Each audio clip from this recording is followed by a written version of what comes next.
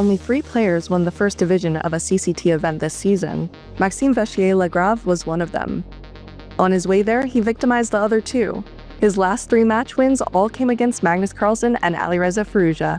He does it! A crazy move in this crazy match. It was the Crunch Labs Masters in July. He beat Carlsen in their winner's semifinal, Firouzja in the winner's final, and Firouzja again in the grand final. This is incredible form by Maxime. We're seeing the best version of him.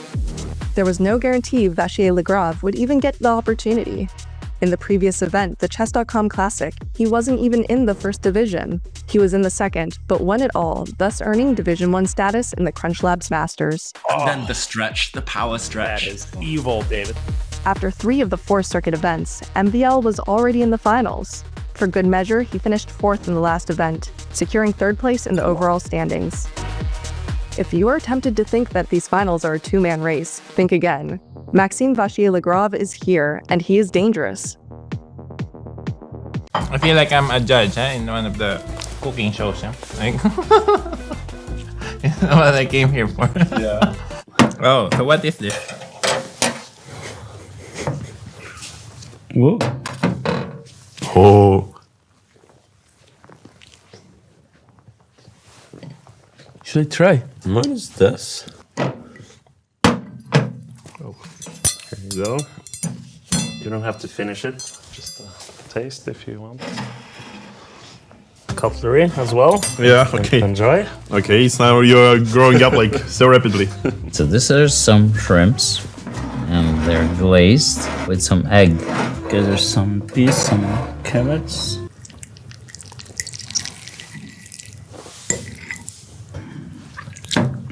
And I'm actually making a mess, but alright. I'm officially giving up, like I'm just clueless, apparently. I'm scared to bite it. Oh, this is really big. Don't feel like you have to eat it all, by the way. It's dinner right here. In Russian we have something like it calls холодец. I think this is like quite similar to what we do in Russia. But in Russia we normally do this with meat. It's like coming home without coming home, yeah? So you prefer the Russian version? No, I don't like it. This jelly stuff, I love the texture. This jelly kind of thing is not my favorite texture, but still I like the taste quite well. I mean, it's alright. Like 1.5 out of 5. I didn't really like this one. This one I'm not such a big fan. This is great. Yeah, straight to the 5, I guess. Do you have some more? My father loves to make things like this, especially during the winter. I'm a happy guy. This is my country. You know, the fish and vegetables. 5 out of 5. It's amazing. I'll give this a 5.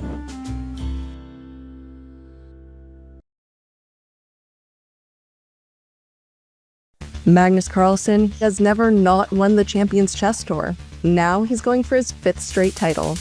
Carlsen is in an unusual position this year. He's not leading the pack coming into the finals.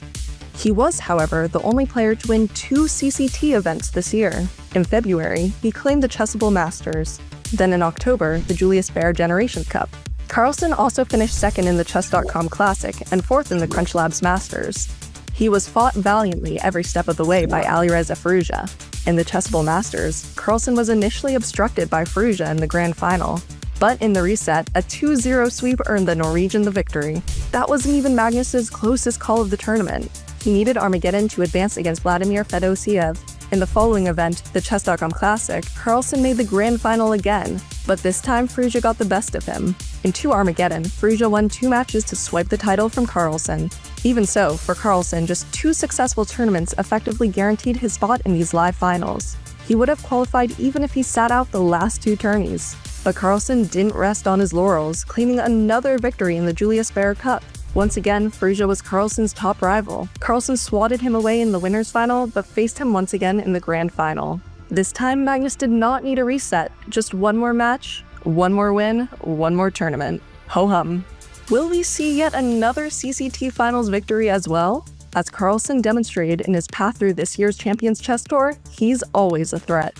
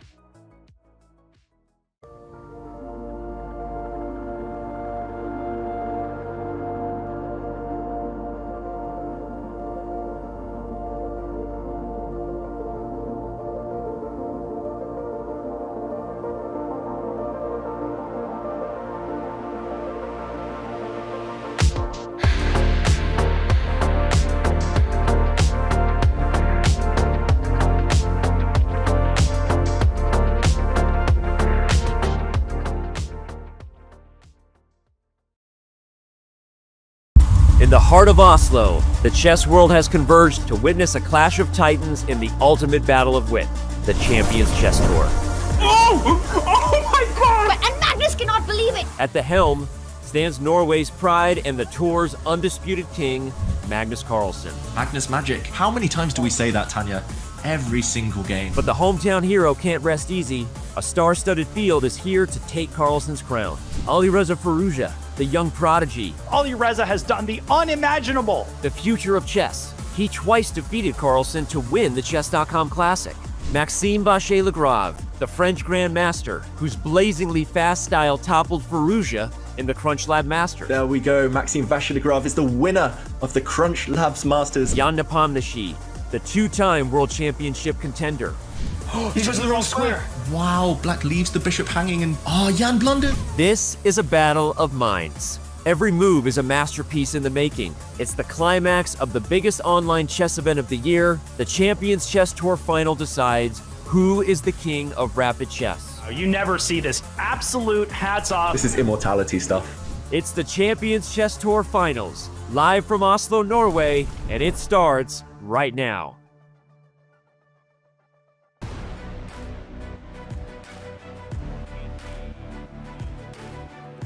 It's day 4 of the Champions Chess Tour in Oslo, the beautiful capital of Norway. Carlsen, MVL, Nepo, and Alireza are all in the hot seat today at the semifinals, as the semifinals begin. Myself, James Canty III, I'm here with Grandmaster David Howe and Tanya Sachdev. It's the semifinals. How do we feel today? It's going to be good. It's going to be lit. We've got 4 fantastic players with us, and I can't wait for the chess to begin. We started with 8, we're down to 4, and then at the end of today, we'll only have our finalists left. And it comes down to this, right? It's the home run of the season-long tour. What are you looking forward to the most today? We got 6 games, right, per match here. What's so exciting about today? Oh, I think it's just the fact that there are so many fans downstairs. I was there checking out the vibe, and I mean, they're all out in force now to support their home favorite Magnus Carlsen. When he sits down, there's always fire on the board. The other semi-finals, not bad too. What about you, Tanya? No, the atmosphere is absolutely electric here. I love that chess is being played in front of a live audience. And we've got 2 incredible matchups, right? With Magnus taking on Maxime and Alireza against Jan. It's going to be a fiery, feisty day of chess. You know, Magnus and Alireza finished at the top of the round robin, having an early finish yesterday, and Magnus picked MVL for the semifinals. Are you recovered from everything that happened yesterday, David? It was breathless. We actually saw so much. It feels like it went on for weeks. We saw the end of the round robin stage, of course. We had to say goodbye to Levon Aronian, Wesley So, then those dramatic knockouts, saying goodbye to Denis Lazavik, Vincent Keymer. But in the end, I think 4 deserved semi-finalists. Yeah, it was really interesting to see that how in the survival stage, experience prevailed over youth, right? Because we had Maxime and Jan surviving the survival, and it was the end of the road for Denis and Vincent. And then we had Magnus taking his pick, and it was a tough one between Jan Nepomniachtchi and Maxime Vachier-Lagrave, who he wants to play against in the semi-finals. And I just want to say one thing, you know, it's a reward for finishing at the top of the table in the all-play-all stage. Magnus gets the pick, but it's a double-edged sword, right? Because you've got to prove your pick. You have to prove it, of course, as Jan got it done in the first match yesterday, and MVL sped through the survival stage, winning without an Armageddon in both, in fact. So, I mean, it's understandable. Denis Lazavik made a very impressive 5th place at this event. And, you know, what do you think Lazavik is missing that he couldn't make the playoff, David? Well, I guess there's a few things. He's missing that experience that the top players have in these really crunch matches. Just to hold your nerve, to kind of time it when you take risk, when you go for it. Denis, yesterday, we saw him against Jan Nepomniachtchi, for example, start attacking when it was a bit too late. He didn't have the ammunition. I think he was playing with emotion there and nerves, maybe more than objectivity, but he's already leveled up. This year was so much more impressive than last year when he was already in the Champions Chess Tour Finals. 2nd time, maybe 3rd time next year. Yeah, and he said it himself, right, that he's exceeded his own expectations coming in from it. He was so impressive in the round-robin stage as well. I think experience is a big part of making it through in this event. He's come into the Champions Chess Tour Finals 2 times in a row. Super stuff by him.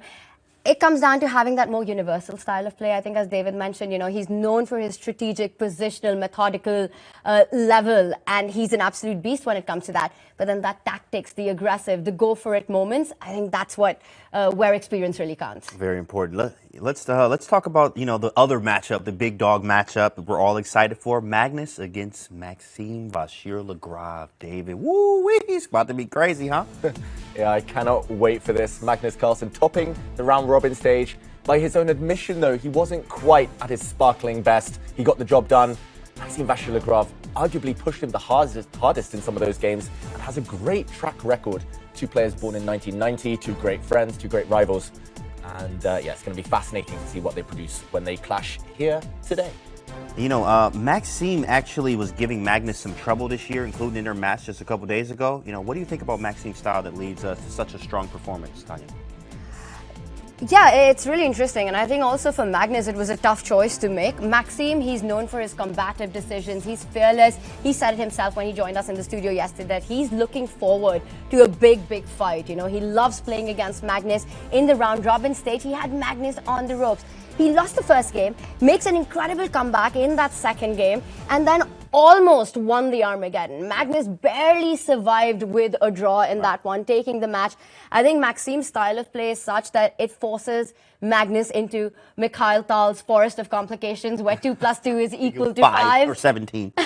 Or sometimes 17, like you say, and the path out is wide enough for just one. And that's when mistakes happen. That's when you can pounce on them. So I think it's going to be a really fun battle. It's a best of 6, a really long match. Speaking of that, you know, Magnus won the CCT 4 years in a row here. And having 6 games here, does that hurt him or does that help Magnus? Who does it help, MVL or Magnus there? Ooh, on paper, more is always better for the stronger player. That means you have a chance for 1 or 2 hiccups along the way. You might have an accident in game 1 and you have enough time to bounce back. In World Championship matches, we've seen it. The shorter matches, a bit more random. Longer matches tend to favour the high-rated player. But then again, this is rapid. Maxime Vachier-Lagrave, he's no slouch. He's got the stamina, he's got the energy. 6 games, yeah, it's going to really favour the more on-form player today. Tanya, why did Magnus pick MVL? I could pick anybody in the world here, of course. No, I only had a few too. But of course, at the same time, he picked MVL. Why did he pick MVL? It's so tough, right? Imagine, James, you go to the gym and you have to make a choice between a high-intensity training session and a heavy weightlifting session. You know both are going to be equally exhausting. I'm doing both, actually, but okay. So for Magnus, I wonder if that choice also comes from the fact that, you know, everything that happened in the round-robin stage, he's a player who always is looking to avenge himself, for that revenge. He wasn't happy with that match, David, and he wants to fight. He wants to try to take down Maxime now in a convincing manner. And again, a tough pick. And these two have played against each other so many times season long. Every time they match up, it's super entertaining, and it feels like Maxime has his number a lot of times. Yeah, I guess it's like one of those chess positions where you have 3 moves. You have to choose one of them, but none of them are that tempting. Ultimately, one might be Firouzja, who's given Magnus so much difficulty over the years.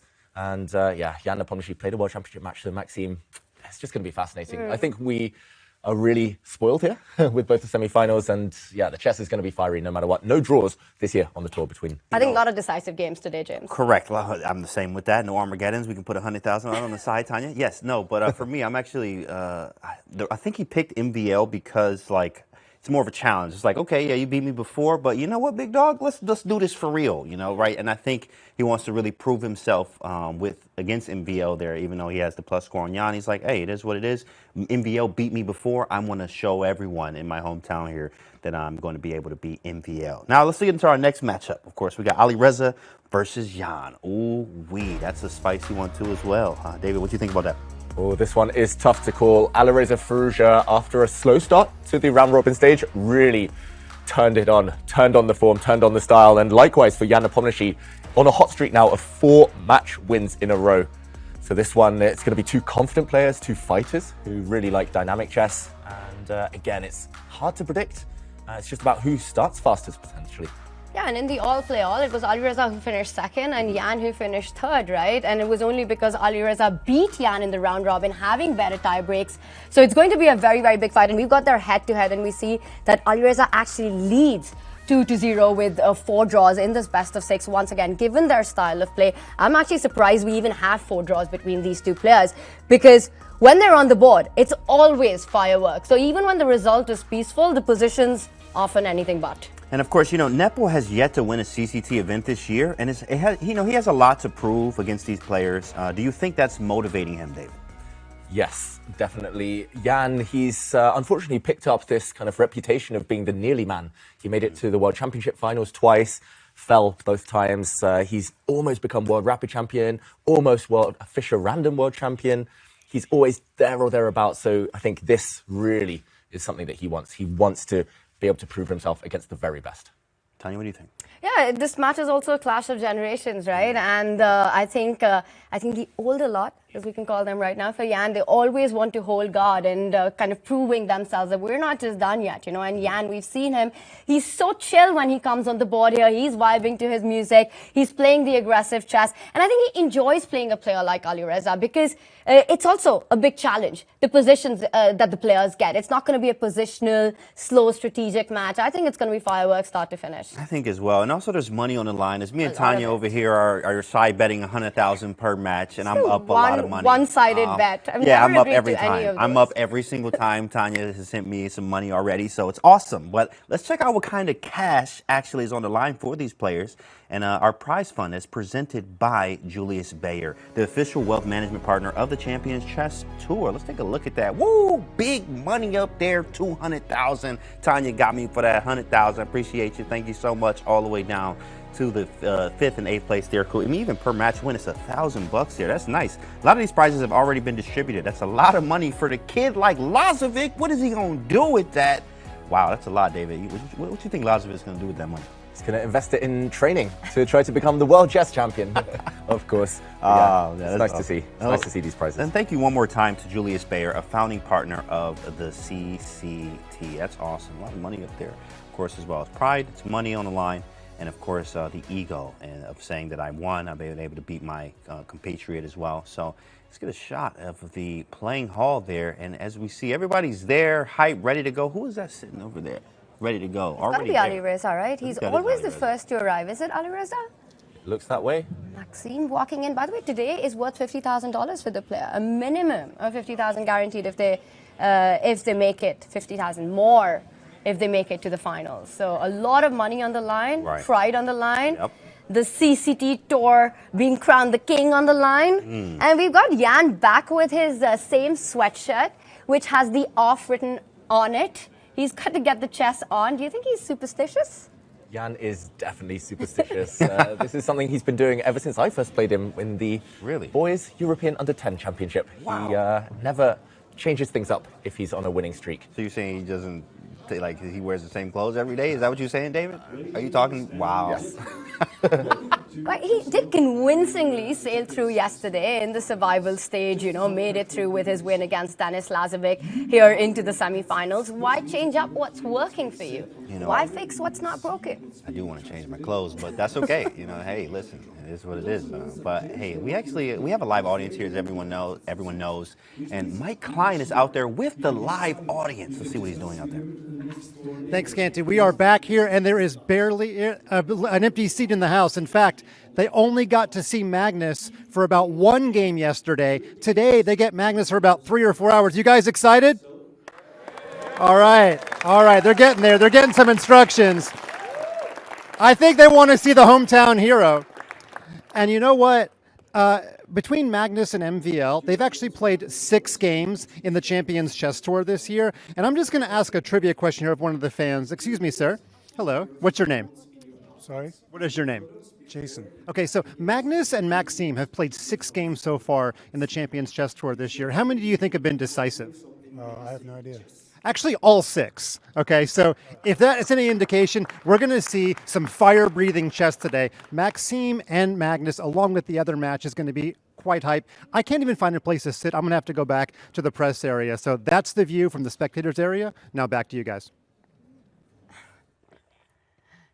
Wow. Hey, man, that's nice. Didn't they sound so hype? Yay. Oh my goodness, I'm so hyped. It was just awesome to be here. Now, of course, chess fans are not used to a live audience, which we are bringing more of that here at Chess.com. We're doing way more of the live audiences. So, of course, at some point, you at home too as well, you can scream in your own room or whatever just to get hyped. But these players look ready to go, huh? Maxime, as always, coming before Magnus right now. Magnus, the last to enter the Gladiators arena. Alireza ready as well. And with Magnus's pick, right, it's like throwing the gauntlet and saying, Maxime, I pick you. And for Maxime, will he be able to flip the script? Will he be able to come? Because this is also the kind of matchup where you can prepare against a player. It's a best of 6 today. They play against each other. So I'm also really interested to see what kind of openings they bring on. And speaking of bringing on, the swag is on as Magnus Carlsen does arrive. Hand 6. The swag is on for Magnus. Swagness. Swagness. He's ready. Okay, headphones on here. Looks like game's about to begin any moment. And Mike said that earlier, that they've had 6 decisive games between each other. We saw that in their head-to-head as well, in the round robin, how it went. Are we expecting 6 decisive games in this one, in the best of 6? It could happen. It could happen. They've also played some Armageddons. Those weren't counted there in those 6 games. But Armageddon here, after 6 games, much less likely. It's about who starts fastest. Then you can kind of shut up shop. You can kind of go solid and try to bully your opponent into taking risks. But either way, we've seen them just land punches on each other throughout the years. And what do you think, James? When you know that your opponent has handpicked you to play against, would that motivate you even more? I'm not gonna lie, every time that's happened, yes, I was more motivated, and I'm very calm and cool about it, but I'm really like, oh, I'm about to work this guy. That's how I am. You pick me? All right, let's go, right? Like, you get a little bit more amped and motivated, and I think MVL is ready for that. I'm sure he's prepped, but he also is, again, playing Magnus Carlsen, which he has actually, if we looked at our head-to-head there, it was 3-3. It was all decisive, no draws, in fact. So these guys, can really hit each other. Magnus can hit him, and MVL will hit him right back. And it's a form of chess boxing here in a way, as they can definitely strike every single game. Every single one of these games can be decisive today. It's possible. Maxime looks focused. Yesterday in the studio, he was tired, of course, but there was a steely determination about him. And there we go. It's a handshake. Clocks start, and Magnus opens with the English opening. Pawn to c4. Maxime getting ready already to Fianchetto, hoping to transpose maybe into his favorite Grunfeld defense. Yeah, this is his favorite setup, right? Put that dark squared bishop on the longest diagonal. It is the idea of the Grunfeld. And we see Magnus as well aiming for the same. Put that bishop in g2 and a bit of copycat chess now. Yeah, it's a symmetrical English opening, copycat chess.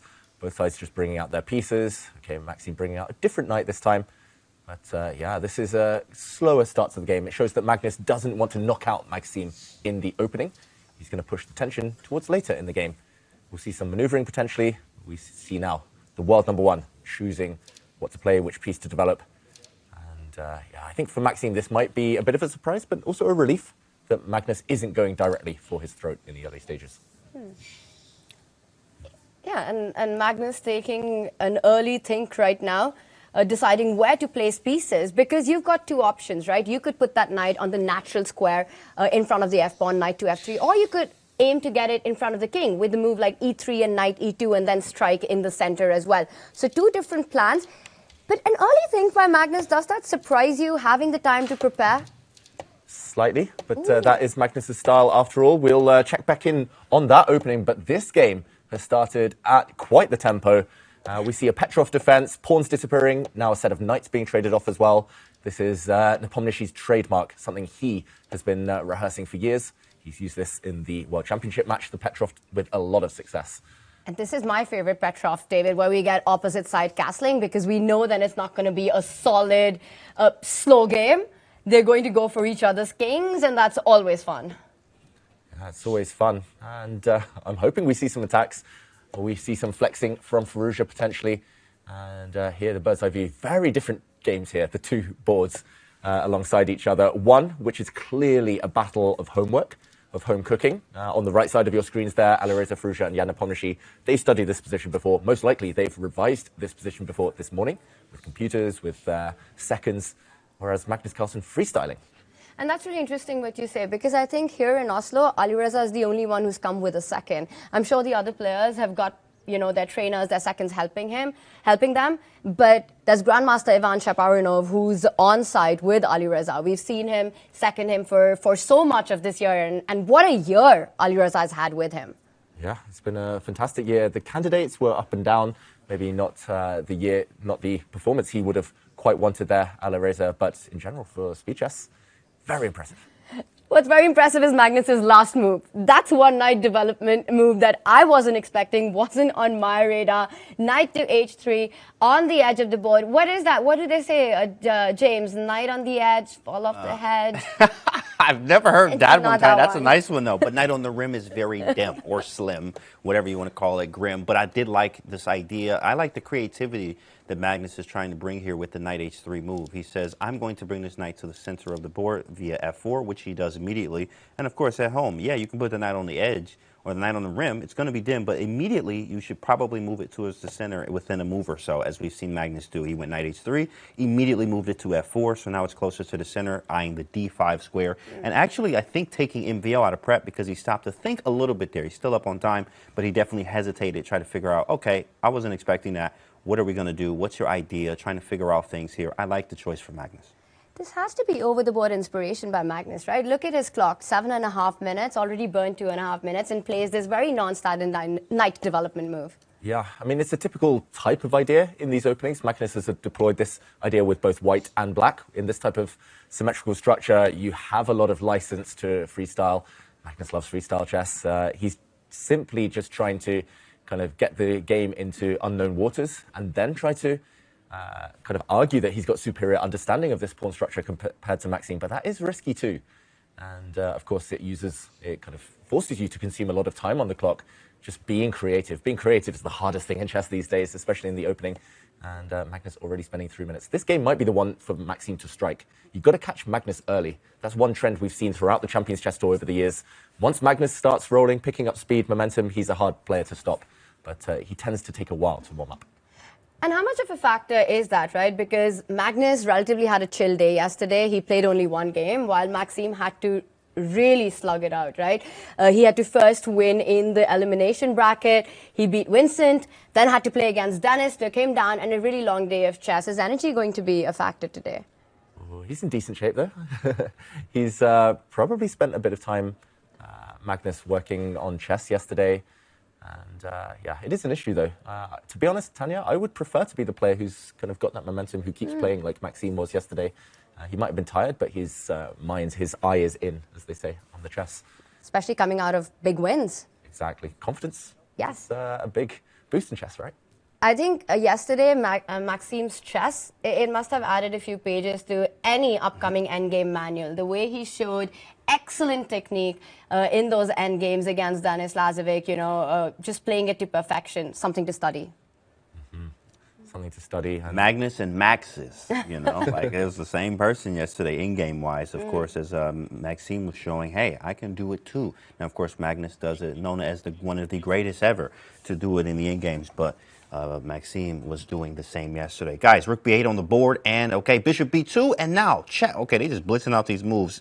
It's kind of hard for you guys in chat to, you know, actually guess the move here as we want here. Make sure you download Take, right? An experienced chess fandom like never before. Visit go.chess.com/takex3 or use !take in chat. Of course, we want you guys to guess the move. Ooh, this is spicy already, David.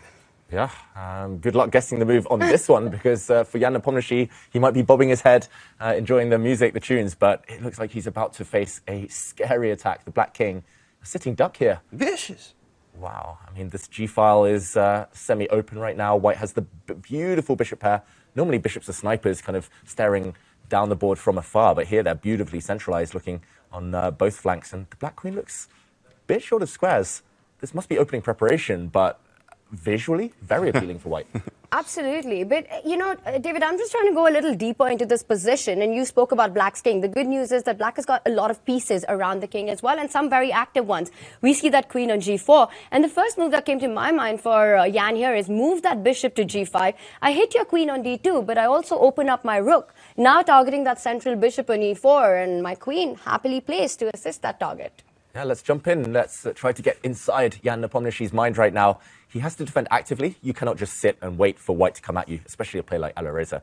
He'll start attacking. He might push a pawn, attack the black queen, slide his rook across. So, Tanya, in talking of guess the move, let's guess that he's going to play bishop to g5, Jan Nepomniachtchi. And this pretty much forces white's hand, I believe. Queen forward to d3. This is a double attack. As you mentioned, hitting the queen, hitting the bishop. You can solve that by moving the queen up the board. The most natural response is for black to move the queen over. I'm trying to guess both players' move here, but now white has some choice. So you can come over, go for an endgame, trade off the queens if you want to play it safe. Not the most ambitious move. Probably that would be my choice, but that's my style. Alireza more likely here to keep the queens on and go for the attack a bit later. I'm not sure exactly where he should slide with the queen, but yeah, this is fiery stuff. Ferocious stuff from Firouzja. Oof, this starts to look very concrete now. You know, you have to be so precise with your calculation here. Really nicely pointed out there that that's actually the only square that white would have after bishop g5. Are you surprised with the clock management here? Because Jan is down to less than 5 minutes. Alireza still around the 9-minute mark. A tough position, but there are a lot of critical decisions for Jan that lie ahead as well. Yeah, I think clock time, it's really surprising and not great for Jan that he was burning so much time on the clock. I was just about to point out, actually, he plays bishop f6, given a question mark. Maybe he was scared here. Bishop to g5. I just realized you don't need to move the queen. Yeah, you can play FG. I already knew this. Oh, I'm a Jedi. FG, and then rook takes c4, rook e4, or, of course, if bishop d2, you go FH, and then you queen with check. You probably mating them there. Probably mating them. So he's going to have to take. But if he takes the queen there, or then you do, rook takes e4, which is a move as well. Then you go rook e4, I think. Or maybe you h7 first. Take on h7, and then we go rook e4, which is nice. And double attack here if the queen moves. Yeah, then takes. And, of course, download take in chat. Thank you. Download them. Take. Pawn takes pawn. That would be very awesome. But instead, he decides to play the move bishop to f6. Probably figured that line out and didn't want to go for that, Jan. Yeah, was a bit scared there of that potential queen sacrifice. Bishop f6 given a question mark. I'm not exactly sure why, but the first move that came to my mind, and partly because I'm desperate to slide the white rook across, is actually this move that Firouzja's just played, pawn to f3. He's freeing up his rook now to come and slide to the g file. He's first of all defending his bishop with gain of time, attacking the black queen, and she is a bit short of squares. Yeah. Would love to put that queen on f4 and try and trade it off so no attack comes, but then suddenly that bishop on f6 is hanging, so that's not an option for black anymore. Yeah, so you have basically a choice of two. He plays the more natural move, defends his bishop. So teaming up on the dark squares. White can actually play bishop to f2 if you want to keep the bishops on the board. Normally a pair of bishops, you want to keep them both intact. But yeah, other tempting moves, of course, would be rook to g1, just going straight for the black king, straight for the throat. G for goal, for glory. Goal! Yeah, the rook lines up against the king, and there are sacrifices on the g6 square. Yeah, this looks terrifying. You mentioned the clock times, Tanya. I think it's one of those cases, and this is quite typical at top-level chess. They prepare to a certain point, they see the computer says 0.0, and then you stop, or you maybe haven't analyzed too much deeper, you forget what happens next.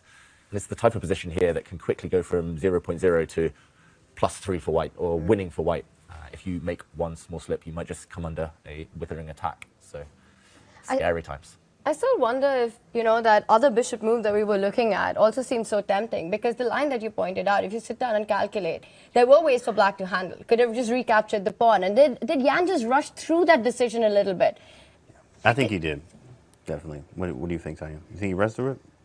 Yeah, because bishop f6, I feel like it just creates a lot of problems now. Rook g1 is a natural move here. Yeah. Suddenly you're looking at attacks. I would love to start attacking white's pieces, and that line with bishop coming to g5, knight jumping in, attacking the queen just seemed like a more forcing option. Yeah, white's for choice here for sure. I mean, you have the better attack potential to attack. Rook g1 is an awesome looking move, just putting pressure on the g6 pawn with some sacrifices available at some point. On the other hand, black is just defending, and it's tough. I mean, yeah, of course, you have to learn how to defend. That's one thing of being a great player, is learn how to defend difficult positions. But I mean, this is very fun and right up Firouzja's alley. I mean, did we not see the MVL game yesterday, the miniature after knight takes f8, rook f1, GG, right? That was crazy. Ooh, and Jan grabbing pawns, but is that pawn poisoned? He's opened up the H file for white's rook here. And he's still bobbing his head. I wonder what he's listening to Nepomniachtchi here. But he's facing Yeah, potential doom. If he's not careful here, he could get knocked out in these next few moves. It's that type of position. Yeah, and he's got very little time to actually navigate through all the options that you've got, and there aren't too many really to start with, because if you move that queen to the G line, white can just sacrifice immediately, picking up that knight, opening up the G file and lining up. So he tries to trade off material, but this comes at the cost of the D6 pawn.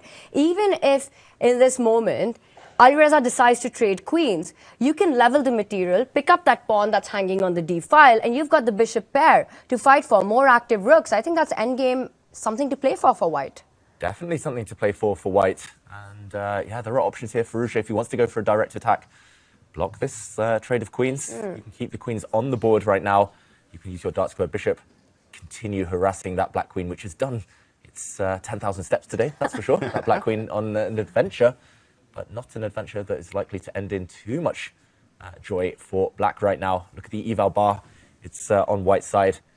Firouzja, let's await his decision, and we'll check back in on the Magnus Carlsen game shortly, but that one far less developed. It's an endgame. Yeah, you know, the moment you pointed out bishop e3, I loved that move because it felt so much more aggressive, but this is sort of that safer option where you go into an endgame where perhaps you're playing for 2 results. So we'll check in with this. I think it's going to be a grind. Speaking of grind, we've got a grind master next to me and playing down there. So what's up on the Magnus board, David? Yeah, let's jump over to the Magnus Carlsen against Maxime Vachier-Lagrave board. And this one, I think Magnus not enjoying life too much right now.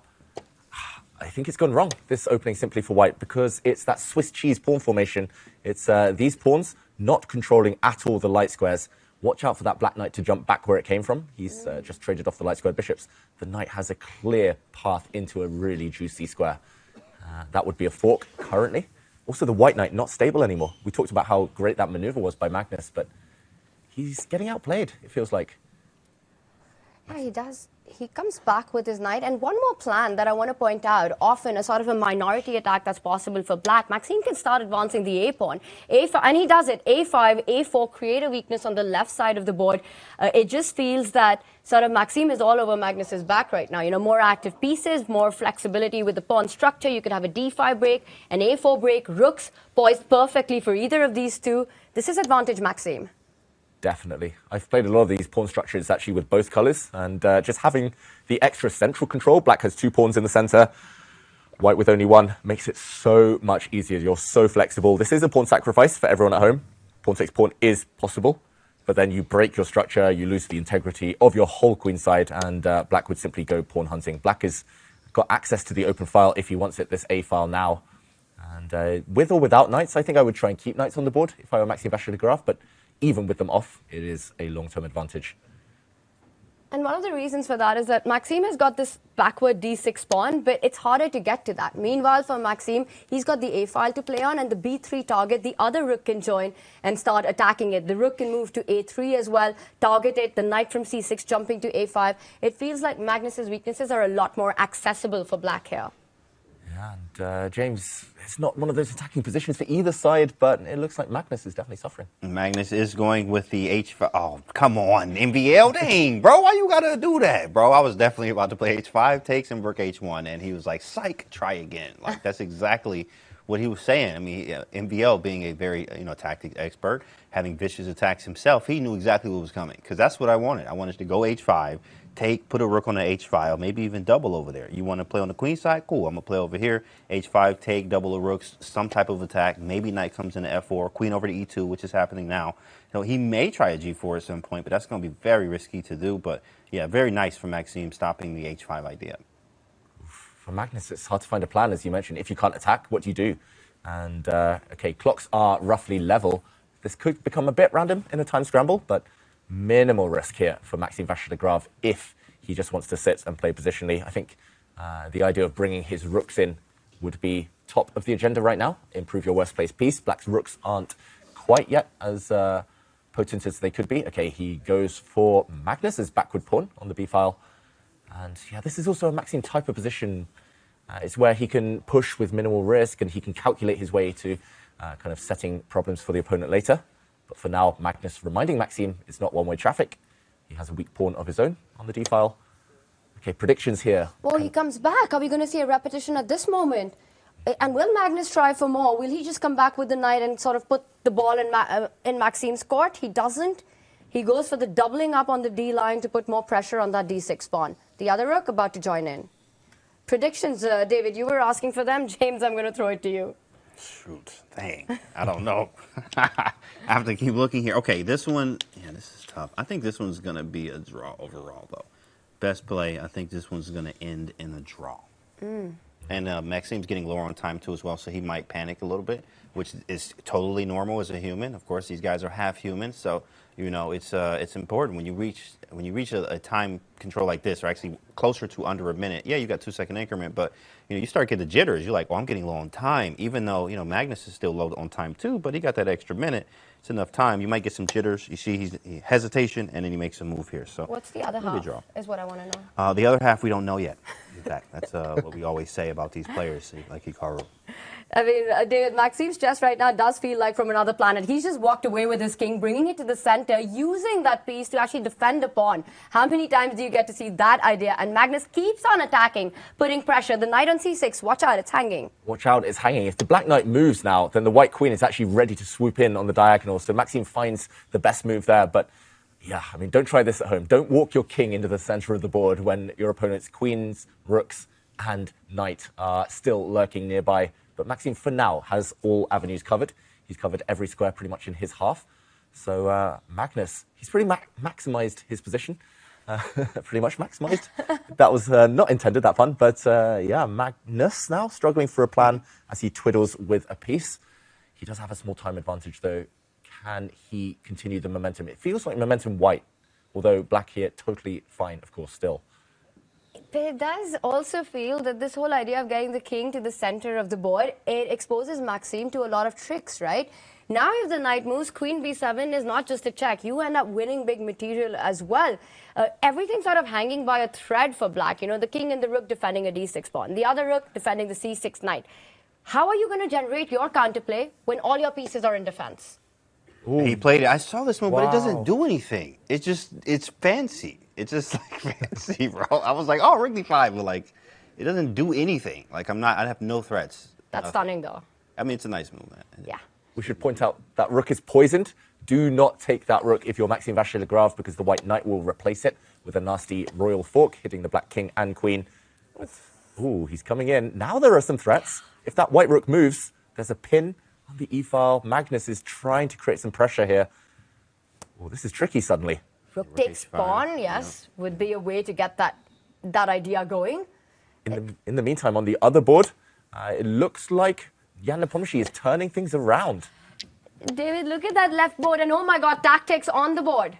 Wow. Magnus sacrifices a rook temporarily. Oh, and now found it. Only one move to survive. Maxime, does he blunder? The white queen's in. Maxime's let this slip. 30 seconds. Yeah, but the way Magnus set this whole thing up, right? Bringing the rook to the center of the board, putting his queen on that central square, and then just strikes with rook takes pawn, and this is all over. Up a very healthy pawn. It's Maxime's king that's in big trouble now. Checks coming in, picks up another pawn with a check. Second pawn falls. This is game over. This one, Maxime, you see the shake of the head there. He's under 20 seconds. We will recap that a bit later, that tactical flurry where Magnus tricked Maxime.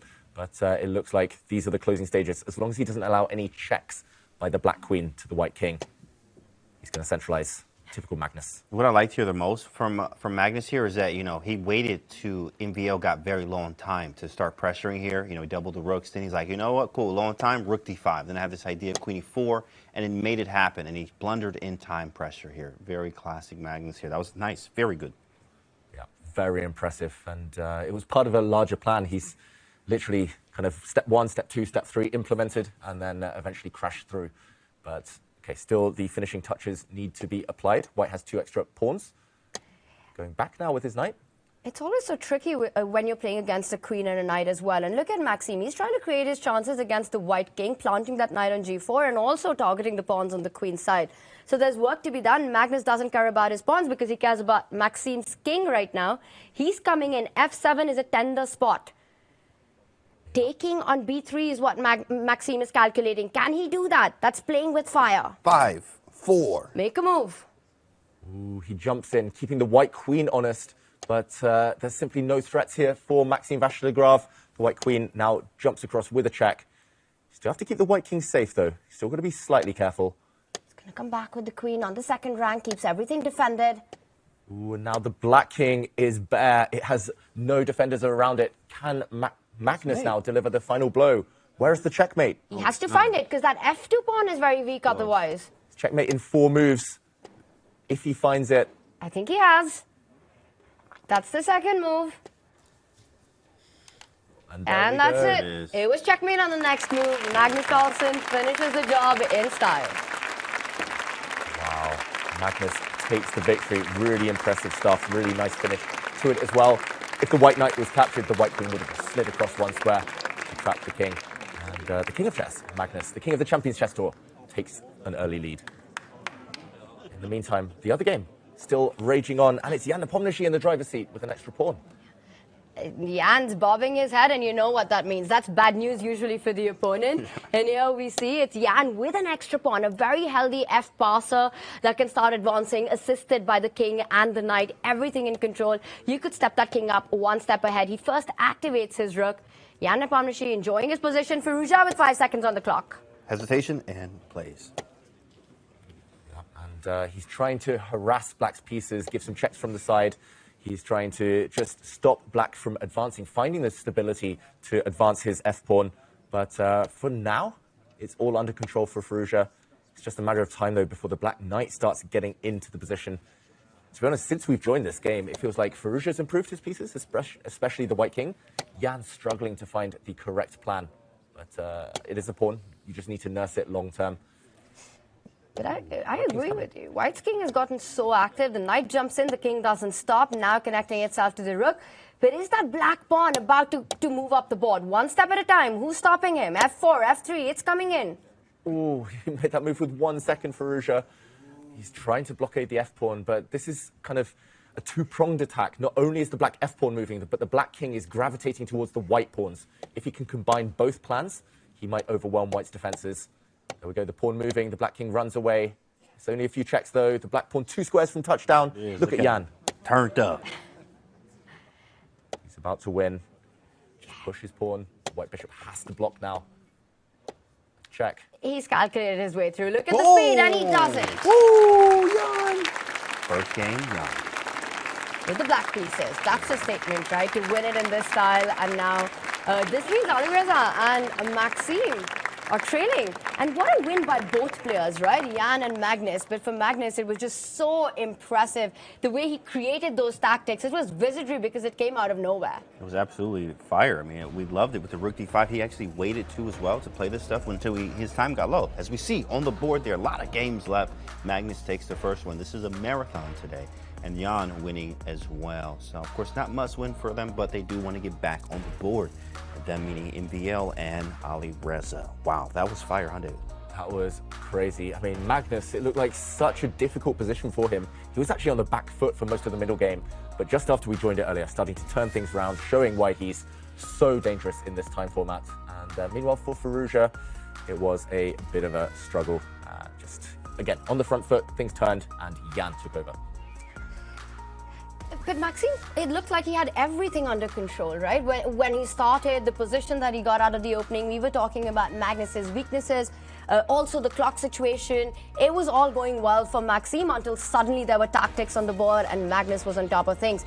Meanwhile, Jan, he was just vibing all the way through with the black pieces. You know, he got that extra pawn, converted it flawlessly in the end, taking that lead. It's pressure on now on Maxime and Alireza. It's awesome. It's very motivating to watch Magnus play a lot of times too. Is you know, sometimes you get a worse position, but that doesn't mean the game's over. You keep playing, you keep fighting, you look for your chances, be tenacious, and you know, keep fighting, and you get chances, and he finds them almost every single time. Congratulations. That was pretty fire. David, do you have anything from us for that round?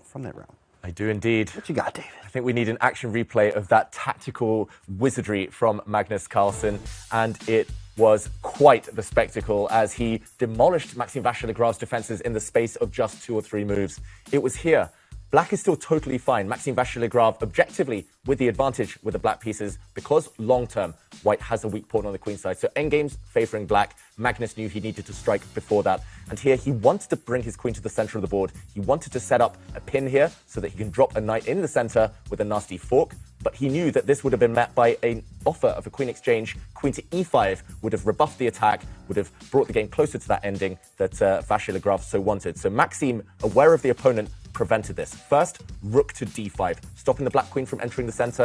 Of course, you cannot take this rook due to the family fork here. The king and queen double attacked.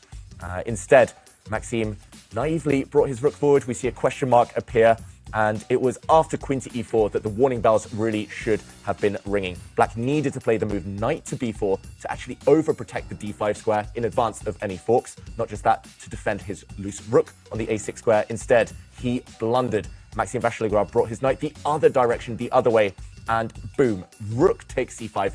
Double exclamation mark, a brilliancy, because once the rook was captured, suddenly after a recapture, the black king found itself in two minds. You cannot take with the knight. Again, due to this fork, due to the pin along the e-file, the black king now caught in the crossfire. And likewise, the other way, which actually occurred in the game, allows a check. And next move, the white queen snapped up the rook. Magnus won a pawn, went on to win the game.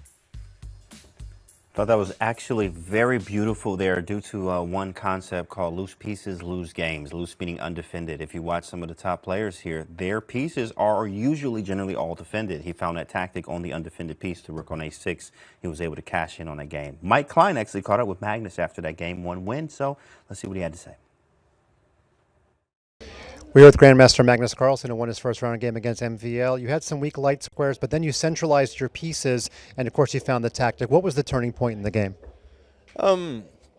Yeah, as you said, I think he played really well for quite a while. I don't feel I had any advantage. I was more kind of even trying to hold for a little bit there. But yeah, it was kind of more a typical game of Maxime, to be honest, like where you just play good moves and then all of a sudden you win tactically. So it was nice to beat him that way. And of course, when I started to go for like rook d5, queen e4, and so on, yeah, I was looking for these tricks, and I thought there was a serious chance that he might fall for this one as he was getting short on time, and it's not a very intuitive trick. And in your games against Maxime this year in the Champions Chess Tour, I believe you're 7 out of 7 in decisive non-Armageddon games. Any reason why you two guys play such decisive chess? Yeah, I don't know. I mean, this game kind of looked like it might not be decisive, but, you know, apparently it wasn't meant to be. And finally, you don't often get to pick your opponent. Can you tell us what went into your decision to pick MVL over Nepomniachtchi? I was very unsure, so I rolled the dice and it was MVL. It's working out well so far. Grandmaster Magnus Carlsen, now back to you in the studio. You know, I think Magnus is such a chess player that even he looks like a chess piece. Like with his hair like that, I immediately thought a knight. And that's what he reminds me of right now. Just a knight jumping around. You can't catch him. And he does whatever he can on the board there. Now he comes in and game 2 is about to start very soon. So Magnus, the knight. Will Maxime this time, though, be able to strike back? Tanya, you mentioned it earlier. In the round-robin stage, Maxime fell behind, but immediately came back with the white pieces. He mentioned in the studio yesterday he's been able to apply a lot of pressure on Magnus, especially in the Spanish opening. So it feels like it's definitely plenty of chances still ahead. Yeah, Maxime's done it before, not just in the finals, but in the Champions Chess Tour so many times where he's gotten the win with his back against the wall. You know, he's made those comebacks against Magnus, and he doesn't need to look for inspiration on anyone else but himself. He's done it against Magnus. He needs to bounce back. He starts with white. That's the good news. Also in game 1, you know, with the black pieces, he got a great position. I want to point out one moment from there. Maxime offered a repetition. It was around move 26, and Magnus actually declined it. He didn't repeat moves. And that's sort of when things started falling apart. Psychologically, perhaps Maxime was expecting it, but he's got to leave all that behind because it's go time. Handshakes, game 2 is on. Let's go. Okay, it's the King's Pawn opening. Magnus switches it up. He suffered a lot against Maxime in the King's Pawn opening a few days ago. And this time it's a Sicilian potential accelerated dragon. Ooh, and a c3 move appears. James, you love this opening, right? You do too, in fact, David. We've actually talked a lot about c3 Sicile for the kill. You can actually get that free lesson on Chess.com as well. I think it's free, maybe premium, but of course it is on Chess.com. c3 Sicilian is a very fun line. I have never in my life seen this a6 move, and I've played this so many times, and never have I ever seen a6 right here. Love to see it from Magnus. Also, never have I ever heard the word Alapin, C3 Sicilian, and fun in the same sentence. Yeah, I think only me and David Howe make it fun here. There's some very aggressive ways to play the c3 Sicile for the kill here. That's why I like to call it that, because you can definitely get some very, very fun positions here. But yeah, this is weird. H3, A6 very early. I mean, these are useful moves, but never seen it like this. Bishop B5 can't be played. Also, Bishop G4 can't be played. So this one's going to be interesting. You're missing out, Tanya. That's all I can say. This type of position has plenty of potential for both sides. White has Connect 4, my favorite game. So therefore, I like White's position right now. The pawn on E5 does kind of cut the board in half for now. So, wow, pawn to G3, unexpected. But Magnus can choose at the right moment to try and challenge the head of that white pawn chain, to try and break it down, to try and free his pieces. I believe this A6 move, or this idea, was popularized by Hikaru Nakamura just last year. So, yeah, it's a bit of an odd position. Both players kind of freestyling, but for now, Maxime, again, winning the opening battle with an extra minute, while the other game about to begin. Okay, Jan. And Alireza is the one who needs to bounce back in this one. Jan with the white pieces, he's thinking about his opening approach. It's 3, 2, 1, and is it going to be the King's Pawn opening? It is, and it's another Sicilian. Probably, I was going to say Najdorf. No, Firouzja definitely grew up a lot on Najdorf as he was rising through the ranks. We saw a lot of brilliant Najdorfs from him, but the E6 option, maybe, you know, keep him flexible here. You can go Khan, you can go Taimanov Sicilian. Let's see what he picks. Well, I'm happy to see an open Sicilian on the board, I will say that. So it's Queen C7. This is all very standard theory so far. It's also a great opening choice by Black when you're not looking for long theory lines, you know, those 25 moves which are home prep, and it becomes slower. Black wants to expand on the queen side with that B pawn moving forward, place the bishop on that long light square diagonal. Gives a lot of hope. There are a lot of times when I've been in must-win situations, this has been my opening of choice. Yeah. With the black pieces. Taimanov variation, named after Mark Taimanov. And yeah, this is something Magnus actually recommended to me. He was like, if you want to avoid theory, if you don't want to get checkmated immediately, but you still want to play a dynamic Sicilian, this is the one for you. I never took his advice, but clearly Firouzja, 1 point behind in their match. He wants to fight while not taking too much risk. Magnus, since we left that game, he hadn't moved for almost 2 minutes, eventually bringing his bishop out.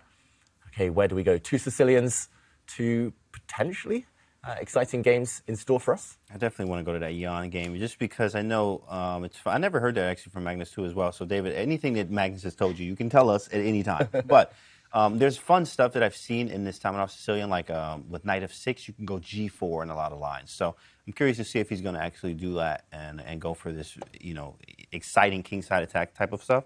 So he goes knight takes instead, so maybe there won't be any G4, but there is some very fun lines here for White. Yeah, some very fun lines.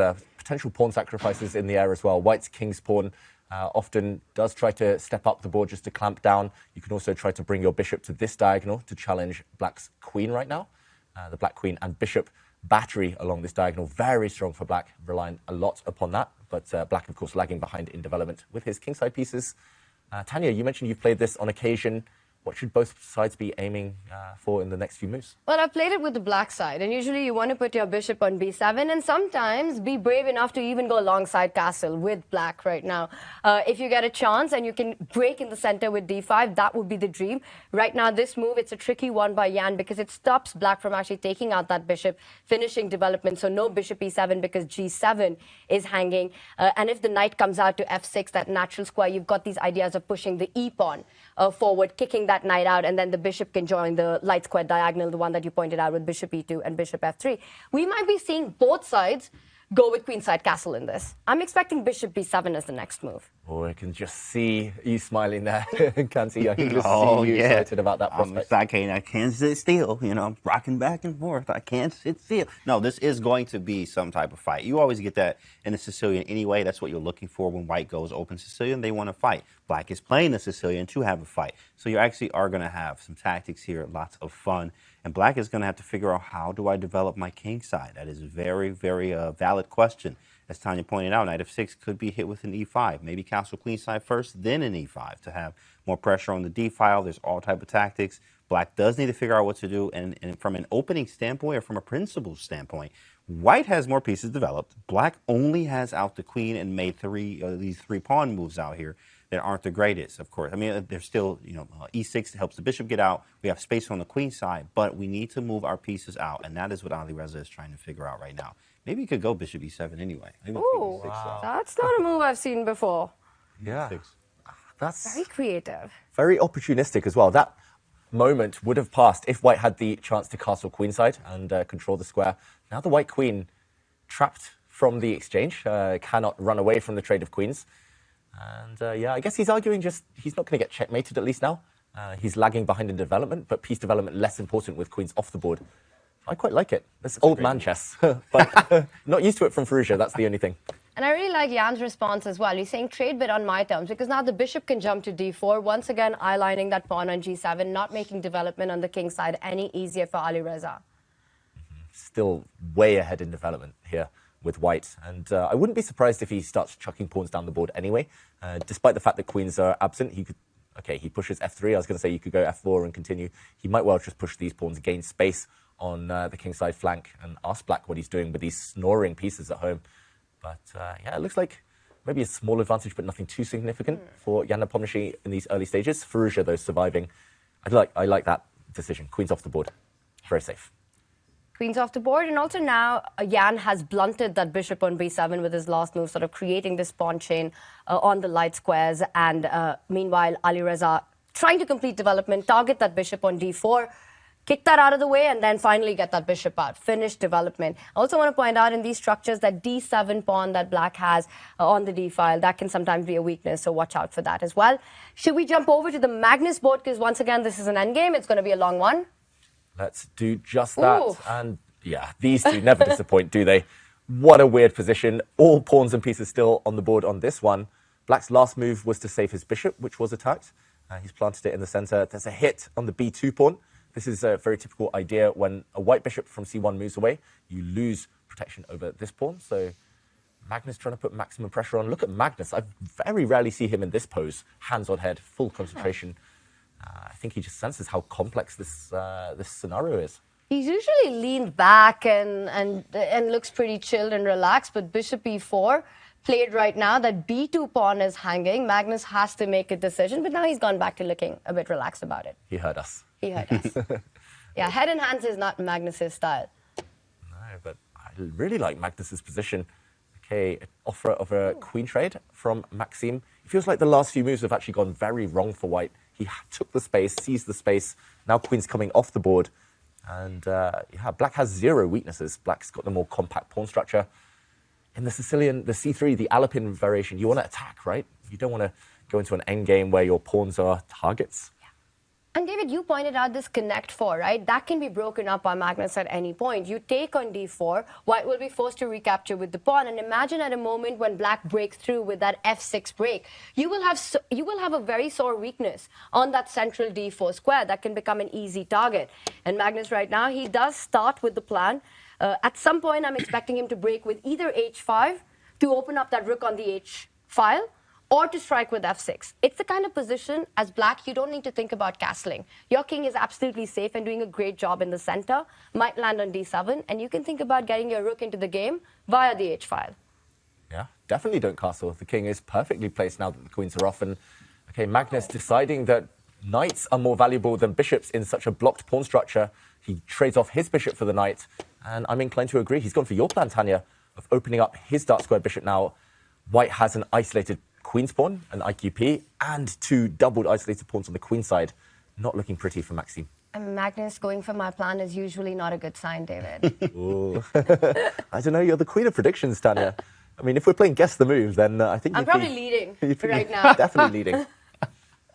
Okay, Magnus, another outpost for his knight. Oh, comes, yeah. And this is the drawback of the pawn formation that Maxime has, right? There's no healthy way of kicking this knight out ever. You've got these double pawns, and black also gets this beautiful square on b4. Allow it to jump to c2, super happy. Not just that, that rook from a8 is headed on to that open line on c8. It just looks like Magnus's pieces are flowing here. You know, they're super happy with everything that's just happened. Normally, I would say that Maxime is one of the few who can fight kind of hand-to-hand on an equal footing with Magnus in queenless middle games like this, but he's starting from a huge disadvantage, huge handicap. I mean, the white bishops do not make a great impression at all. They're kind of both blunted totally. They're just staring at walls of pawns. And did he just set up a little trick in this position, lining up the rook with the bishop? Be careful, because bishop takes pawn is in the air. That's how he just lost the last game. We call the loose pieces lose games. Loose meaning undefended, once again. So he played king g2 to defend that, and an easy king d7. Just kind of consolidate, have a better pawn structure, right? Maybe move the rook around somewhere. Benjamin kind of jumped a little bit to bar, but... Maxime's frowning as well. Tanya, maybe he spotted something. And I just spotted something. With this last move, putting that king on d7, does this allow the white knight to actually jump to the edge of the board? Because there are some dark square weaknesses on that left side. I'm eyeing c5, I'm eyeing b6. Does that give white some counterplay here? Definitely. I think Magnus maybe a bit complacent. He's not worse, not significantly worse, but I mean, he could have been very much better. And I think he might have missed this move, Magnus. Hey, guess your move. Oh, yeah. Yay, Tanya, yay. Okay, Look at the c5 bar. is really strong. Oh, wow. He might even play the move g5 next and bishop to g4, targeting this pawn. You have to go king c or c7 or c8. And then, yeah, g5, bishop g4. It's just easy moves to play. How do you defend that? Maybe pawn e5? You might have to push up. You know, the last two moves, it just feels like the momentum has completely shifted. We were singing praises about Magnus's positions, all the trumps that exist, and Maxime, he's on the push right now. He's bringing on the pressure. I love that idea of bishop g4. Double down on the weakness. What do attackers do? A quick question. Attack. Exactly. There you go, Tanya. Right? Attack for 5,000 here. No, so that's exactly right. And attackers will attack. And I know this. I do the same. So knight a4, attacking move. Knight c5, attacking move. g5 is just he's flowing. He's flowing in. And when he gets his positions, it's really hard to beat MVL. That's a really good point, by the way. Like, knight a4 came with a threat of a fork. Knight c5 was a check. g5 is a threat. Bishop g4 is going to be a threat. It's momentum, right? You force your opponent to react until they fall off and blunder. Yeah, you collapse. And we were talking about that knight on b4, a pretty piece, but right now those two black knights are just superfluous, right? They're not really doing anything in the position. And it's hard to imagine how they're going to defend this because, and you can see it, Magnus, he goes into a think. He knows that Maxime is putting pressure and threats with every single move.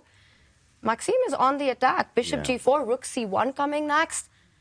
And Magnus just doesn't have time to get that e5 break in. He's just losing material, I think. I think he's just literally losing material. But the engine says there's apparently something here. But, I mean, he must be, it feels like he's just losing material. Oh, maybe there's knight d8. That's gross, but, you know, it does defend the pawn.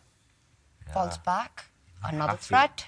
Oh, gross is a good word here. It's really ugly to plant your knight on such a passive square. But, wow, Magnus sacrifices. Yeah, he sacrificed the exchange.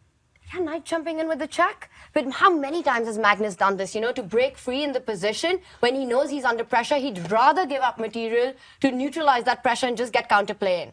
And he's made bounce backs from those sacrifices. Yeah, the Wesley game, that was crazy. In fact, that was insane. That wasn't a sacrifice. That was just a series of blunders from Magnus, but he still fought back, right? That's funny. And I should mention, like, long-term, Black was doing very, very well there, but just dynamically short-term, Magnus took his eye off the ball, allowed this flurry of tactics, and now the big question is, can you jump in with the check? E2? Wow, the engine gives rook e2 best move. That's crazy. I mean, he play this, we're going to have to start that procedure ASAP. I mean, that's rook e2 is insane, David. What is it even doing?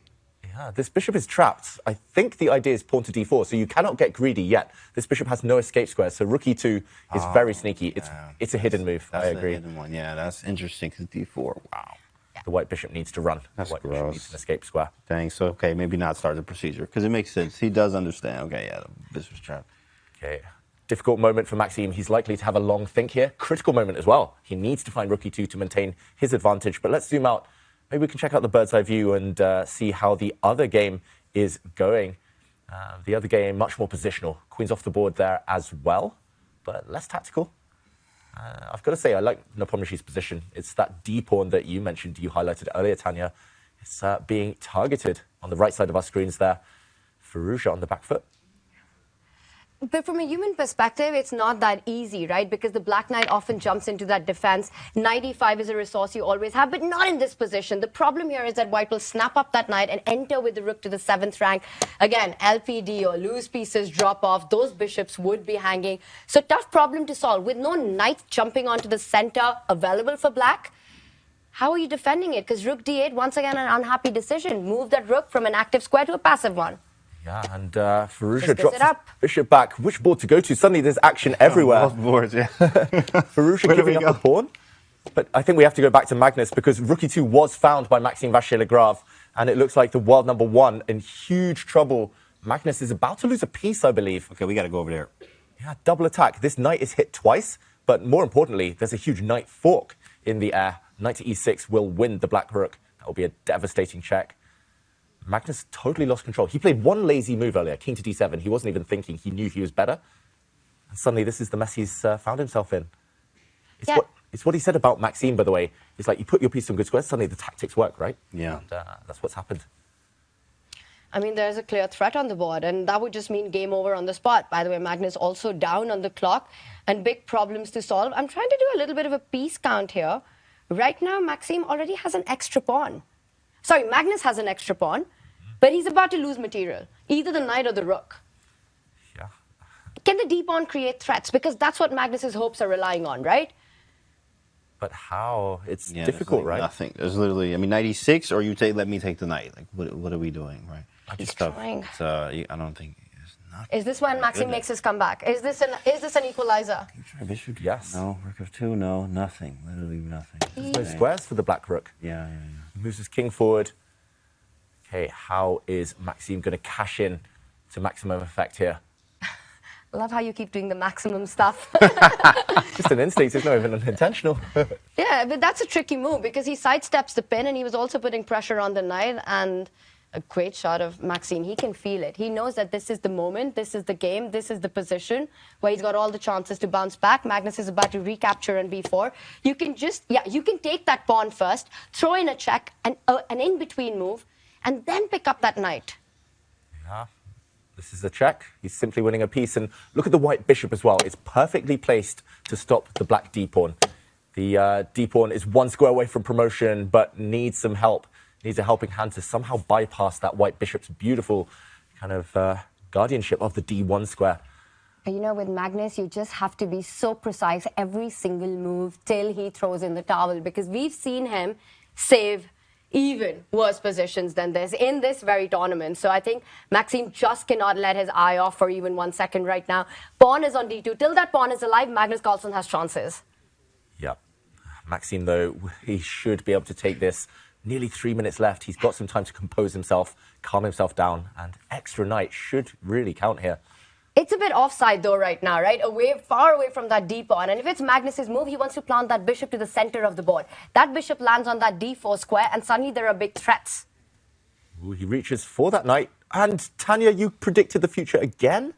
Suddenly the bar slides down. Oh, dang. I'm trying to guess the move. Good move. Is it? Wait, bishop c3?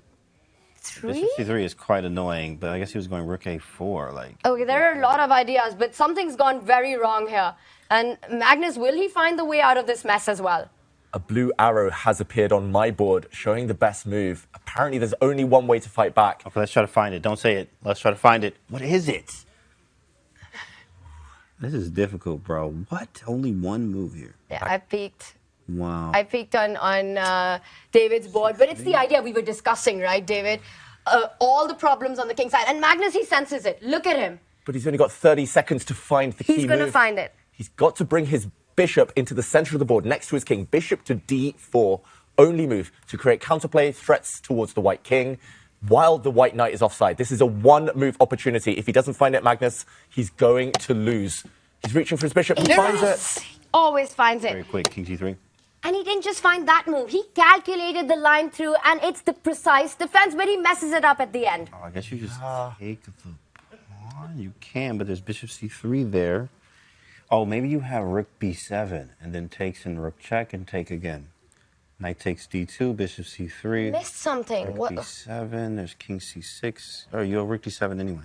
Wow, there were tricks in the air. And just to briefly jump in while Maxime is thinking right now, there's one trick. Knight takes pawn would now allow bishop to f2 check. And if the king moves, now you drop back with your bishop. This is so hard to spot. Wow, that's crazy. You drop back, and next move, your rook swoops in and captures the knight. So this pawn is actually poisoned right now. Just to point out as well, Magnus here, he had a way to save the game with rook to f4, eliminating this bishop. But let's catch up with the current position. Wow, it's happening. Yeah, it happened. He's blundered. But honestly, it felt great. I'm not gonna lie. Like, if it made sense, you know. And then you miss this, and you're like, "What am I doing?" But okay, like, this is crazy. Yeah, I understand. I saw this too, but he missed bishop c5. And Magnus is just back. He's back in the game. He does this. You know, when he's got the advantage, he flawlessly converts it. When he's worse, he finds a way to bounce back and save the game. This guy's unbeatable. You go bishop c5, and now you're just neutralizing every single thing on the board with the big threat of the rook jumping in.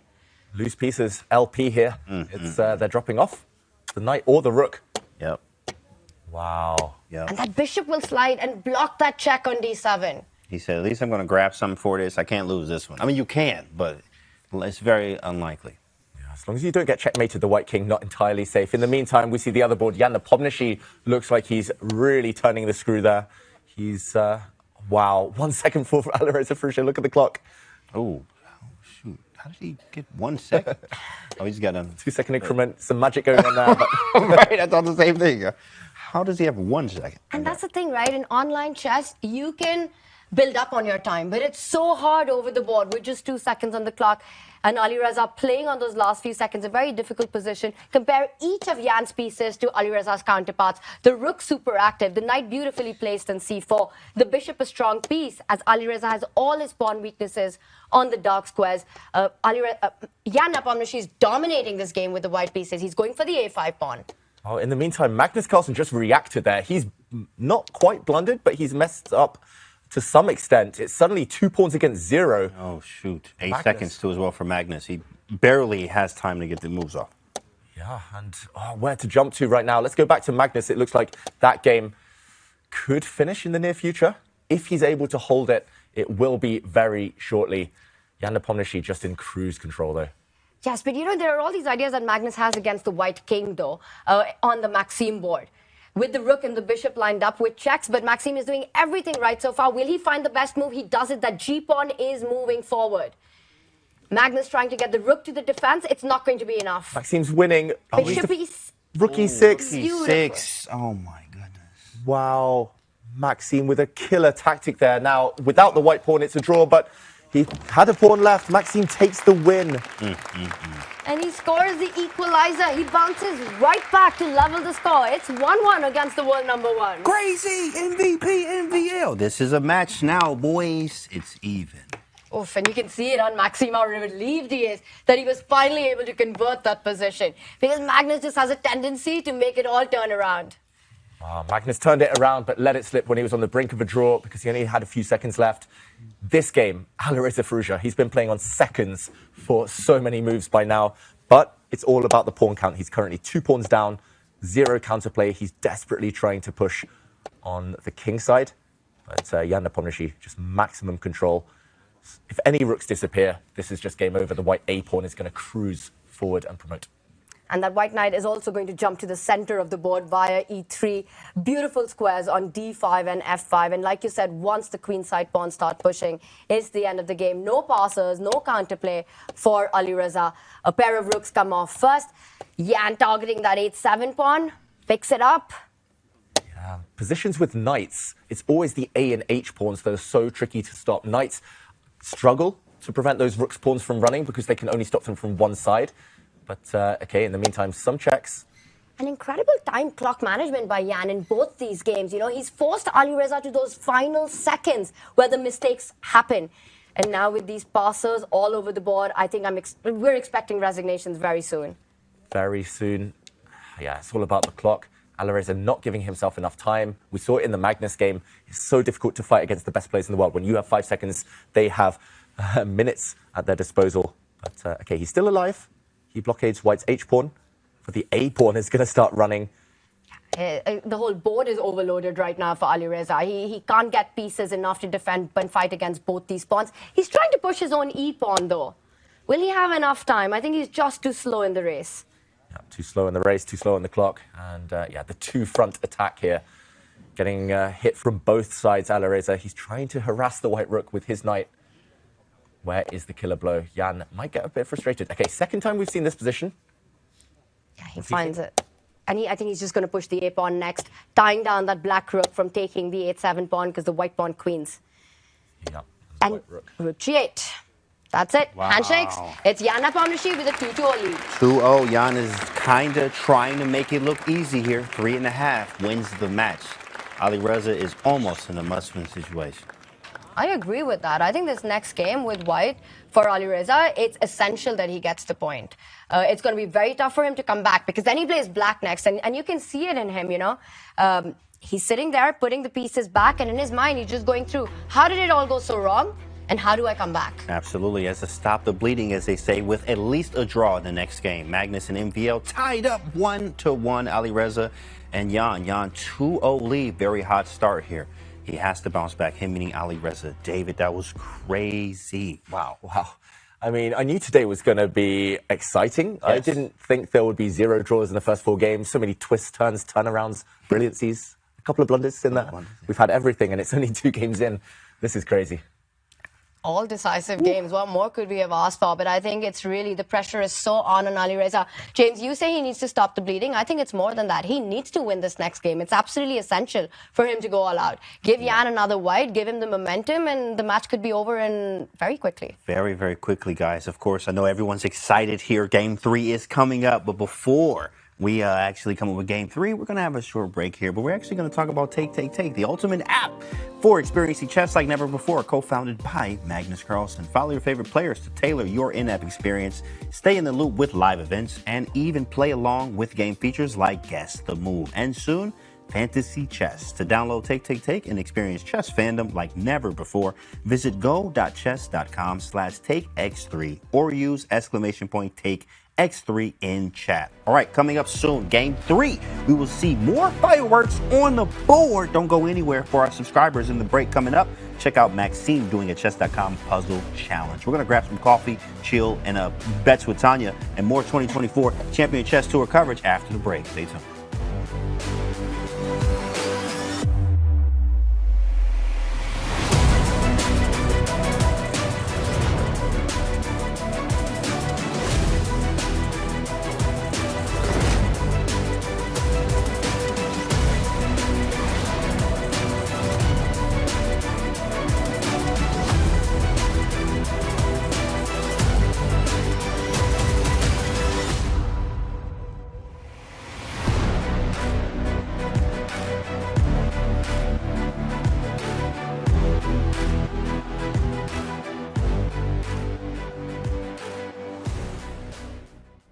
We made some for you in honor of the Get chess outta here. bot, custom Crunch sick. Labs. There I am. Are we gonna play a game? You have to be blindfolded. I can do that. if you Really? want. Yeah. You know, maybe I think I need to do something really weird because that's gonna make it harder for him to remember, right?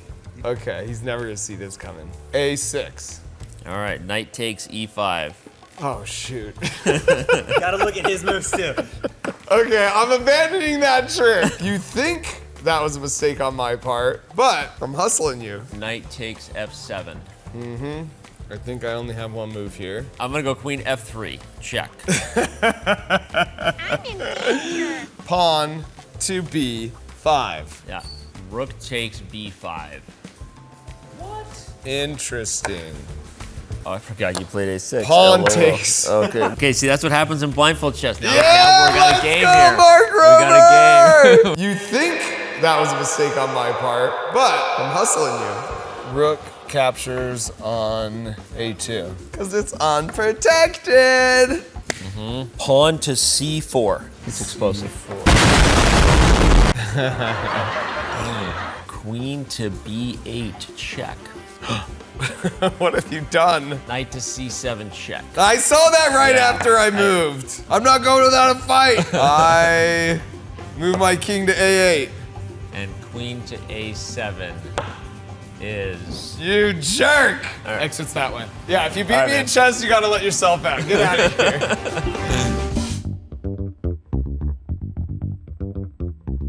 Okay, so we're gonna set the board up. We've got a few fun puzzles for you. Oh, white to play and win? Yeah, white to play and win. My first thought was bishop d6 rook takes, but it doesn't seem to help. Okay, bishop d6, rook c8 makes not so much sense because rook c8 and then rook d1. So we need something more smart. Bishop d6 this one, but then he just takes. Yeah, bishop d6 doesn't work. So check, check, check, check, king e6. Most natural would be queen g3 check. Because if king a8, now I have queen e3 and I set up my own back rank. Bishop, bishop, bishop. It's not so simple. You know, how to save some, some pieces, especially if we want to win later on.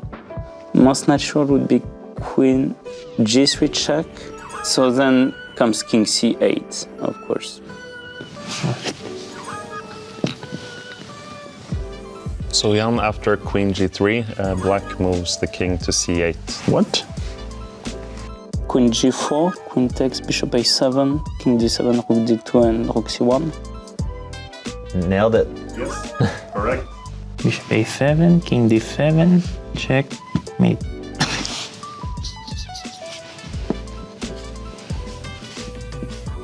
Very beautiful. Very, very nice.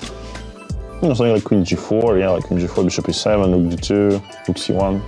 No, but that's like super simple. I mean, but my problem is that I wouldn't see the queen e3 works after king a8. Do you want to keep going for more? Of course. until I solve. This next puzzle is finally for 1600s, yeah?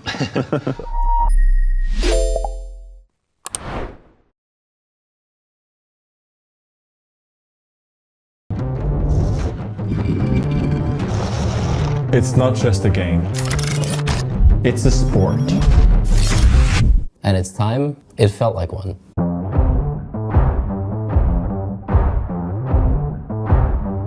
The anticipation. The intensity, the fire. Participate. Get closer to the action.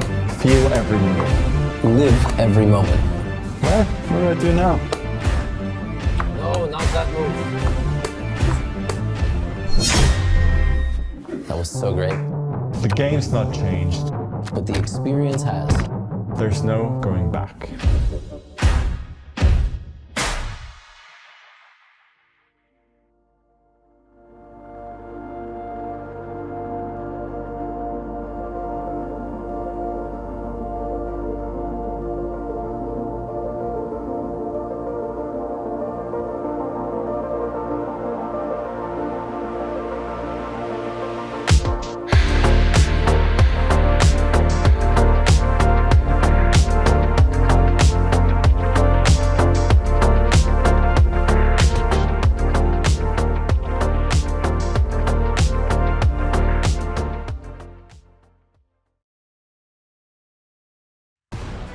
I don't know about all of you, but I've been bumping some lo-fi music during these breaks. Of course, I also do it when I'm studying chess. And it's very nice. It's actually very chill. If you've been enjoying the lo-fi beats from the CCT Finals, don't miss your chance to win an exclusive Chess.com vinyl from Lo-Fi Girl featuring the chill tunes you've been listening to these past few days. Plus, win a 1-year diamond membership on Chess.com with your vinyl. Head to go.chess.com/vinyl or use command vinyl in chat to enter the giveaway.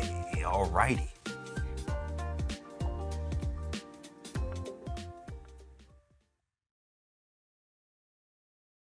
In the heart of Oslo, the chess world has converged to witness a clash of titans in the ultimate battle of wit, the Champions Chess Tour.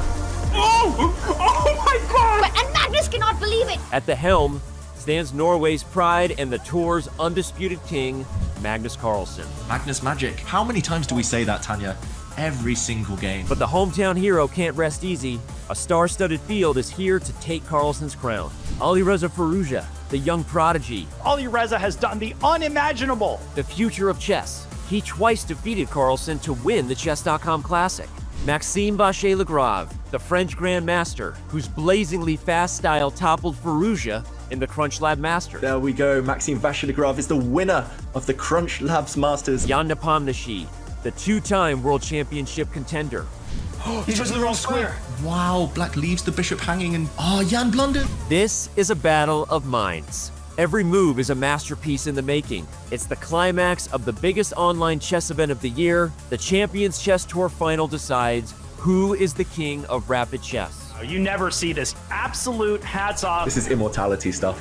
It's the Champions Chess Tour finals, live from Oslo, Norway, and it starts right now.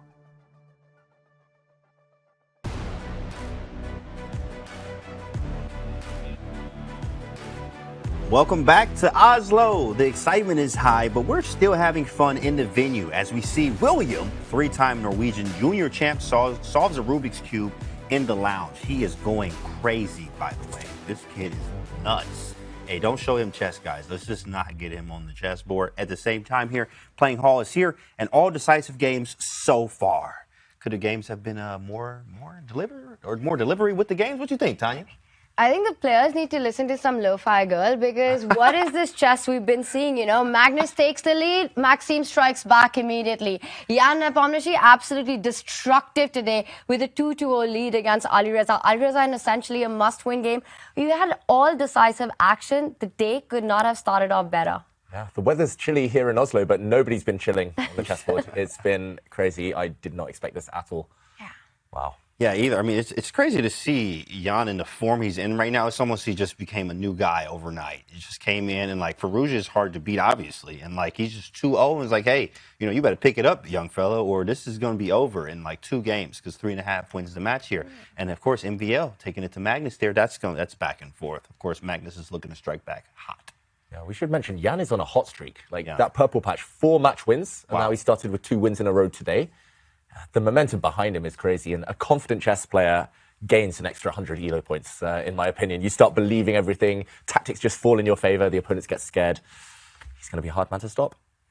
Well, of course, we have more chess coming up, but before we do, we have Mike Klein over with MVL. Let's take a look at what he had to say.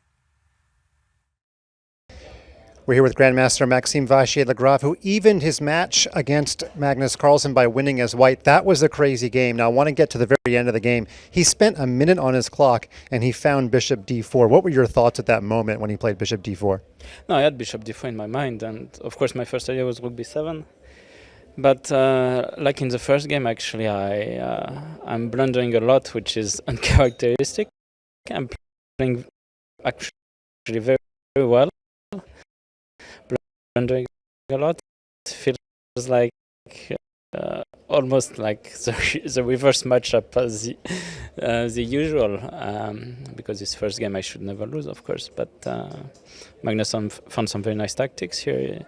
Like I was calculating all these tricks, but someone missed this bishop f2, bishop c5, and then I had to win all over again. This was very unpleasant, because if I just leave, like play rook b7 and play for rook d7, then I'm just a safe piece up. So, but still, I'm happy with how I play so far. I hope to keep it on, and you know, this sounds like a good match. Credit to you for keeping your composure. Now, in the Champions Chess Tour in 2024, you've played 8 non-Armageddon games with Magnus. All 8 have been decisive. Do you have any way to explain that? This makes no sense. This really makes no sense. And finally, as the play wrapped up yesterday and you found out that Magnus had texted you as the opponent, what were your thoughts when you found out? Yeah, you know, it's semifinals, so, you know, whoever's in front of you, you gotta give your best. It's a fascinating match so far. 4 games left to go. Maxime Vachier-Lagrave, now back to you in the studio.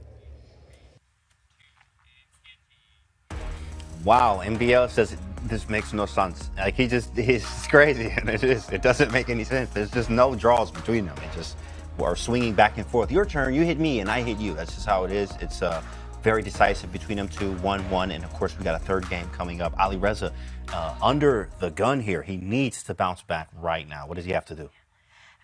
right now, Maxime's thinking about what he needs to do because he plays with the black pieces, right? And like you said, punches have been traded, so he did punch right back. And I loved his attitude in that interview because he said, it's the semifinals, whoever you're playing, you've just got to come out and give your best. And that's exactly what Alireza needs to do right now because he's lost 2 games back-to-back, and that's the toughest start you can have against a player like Jan, who's just vibing, playing amazing chess, feeling confident. I think for Alireza, this is an uphill task.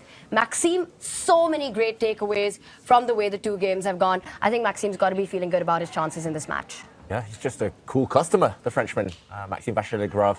Another very cool customer who's loving the music here in Oslo is Jan Nepomniachtchi. He's getting in the zone now, getting focused. It's the sweatshirt, David.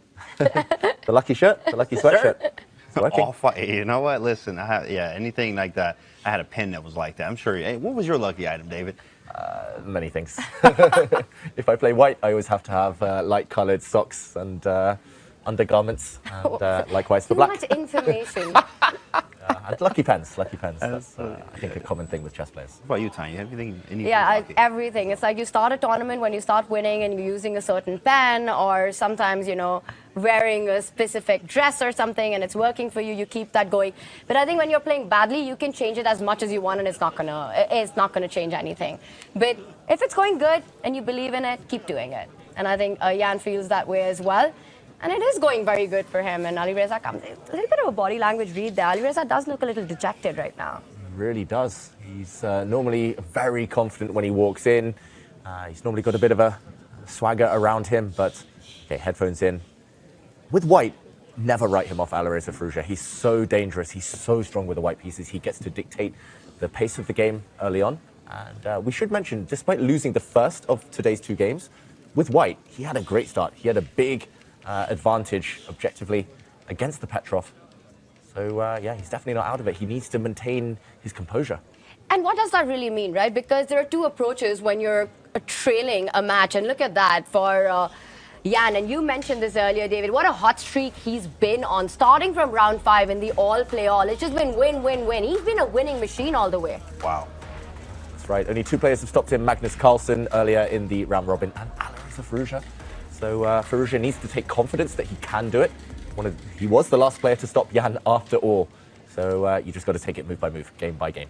But I want to just come back to what we were talking about. For Alireza, what does it mean to keep composure right now? Because there are 2 approaches. You either stop the bleeding, say, you know what, I need a draw and I'll come back, I've got enough rounds. Or does he have enough rounds really left? Does he need to go all out right now, right here? I think Firouzja's repertoire with the white pieces, he's so much more dangerous. In a must-win situation with black, it's going to be much harder. Jan is so experienced at shutting things down. He's played World Championships, candidates matches where he's great when he's leading. But in the meantime, another player who's no longer leading, Magnus Carlsen. Again, he looks a bit flustered as he chooses his music for the game. He hates to lose, which is, we're all there. I think we all feel that pain here, but especially being Magnus here. He's like, I win everything, and I want to, win this match. So every loss here is making it worse. Obviously, you don't want that. So Magnus, you're looking to bounce back. It's 1-1. It's basically a clean slate. New match here, but we still have games left. He hates to lose so much, Magnus, and that's what's terrifying about him. He just becomes extremely dangerous after a loss. It's easy for players to go on a tilt, but for Magnus Carlsen, all he wants is revenge. He starts with the white pieces. We're going to have liftoff soon. First move predictions. E4. Knight of 3. Knight of 3. Ready. There we go, Tanya. Okay, I guess we split the pot on that one. Hey! No guess your move for us. Wow, I'm glad I didn't bet. Okay. I hope everyone at home playing Guess the Move did better than us. Uh-oh, here we go. The trusted. Is it going to be the Catalan? Okay, it looks like it might be a solid version of the Grunfeld here with a locked pawn structure. This is something that became very trendy in recent months, years. Rook to E1, it's the move that Gukesh introduced at the top level during the recent World Championship against Ding Liren. And you know whose novelty this was? The man behind this preparation, Rook E1. It was Vincent Keymer who found this idea. Okay. It was one of the most beautiful, fresh ideas, and I think Magnus, in his recap for Take, actually mentioned it as something that impressed him so much, and here he is, employing it himself. Wow, this is a massive psychological gamble by Magnus. He's basically saying to Maxime, have you been studying chess in the last 2 weeks? because I think all top players have looked at this and thought, this is a cool idea, rook to e1. It looks like such a silly move, just blocked in by its own pawn. But basically, you're daring black to take up the mantle here and just capture this pawn on c4, Queen's Gambit style. It's a clear pawn if you want it. He does go for it, Maxime, but you allow the white pawns now to occupy the center. Now rook e1 looks like a masterstroke. And, okay, it's a battle of homework. Magnus is guaranteed looked at this today. Yeah. Has Maxime? That's the big question. Well, Maxime's speed seems to imply, whether it was today or during the match itself, during the World Championship, he studied it as well. Because he doesn't pause. It's the first time he takes a thing. The knight comes out. It's hitting that pawn on b5. Right now, Maxime has an extra pawn. Magnus has immense control over the center. Also want to highlight that bishop on g2, which is quite the beast. At some point, Maxime needs to challenge it with the bishop on b7. And we'll see how Maxime reacts to this opening surprise. In the meantime, the other game about to begin. And it's crucial for Alireza Firouzja to start fast, to start strong, as he aims to bounce back 2-0 down. But he does have the white pieces. Handshake. Is this his moment to come back? It is knight f3 on this board. Ready. We got half a point for that. Are we ready for ready? Well, Alireza better be ready for this because he is trailing by 2 points right now. And once again, we see Jan Nepomniachtchi just playing confidently from the start. Okay, and interesting. This is very similar, if not exactly the same as their battle in the candidates tournament just earlier this year. As Firouzja there, having a tough time at the candidates, suddenly switched to the Reti and got a lot of success with it. But I think a slightly different move order this time. And okay, it's basically a reverse London system with Black's bishop just standing next to the king, really solid. And then that pawn structure, the triangle that Jan Nepomniachtchi is going for. He's basically saying, come at me. I could not be more solid right now. And Firouzja, he'll want to get some action going. That's guaranteed. Okay, which of the two is looking spicier to you, James? Definitely the Magnus game there, and I actually like this bishop b7 move as well because you have to develop. Yes, he gave you the pawn, and bishop b7 was my first thought. I remember looking at this these type of positions before, just from both sides, and understanding that, yeah, okay, we got the pawn, but black needs to be very quick with development, or else you could get crushed here. So bishop b7 was a nice move, intending if knight takes b5, we'll take maybe with bishop takes e4 to not be kind of caught with some type of pin on knight e4. d5 for Magnus, but we may have a b4 here. So this is about to get tactical for sure. I do want to point out that I think Maxime has also looked at this position just as much as Magnus has looked at the idea of rook e1, because in the World Championship match, Ding also captured that pawn, but very soon went wrong and was on the ropes. He was on the back foot, somehow survived that big game 7. He made a mistake very early on, right out of the opening. Maxime has pretty much done everything right, tackling that idea of the rook moving to the central file. And we see those pawns have moved forward. Visually, it does look great for black. Yeah. You know, you've got that extra pawn. White can't push that e-pawn one step ahead because d5 will be a weakness. I'm liking this for Maxime. Yeah, and that's why I mentioned it's a bit of a gamble by Magnus. Everyone, at least at the top level, they've been studying this for over the last 2 weeks at some point. And it's the type of opening that Magnus described in his reviews as the opening, the idea that you just use once. You use it once, you throw it away, and it was cool. But to play it so recently after that World Championship match, it's a bit of a bluff. He's saying to Maxime, like, are you hardworking enough? Maxime is saying, yes, I am. I've studied this. I'm a pawn up. You're worse with white already after just 13 moves. I'm not gonna lie, it feels like that. Like this is e5, whoa, big dog. Okay, bring it to him. I like that. But we just said it, that this was not possible. That d5 pawn is on pre. You can just pick up another pawn. That would be 2 extra pawns for Maxime. You have to probably take this pawn. I mean, and then maybe e6 is his idea, and then knight g5 after fe. He does it. I feel like Maxime's worked out this line till the very end. He probably doesn't take, though. Maybe you just move the knight, because fe is coming with knight g5, and now we cook it. Yeah, that's some nasty stuff there. But maybe we just don't take it. But the question is, where do we go if we don't take it? Blue arrow appears. It is best. I mean, it's almost hidden there by the exclamation point given to this last move by Magnus. Magnus had to try this. The e-pawn is a bit of a battering ram.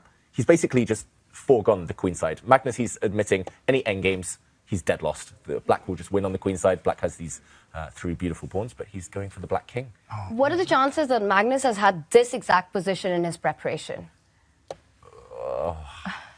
10 to 20%? You never know, right? The top players, they've looked at so much in their lifetimes. I don't understand. Fe knight g5. I'm just trying to like, what do you do on knight g5? Like, apparently, we're sacking in exchange or something. Fe and then knight to g5, which is a very critical threat of knight e6.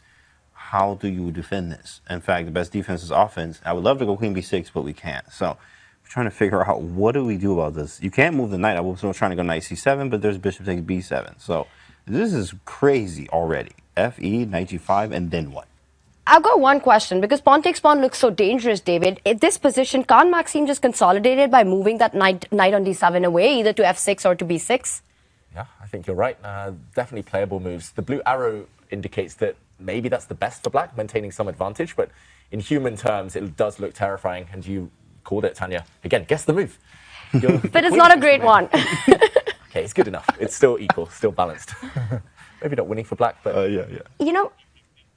Yeah. Well, of course. I mean, knight b6 is a good move, but Chad, what do you think Magnus is going to play? You can get involved. Download Take, Take, Take. You know what it is. Of course, we say this all the time. Take, Take, Take. It's time for you to download it, right? Experience chess fandom like never before. Go to chess.com/take x3 or use exclamation point take, take, take in chat to guess the move on every move here. It's pretty fun to use. I've downloaded the app myself, so it actually is fire. You can follow a lot of players, and I was talking to Take, Take, Take yesterday. They're going to add me on there too as well, so we're going to get Tanya and David on there. I think David's already on there, but it's pretty fire, so I'm not going to lie. It's a nice app. 95? That's it. Okay, this is crazy. What on earth is happening in that position? He's just taken on f7, hits that rook on f7. He's got the bishop opened up right now, that knight hanging. It's tactics everywhere, David. Tactics galore, but apparently a mistake from Magnus Carlsen. If this were Guess the Move and I were playing, I was about to say to the audience, easy hint. White was about to play knight to c5, hitting this bishop, gaining a time, gaining a tempo. But Magnus refraining from that. He's basically saying, if you move your rook, okay, which was attacked, I'm going to jump in. And again, apparently it's equal. I think Maxime could have flicked in this move, knight takes knight, getting rid of that piece and with an advantage. But that was unnatural. Yeah. But just how difficult this position is, every single move by these two great players, we've seen the bar go up and down and go crazy. And that just shows exactly how complicated this is from a human perspective. You know, moving that knight by Maxime, again, it just feels like the move you want to make because you really want to destroy your pawn structure. Turned out to be a mistake. Magnus makes the most natural move, turns out to be an inaccuracy. Yeah. It's the deep dark forest, right? Mikhail Tal.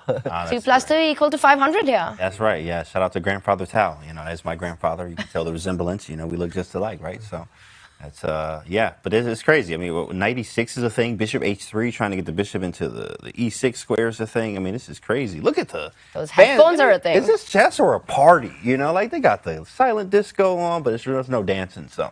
Apparently, it's not a party, but everybody's locked in. Look at everyone here. Wow, shout out to you guys. Let's make some noise in there from the audience. Woo! Woo! Yep. They so hyped. I see one. Oh, there they go. No, it's awesome. Good to have everyone here at the live audience here in Oslo, Norway. Thanks for not leaving us hanging in the end. In the meantime, yeah, I think whoever makes the penultimate mistake is going to be the winner in the Carlsen against Vachier-Lagrave game. It's just key not to make the final mistake. And in the meantime, the other one, pretty dramatic as well.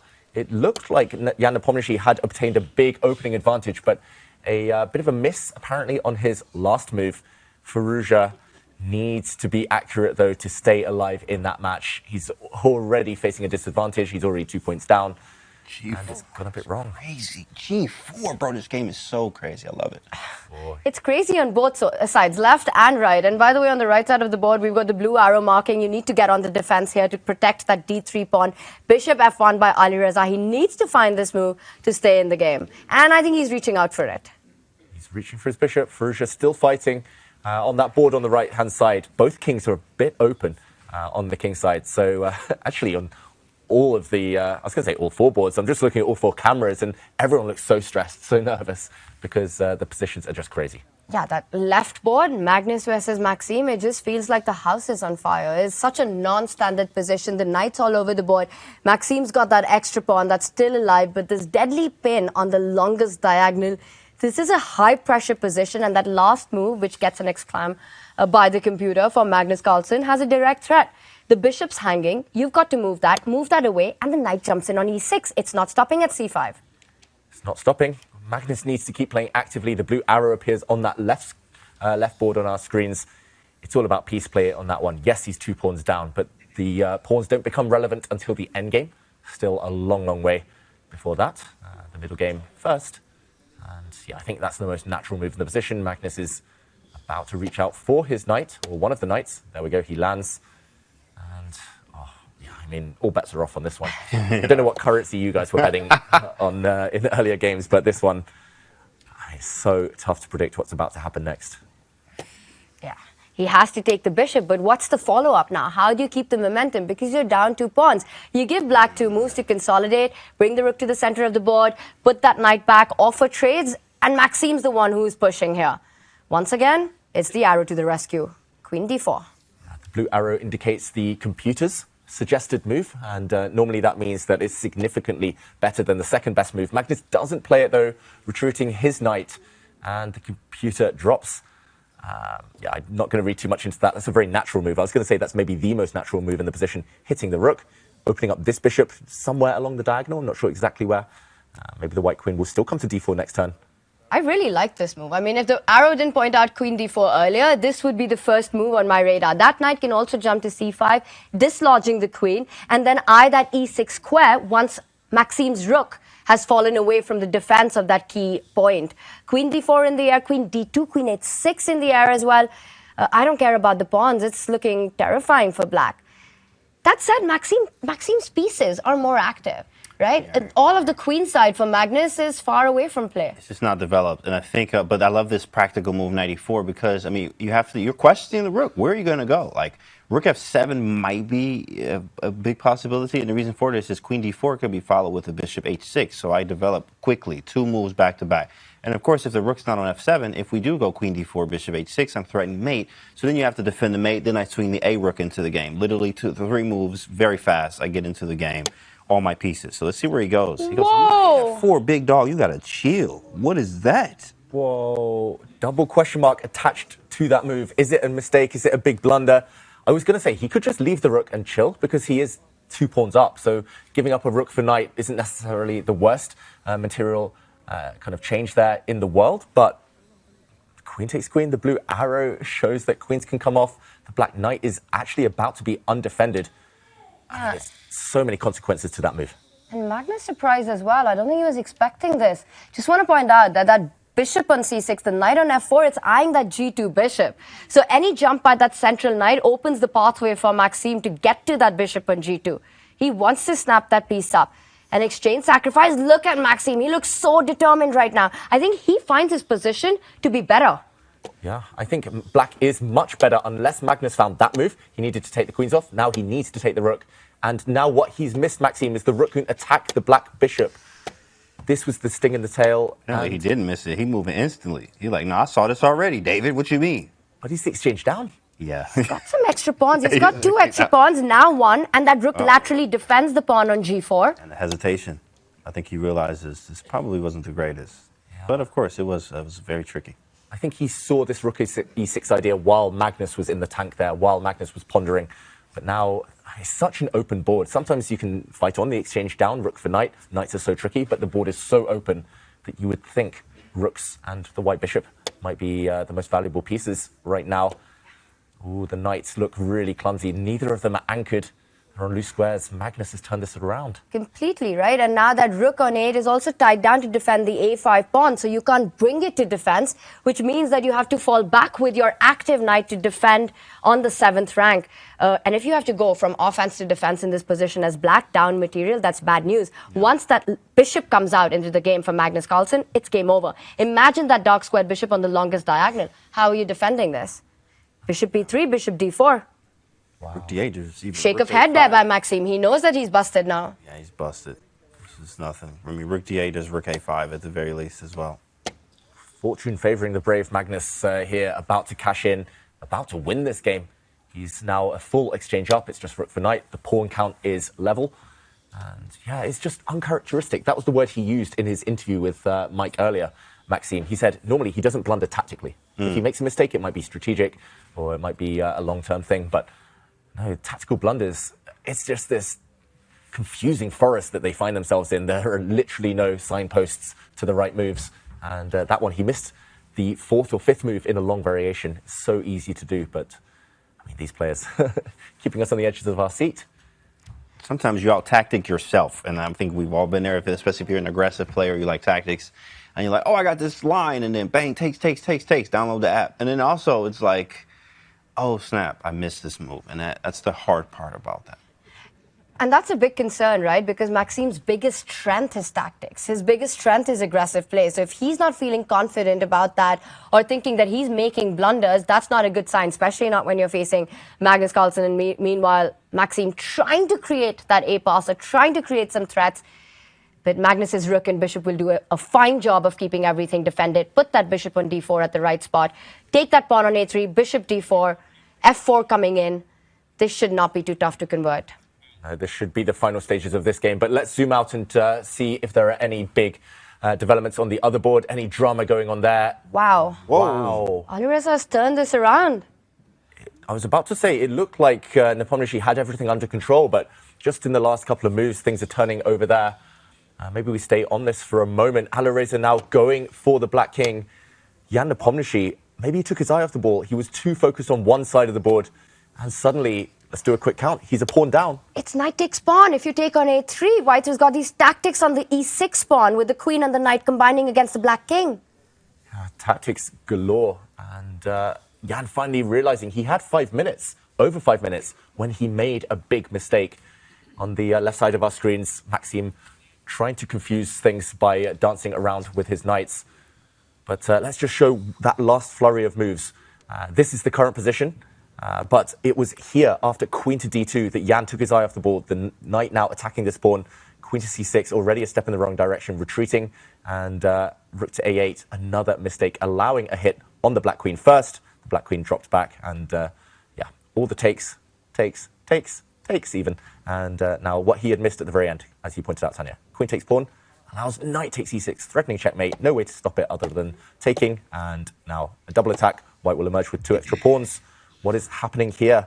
It looks like knight takes e5, but now a check. And it's Harry riding forward to kick away the Black Knight. Harry the h-pawn. Yeah, Alireza up a pawn, and it looks like he's poised to make a comeback and go on 1-1-2 here, because h5 is a threat. How are you stopping that? Knight takes pawn always in the air. This is looking great. And meanwhile, Maxime struggling here. The knights look tricky, but they've got no help. That rook on a8 isn't coming to its rescue. You know, you put that rook on the second rank, and you're talking a different game. But I think it's Magnus who's coming for Maxime's king. If you give Black an extra pawn, bishop, rook, queen anywhere near the White King, it's checkmate. But Maxime Vachier-Lagrave on the left side there, just lacking pieces. He doesn't have enough ammunition to cause any trouble. And Magnus has some devastating checks of his own up his sleeve. But does he have time to put that rook on the c file, enter on the second rank, and start threatening some checkmating ideas, or too slow? He's got to try. He's got to try something. But, OK, he moves his knights. And now Magnus, can he start? Oh, he forks the 2 Black Knights. They're lined up. Easy pickings for the White Rook. This might be the final move of that game. Magnus about to take the win. Start a new one. Hit the button. Wow. Another miss. Another uncharacteristic move by Maxime, walking into this double attack. But the position was bad already, and we can see. I think he's going to play on a little bit. But what's the next move? You have to go knight e1? Yeah, that doesn't even work, really. I mean, you just take it, really, but... White will be left with an extra bishop, no matter what. And Maxime still with a bit of time on the clock, nearly 2 minutes, but... You could push that b pawn, but that doesn't help either. It's just choosing from bad to worse, and he does go for that move. Down a piece now. Yeah, it's just clinical, very easy. Magnus adjusting his bishop for a moment there. I thought he was about to move it, but even moving the bishop would have been totally fine. But, OK, a check. He's going to grab some pawns. The Black b pawn is kept under lock and key by the White bishop. The king moves up, keeps everything defended, and it's handshakes, and Magnus Carlsen once again takes the lead. Magnus Carlsen, very good game there. It was very wild, of course, MVL to out-tactic himself here, but Magnus was able to navigate better and win that one there. We still have another game left. We still have another game, and it's Jan Nepomniachtchi fighting to maintain his 2-point lead in that match. But Alireza Firouzja looks like he's likely to bounce back. With the white pieces, he still has an extra pawn. We're in the endgame now. Not much has changed since we were last here, other than the queens coming off, but it's all about the A pawn. It's a runner. Yeah, but you're not going to have that extra pawn for too long, right? Because black can actually snap up the d3 pawn. And then it all comes down to how fast is it, the a pawn versus the black knight. That's a good question. Rook pawns, in fact, in Devereski, page 247, it does talk about the knights being the worst piece for a rook pawn. So he's calculating. He's thinking about it. Is he going to go for it? Will he get greedy right now? Because otherwise, Jan's bishop on the corner of the board, even on our screen, looks like a pawn. Yeah, I think he just has to grit his teeth, take the pawn, and pray that a knight endgame he can hold. Should still be winning for white. And it's not just one rook pawn, we shouldn't forget. A and H available for white. He's going to use the two pawns, the trousers as they call it sometimes, the two trouser legs, the A pawn, one trouser leg, the H pawn. They're marching and they're going to cost black a piece. I'm surprised he took with the knight though. Why not with the bishop? That was very odd from Jan Nepomniachtchi. Now he's going to have to give up his knight for that white A pawn. Immediately, without really even having the time to push your own pawns, which could have been a possibility in the other line had he captured with the bishop. Jan about to go down a piece. Not vibing right now. So his goal is to trade pawns. If we get rid of the pawns, now the bishop and knight mate is definitely possible here. We can see something like that happening, but if we get rid of these pawns, he definitely has something. I want to point one defensive idea here, David, that white H pawn is the wrong color as the bishop. So Alireza has to make sure that his knight doesn't get traded and the F pawn stays alive. Any endgame where he has an extra bishop and only the H pawn, that's a draw for Jan. He will save that. Yeah, bishop and wrong-coloured rook's pawn. That is the key. The white H-pawn promotes on a dark square. The white bishop is on light squares. So not the best duo in the world. But while the knight remains alive, it's a tricky piece to trade off here. The knight, then Firouzja should be winning this game. But still some hard work to be done. Pass pawn's there to be pushed. He's pushing it as far down the board. And meanwhile, Jan trying to get his pawns move up the board, the central pawns. He first defends, gets his king to defend that pawn. But I think he knows it himself that Alireza will convert this one. Unless there's a massive blunder, Alireza has this. 25 seconds should be enough with a 2-second increment. It should be, but strange things have happened on the Champions Chess Tour. When the clock ticks down, the mind goes out the window, even for the very best players in the world. And Jan now, he's going back for that H-pawn that has maybe overstepped. Nope, it will be protected by its knight, or at least the path towards it will be guarded by the white knight. Yeah, you know, I get your point. In 20 seconds, you have to find a plan, right? How are you improving the position? How are you making progress right now? And Alireza, he does take the decision to also take away the G5 square from the black king in case it got too close to the H pawn. The king shuffles over. And Alireza does look slightly nervous, and understandably, because this is so important in this game. He needs the win. He will be kicking himself if he lets this one slip. That's a good move. He also has 10 seconds. He's putting the pressure. That D pawn is moving forward, James. Here we go. Both pawns are moving forward, potentially. Predictions, go! Oof! Draw. Oh, draw. We both saw the bar. Draw. Draw. A big blunder by Alireza. He's keeping his pawn on. He wants to use his pieces to force through the H pawn, but now the black king is coming. And it's going to gobble up the H pawn. Oh, my goodness. Yep. And now, you better be careful not to lose. 2 seconds on the clock. Oh, my gosh. 0 seconds, really. Wow. Oh, Alireza. Oh, he was flagged.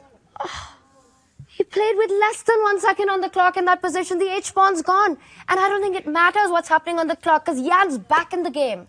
If anyone's going to win this, it's Jan Nepomniachtchi now. Right. Those pawns are just more powerful than the white pieces. And Firouzja needs to keep his bishop defending his pawn. He's frozen. The black king is coming. Oh, repeating the position. He might have just take the draw, bro. And he does. Oof. The eye contact, handshakes, and Jan Nepomniachtchi, he survives. It's 2.5 to half. What a miss by Alireza. Very tough. Of course, when you have time this low, it happens. Head shake from Jan there, but of course, even Alireza, even more of a head shake as he was winning that game. He had everything he wanted, but he didn't have enough time. And of course, the time is really a big issue here, this fast format. Jan is 1 game away from clinching the match. Wow, that felt like the golden opportunity. That was his shot. That was his chance, Firouzja. He let it slip, though. And he played a beautiful game, right? He found all the tactics, kept everything under control. And looking at that scoreline, that second match could be over in the next game itself. It is possible as Jan looks like he gets the white pieces. And of course, he was already scored already once with the white pieces here. Alireza is going to have to play his best game and not allow Jan to win. to clinch the match. Magnus, on the other hand, is 2-1. He's feeling a little bit happier there. He also is placing MVL, who needs to get back on the board here, but very important.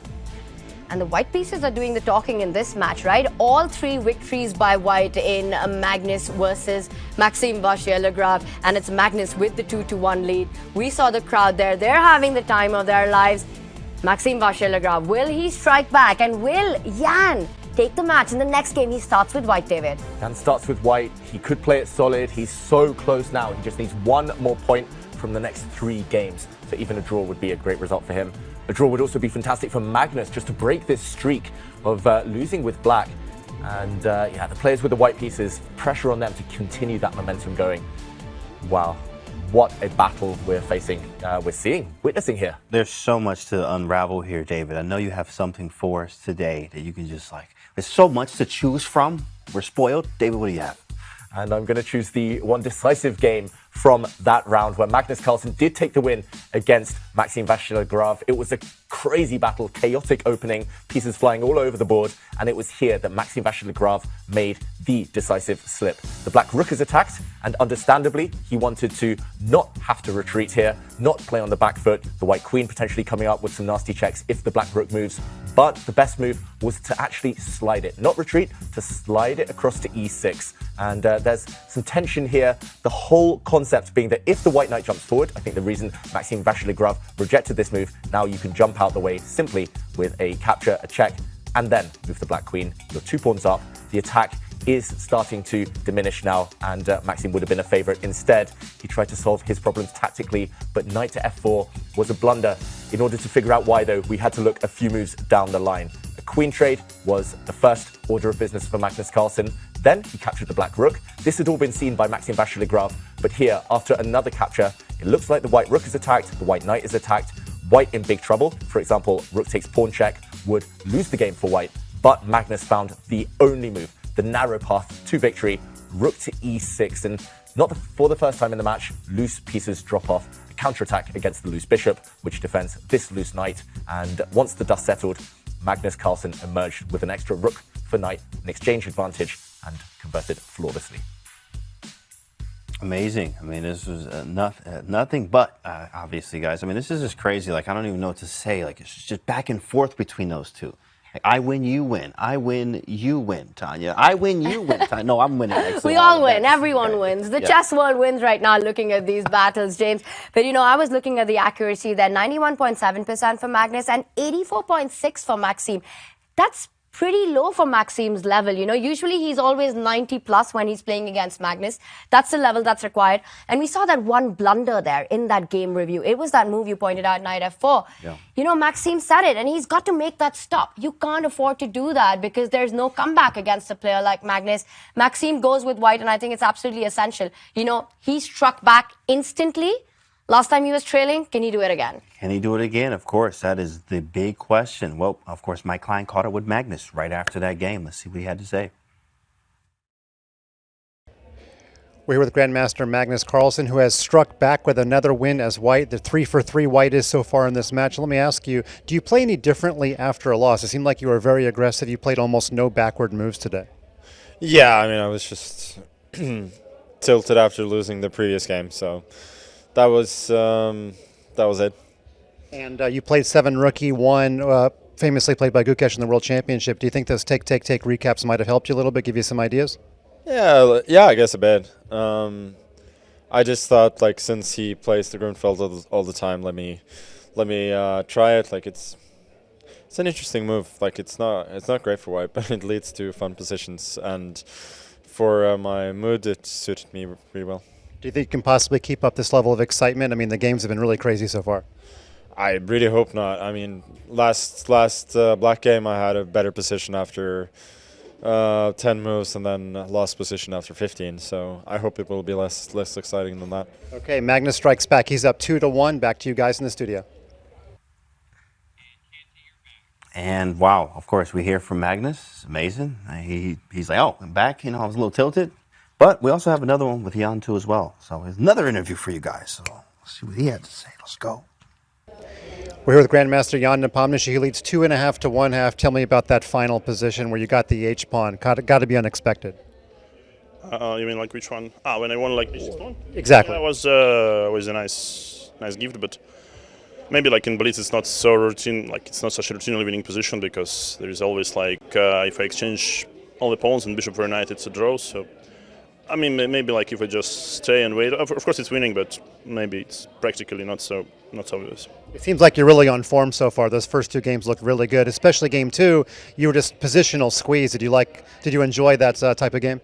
Well, I was a bit confused by his queen to 6 move, but I mean, like he plays Sicilian for something fighting, and then he just queen to 6 traded the queens right away. So this was a bit surprising, but yeah, it was a good game I think from me. But it wasn't anything special. Yeah, like I made all the natural moves. All right, Jan Nepomniachtchi in control in his match against Alireza Firouzja. Now back to you in the studio.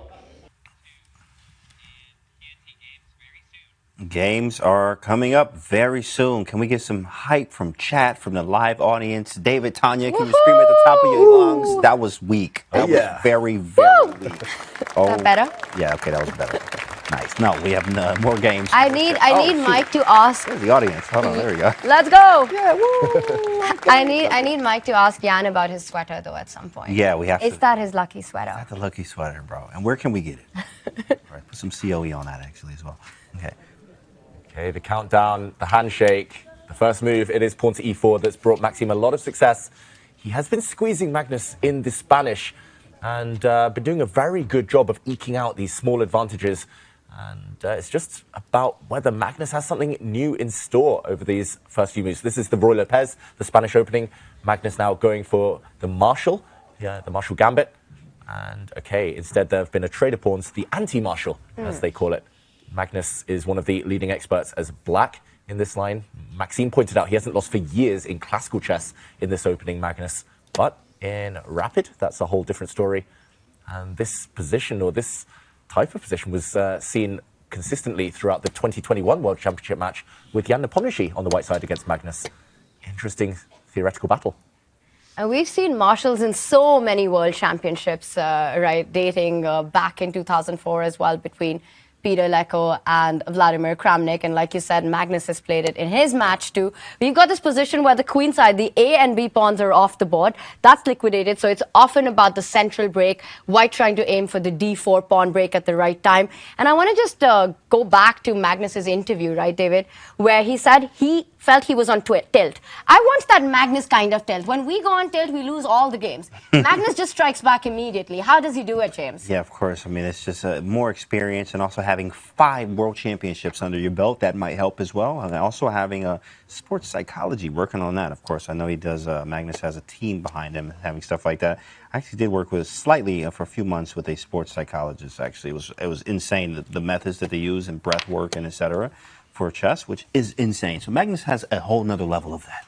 Yeah, and talking of players with another level, it is Jan Nepomniachtchi and Alireza Firouzja. Firouzja has to go to another level, show that killer instinct that was lacking in the previous game where he was on the brink of victory but couldn't strike back. He's still 2 points down.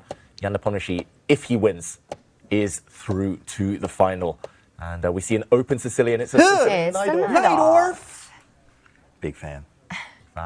Love to see it, right? It's a game that, well, if you draw, that's not really good news because you're then just delaying the inevitable. It puts Jan Nepomniachtchi half a point away from match victory, from clinching the match victory.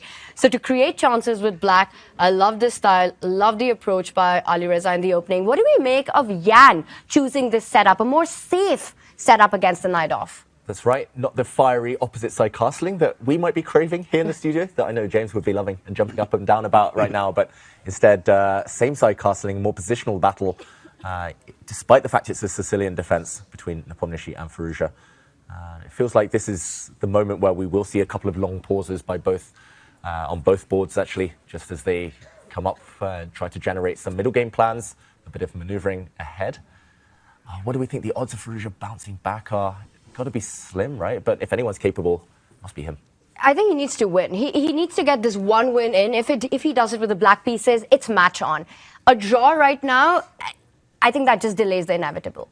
Because it's 3.5 points to a match victory. The moment Jan gets to 3 points, it's almost like sealing the deal.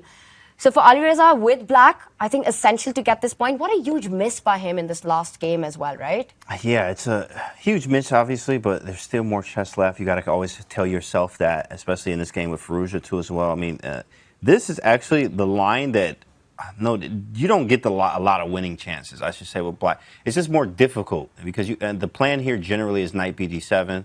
You go queen c7, and you can go rook f or a to c8. You go knight c5.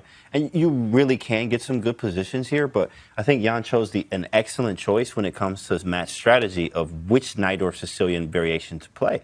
I actually like this move from Firouzja because going to mainline stuff here is already worked out. It's, you know, black's cool, it's equal, but I don't need equal if I'm Firouzja here. I need something that gives me chances to attack, which maybe we probably should have chose a different type of Sicilian or something where white couldn't go this route. So a5 I do like, makes it a little bit different. Maybe a4, of course, Jan is now thinking. I don't think he was expecting that main move being knight bd7. So interesting now. Now some play. Let's see what he plays. Bishop e3, yeah, natural. a4 and then knight d2, maybe.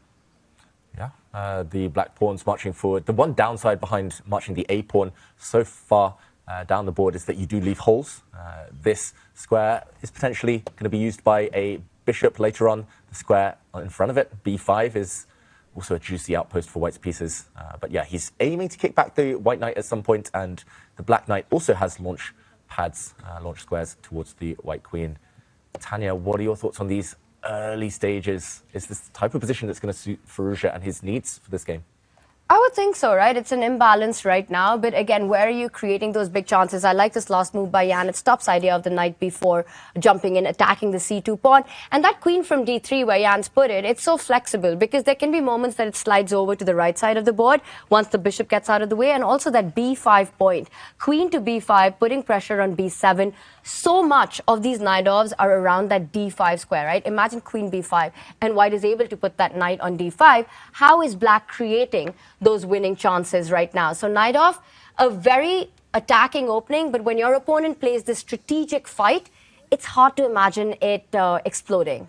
Yeah, that's why I've never dabbled too much with the Sicilian knight off. Firstly, you have to learn these wild variations. You need to learn reams and reams of theory just to survive as black often. But you do get counter chances. The downside as well is that you also have to learn this type of positional maneuvering where if the opponent just sits on you, looks at this backward d pawn and just covers the square in front of it, then it's very hard to generate play. So Firouzja has that dilemma right now. Nepomniachtchi is also one of the world's leading experts in the Sicilian knight-off. He knows all the plans for black, therefore he knows what he's most scared of as white. It looks like he's chosen one of those variations. And right now he's thinking whether he wants to commit his pawn to a4 because it's a very attractive move. You push white's knight back, but that pawn on a4 can become a big weakness, can become a big target. Once that knight goes to d2, queen comes to b5, you're targeting not only b7, but that pawn on a4 as well. So he's got to be really careful of timing those pawn advances. Meanwhile, a lot of action on the other board as well. David, while Alireza dabbles on his next move, should we take a look at the Magnus board? Yeah, let's zoom out there. The Vachier-Lagrave against Carlsen board. I mean, that's simplified so quick. We talked about how it was this anti-martial, this Spanish opening, which was very slow, very maneuvering. But I don't like what's happened for white in the past 5-10 moves. It feels like Maxime Vachier-Lagrave, I don't know, momentum not on his side. The black knight has a beautiful path towards the white king. And that's... Sorry, David. Yeah, I was going to say positional danger here. And that's the big difference, right? That f4 square, the path to the white king that you were alluding to, is so accessible for black. There's no pawn that can control it. Meanwhile, the f5 knight has just been pushed back. Knight to d5 right now has a big threat. f6 square under attack, guarded. Maxime, he's trying to come in with the pieces, but look at Magnus. He puts that knight. It's a great defender right now to c7. Once he can defend that pawn with his rook, that knight will jump to f4. Also want to point out, at the right time, c6 is what you want. But be careful of the f7 weakness. Yeah, Magnus leans back. A bit of a frown on his face. He knows he has full control right now, but yeah, he knows that tactics have decided most of their games so far today, so no room for blunders there. Magnus making a bit of a face. What do we make of that? Just enjoying his position? Okay. It depends. I think he wants to go c6. He wants to kick that central knight out. Magnus had the option to go knight to f4 check and trade those knights, right? Which essentially would have been an equal game. I think this last move means that Magnus is ambitious. He wants to first get c6 in and only then plant his knight on f4. What do you make of that, James? Yeah, definitely. Of course, rook f8 was obviously to defend f7. We play c6. The knight moves, and then knight comes into f4. Very strong ideas. You also have rook h8. So once knight f4 happens, rook h8, and then this is GG. Start a new one. Like you literally, it's 2 moves away. Knight f4, rook h8. Well, really 3 with c6. So the question is, can we stop to c6 first? Are there any tactics available to us? Don't see anything right now. Knight b4, knight f4. Nope, doesn't work. Yeah, this is not looking good for Maxime. I think he's going to do it. I think Magnus is going to push that knight out from the center. Yeah, it's the logical continuation of his previous move, the black rook coming to f8, as you mentioned, Tanya, just defending the pawn in front of it. So why not, now that danger has been parried, play the move c6. Of course, there's always a bit of doubt in your mind when you see a white rook perched on the 7th rank. Targets here, the black king, but nothing concrete, no reason not to drive the white knight away and plant your own knight. You know, David, usually when players are twiddling with the pieces, it's just one of them, right? I saw Magnus with both of them. He was juggling while enjoying the position.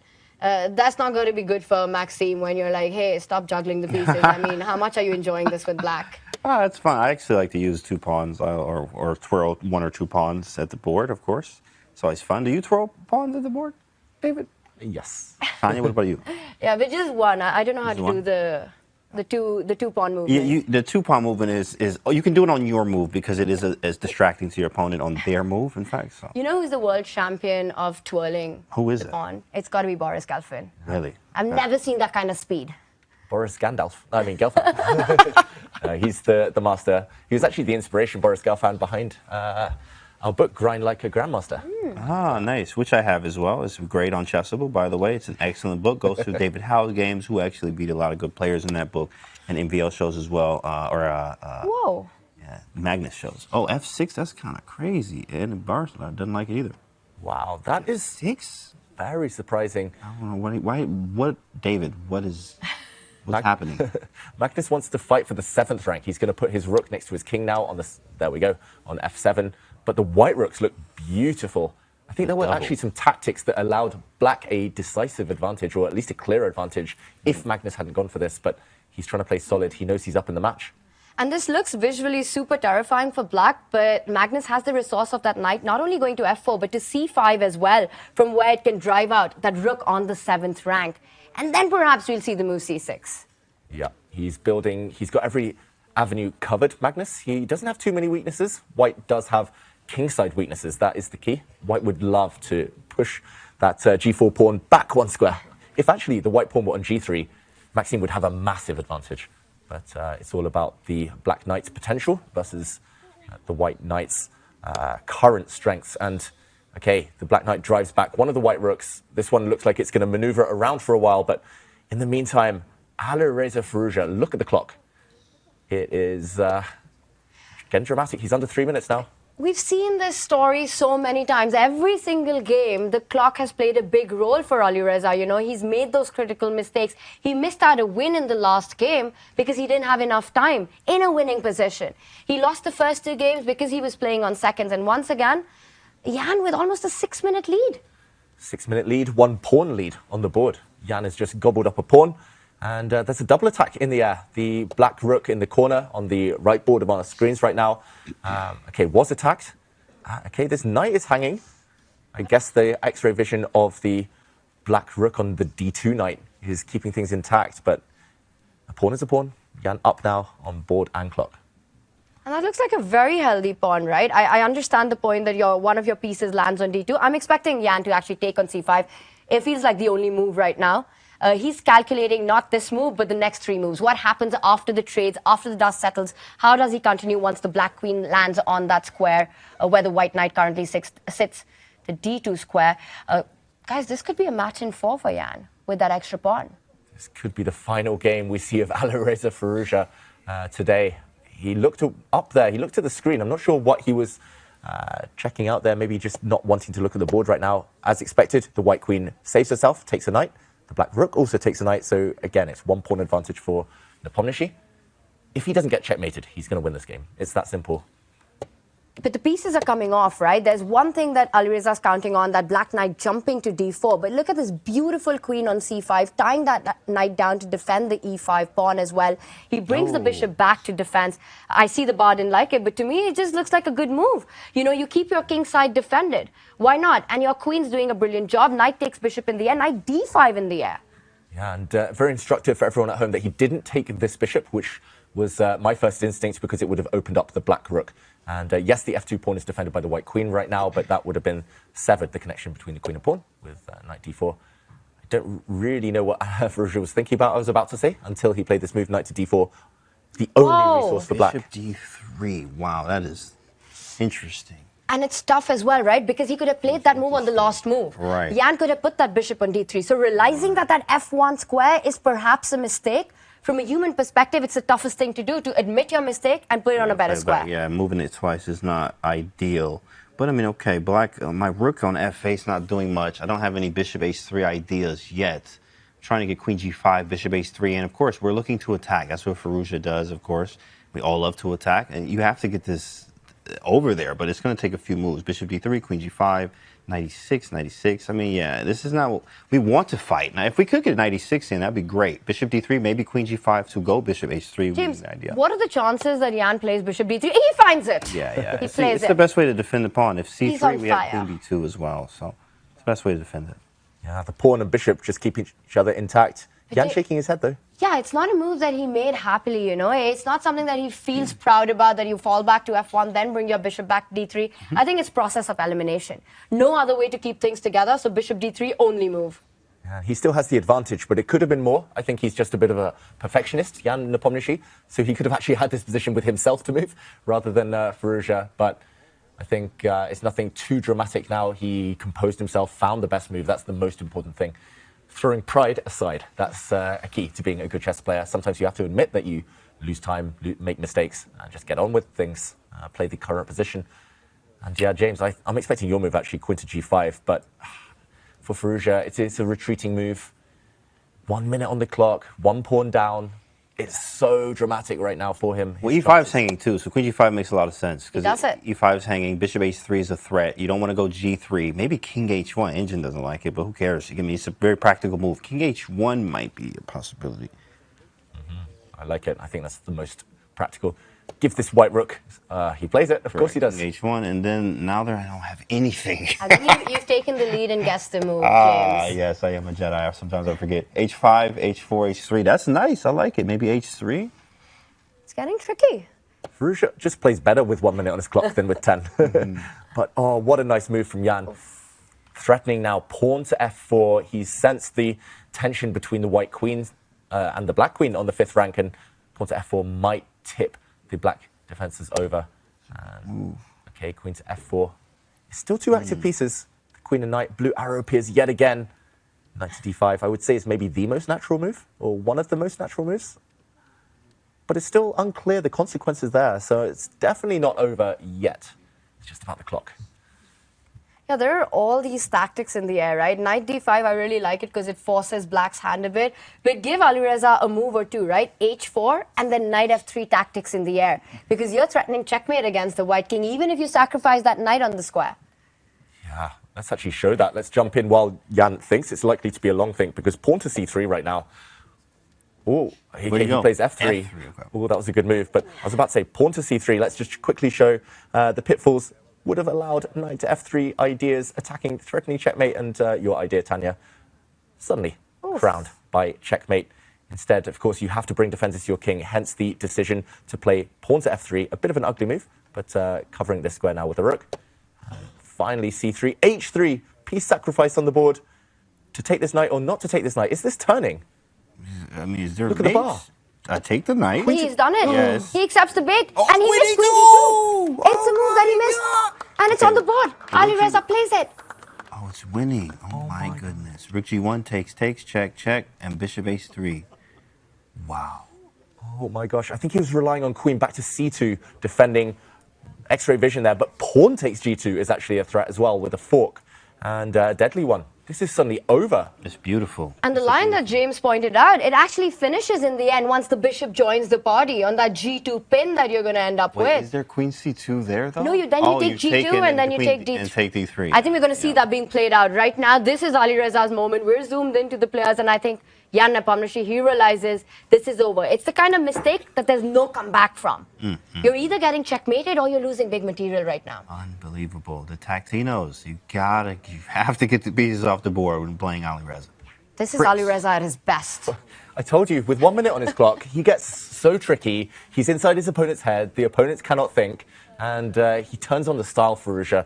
But for Jan, he's going to be kicking himself. He had over 5 minutes when he blundered. He had a clear extra pawn. That knight to d5 move was maybe the key, but he didn't find it. And suddenly, wow, it's totally turned. He takes off the black pawn. Now, I think Firouzja just needs to take the white bishop. There we go. Out. The rook. He's about to do it. Hit the rook. That black bishop will take the pawn on h3. The white rook needs to stay connected to the f3 pawn. d4 is hanging.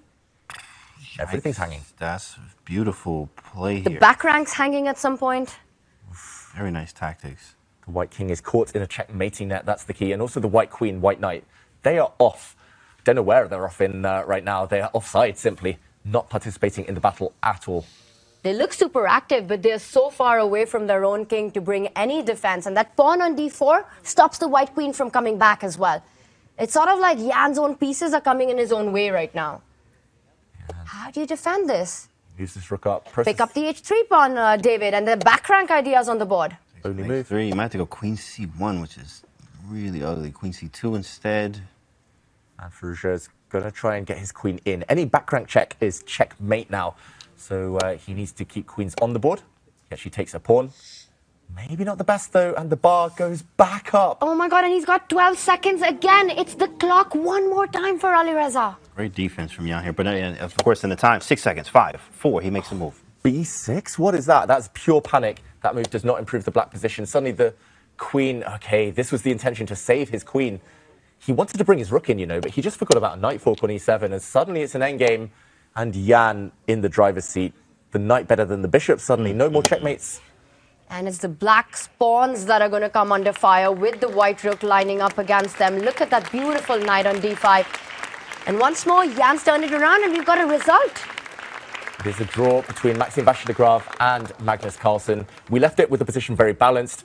They traded off all the pieces and eventually a perpetual check. So a very high-class draw over there. But the drama is on this board.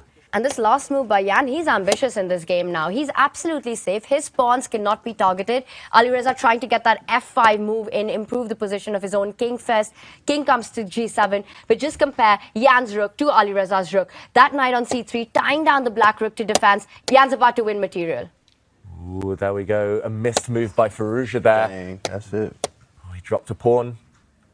Gets active with his rook, but it's not going to be enough. The white king's going to defend everything. He needs to draw this game. He needs to save this game to stay alive. A loss and he's out. He's eliminated. He's got 6 seconds on the clock. He needs a miracle, Firouzja. And look at this, Magnus Carlsen watching on. Oh, he's simply a pawn down. Again, it's the A pawn. It's always past A pawns in these games between these two. Marching down the board. The white rook's going to support that. Rook b5. c5 is falling. If you get the rook to defend, the A pawn will be unstoppable. He's reaching out for it. He doesn't even stop. His speed. Unreal. This is some incredible form we are seeing by Jan Nepomniachtchi. There we go. And Jan Nepomniachtchi moves on. Alireza Firouzja is officially eliminated. Wow. He's our first finalist, and he waits for his opponent now. It's going to be Jan Nepomniachtchi versus either Magnus Carlsen or Maxime Vachier-Lagrave. A match in 4 for Nepomniachtchi. I don't think many would have predicted that. Or any would have predicted that. Firouzja is so strong, so dangerous, and displayed fantastic chess over the last few days, but ultimately, Jan is the man on fire. And he showed it today, he showed it yesterday. He's going to be hard to stop. He's in the final. He's in the final. We made it to the ship. The championship round. Jan Nepomniachtchi takes down Alireza Firouzja, commanding 3.5 to 1/2. Magnus Carlsen and MVL still 2 games to go, with Magnus being 1 game away from going to the finals as well. So MVL is going to try to look to win in this one. But as we see, the bracket there, Jan has made it to the final. as he waits for his opponent. Is it Magnus or is it MVL? Place your bets in the chat. Don't put the house on it. So, what do you think, David and Tanya, so far? Well, Jan, it's well-deserved. He showed fantastic form today. Yes, there was a small blip in that last game we saw, but ultimately Firouzja spent too long on the clock and was punished for it. I mean, 3.5 to half, that's a big, big statement. And that also against Alireza Firouzja. I mean, Alireza is an absolute beast in these formats. Correct. Jan Nepomniachtchi, I mean, like you said, Jan is the man right now. And he's showing exceptional form. I'm still stunned by what we just saw. And his ability to turn around worse positions as well today. You know, Alireza, I think it all came down to the clock management. Absolutely. In fact, David, I mean, I know you have something for us after all of that just happened. What do you have for us, David? I do indeed, and it was the final moments, the dramatic moments between Jan Nepomniachtchi and Alireza Firouzja, where Firouzja missed his last chance to stay alive in the Champions Chess Tour Finals. And it was here. It's been a bit of a turnaround already. Firouzja was lost when we joined this game, but this moment, Jan gave him a golden chance. White needed to retreat the knight, bring it back into the action, attacking the black queen, getting pieces off the board. Instead, pawn to c3, simply too slow. This allowed Firouzja to strike with a beautiful piece sacrifice, not moving the knight, not losing time, going straight for the white king. And after this knight was captured, the black queen pounced. She came in, threatening checkmate, also threatening to take this pawn with his own pawn with a nasty fork. The capture now on h3 allowed the black queen to snack on the white bishop. And it was here we saw the drama unfold. Queen back to c2.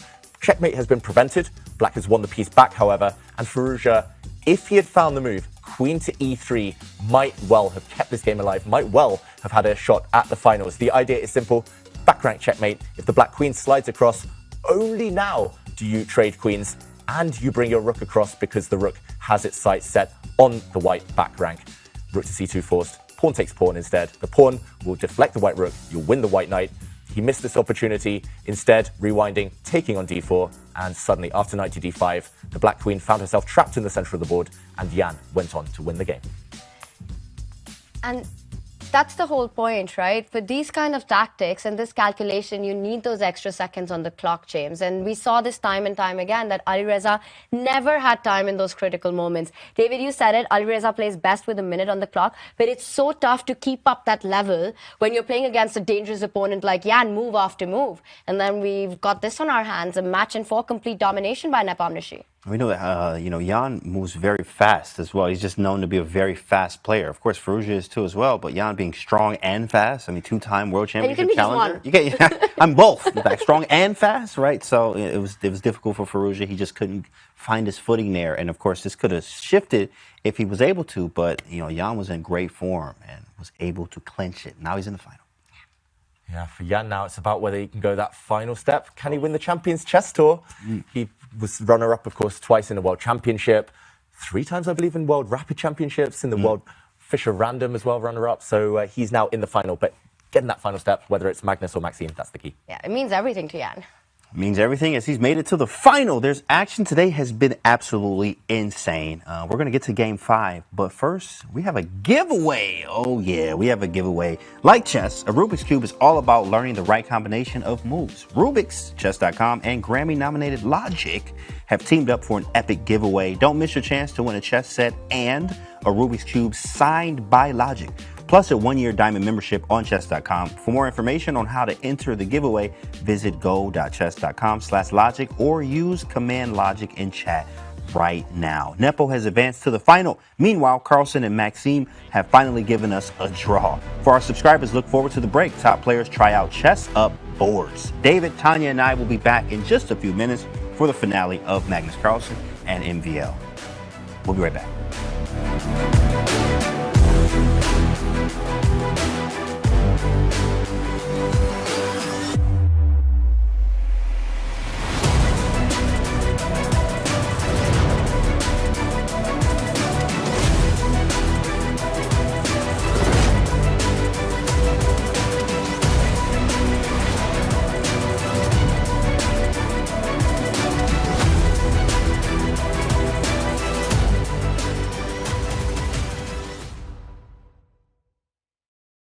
Hey, I'm Logic, and you're watching the Champions Chess Tour Finals. More after the break.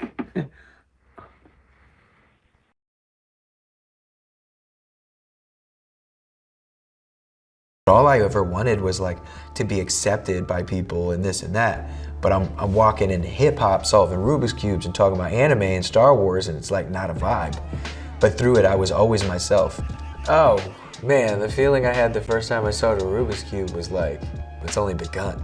Because I was like, it took me that long to do it. And I just wasn't satisfied. Then I'm like, okay, cool, what's next? And that's also how I feel about chess. I love chess and I love the Rubik's Cube because you can't beat them. It's like a game you can't beat. That's what's so cool about it. And the only person that you're really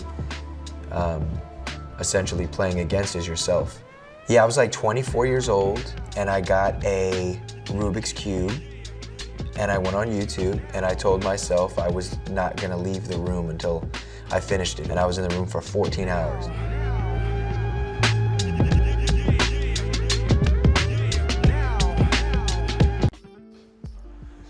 Okay, so we're gonna set up a game for you. Okay, sure. Against an unknown opponent. Okay.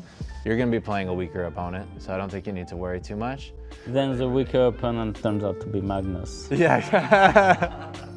Challenge Chicago. Yeah. Oh wow, it's like special Chess.com board here. We are integrated into it. I'm curious how you feel about it otherwise. No, it's very, very smooth. I always like playing on the board. I think it's especially good whenever you can play against some friend or against an engine even, yeah, like. So do you think there are some benefits to like playing online games in this way? Of course, I think playing over the board is always more interesting. You get to feel that you're playing a real game. And you will not mouse slip. Some people like to play over the board a lot. Could help them probably. I haven't been able to check if en passant works, but not that many people would report it as a bug. Favorite part of the holidays? Well, I like the snow, you know. I like the atmosphere. I think just the family getting together, and I think this is perfect.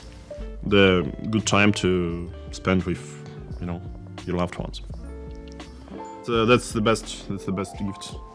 As chess players, I'm very used to kind of playing chess whenever. So it includes birthdays, holidays of all kinds. Okay, so do you think you're going to be getting a chess up board for anyone over the holidays? Could be actually, like I probably can think of a few people who would enjoy that.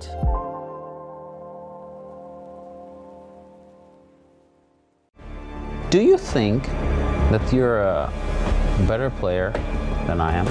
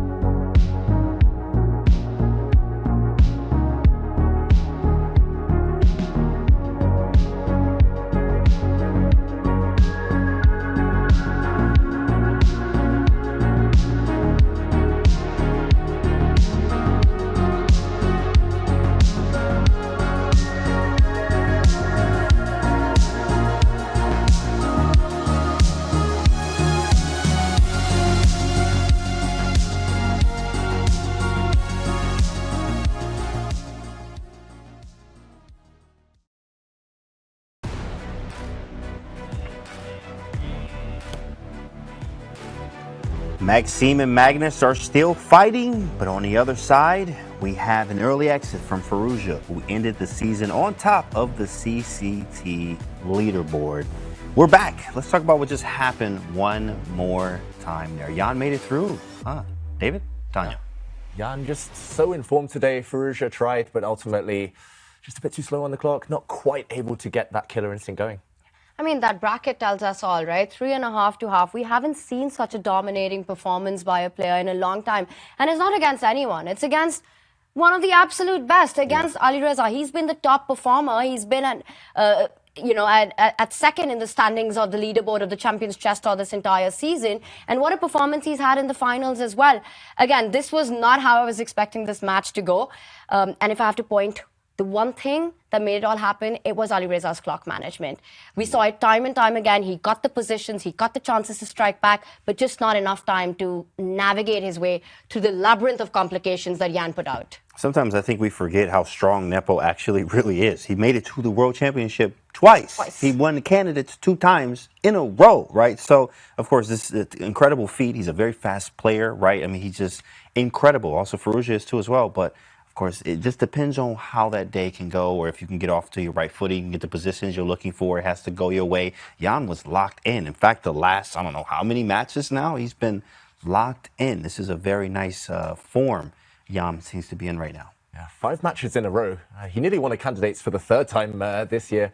But yeah, he just feels like a maybe more universal player than Firouzja right now. Firouzja in a few years, of course, is going to be a scary proposition. But yeah. That was his moment. That was his day. 5 matches in a row. Unbelievable, right? And at the start of the day, I would have put this match at a 50-50. Could have gone either way, but it was a complete Jan Nepomniachtchi show. He just bought in, his boldness, his fearless play, all of that, and also played so well with his time, with the opening, the aggressive approach. Just everything seemed to fall into place for Jan today. Incredible performance. Incredible performance it is. But we still do have a match going on. Mike Klein caught up with MVL after a draw, finally, between them. They've been swinging back and forth. Let's see what happened with that. Thanks, guys. We're the Grandmaster Maxime Vachier-Lagrave. We finally saw it. We finally saw a draw, but does it feel a little disappointing not being able to strike back as white? Yeah, but I didn't really sweat, and I thought I was pressing, and then a couple of inaccuracies, and I was actually on the defensive, and I found some trick at the end, but was not enough. All right, and finally, you've got about a 15-minute break. How much of these breaks are you actually spent looking at chess, and how much are you just spending resting? It's more like resting, of course. Like most of the prep has been done anyway beforehand. All right, 2 games left. You're -1. Good luck trying to equal up the match. Back to you guys in the studio.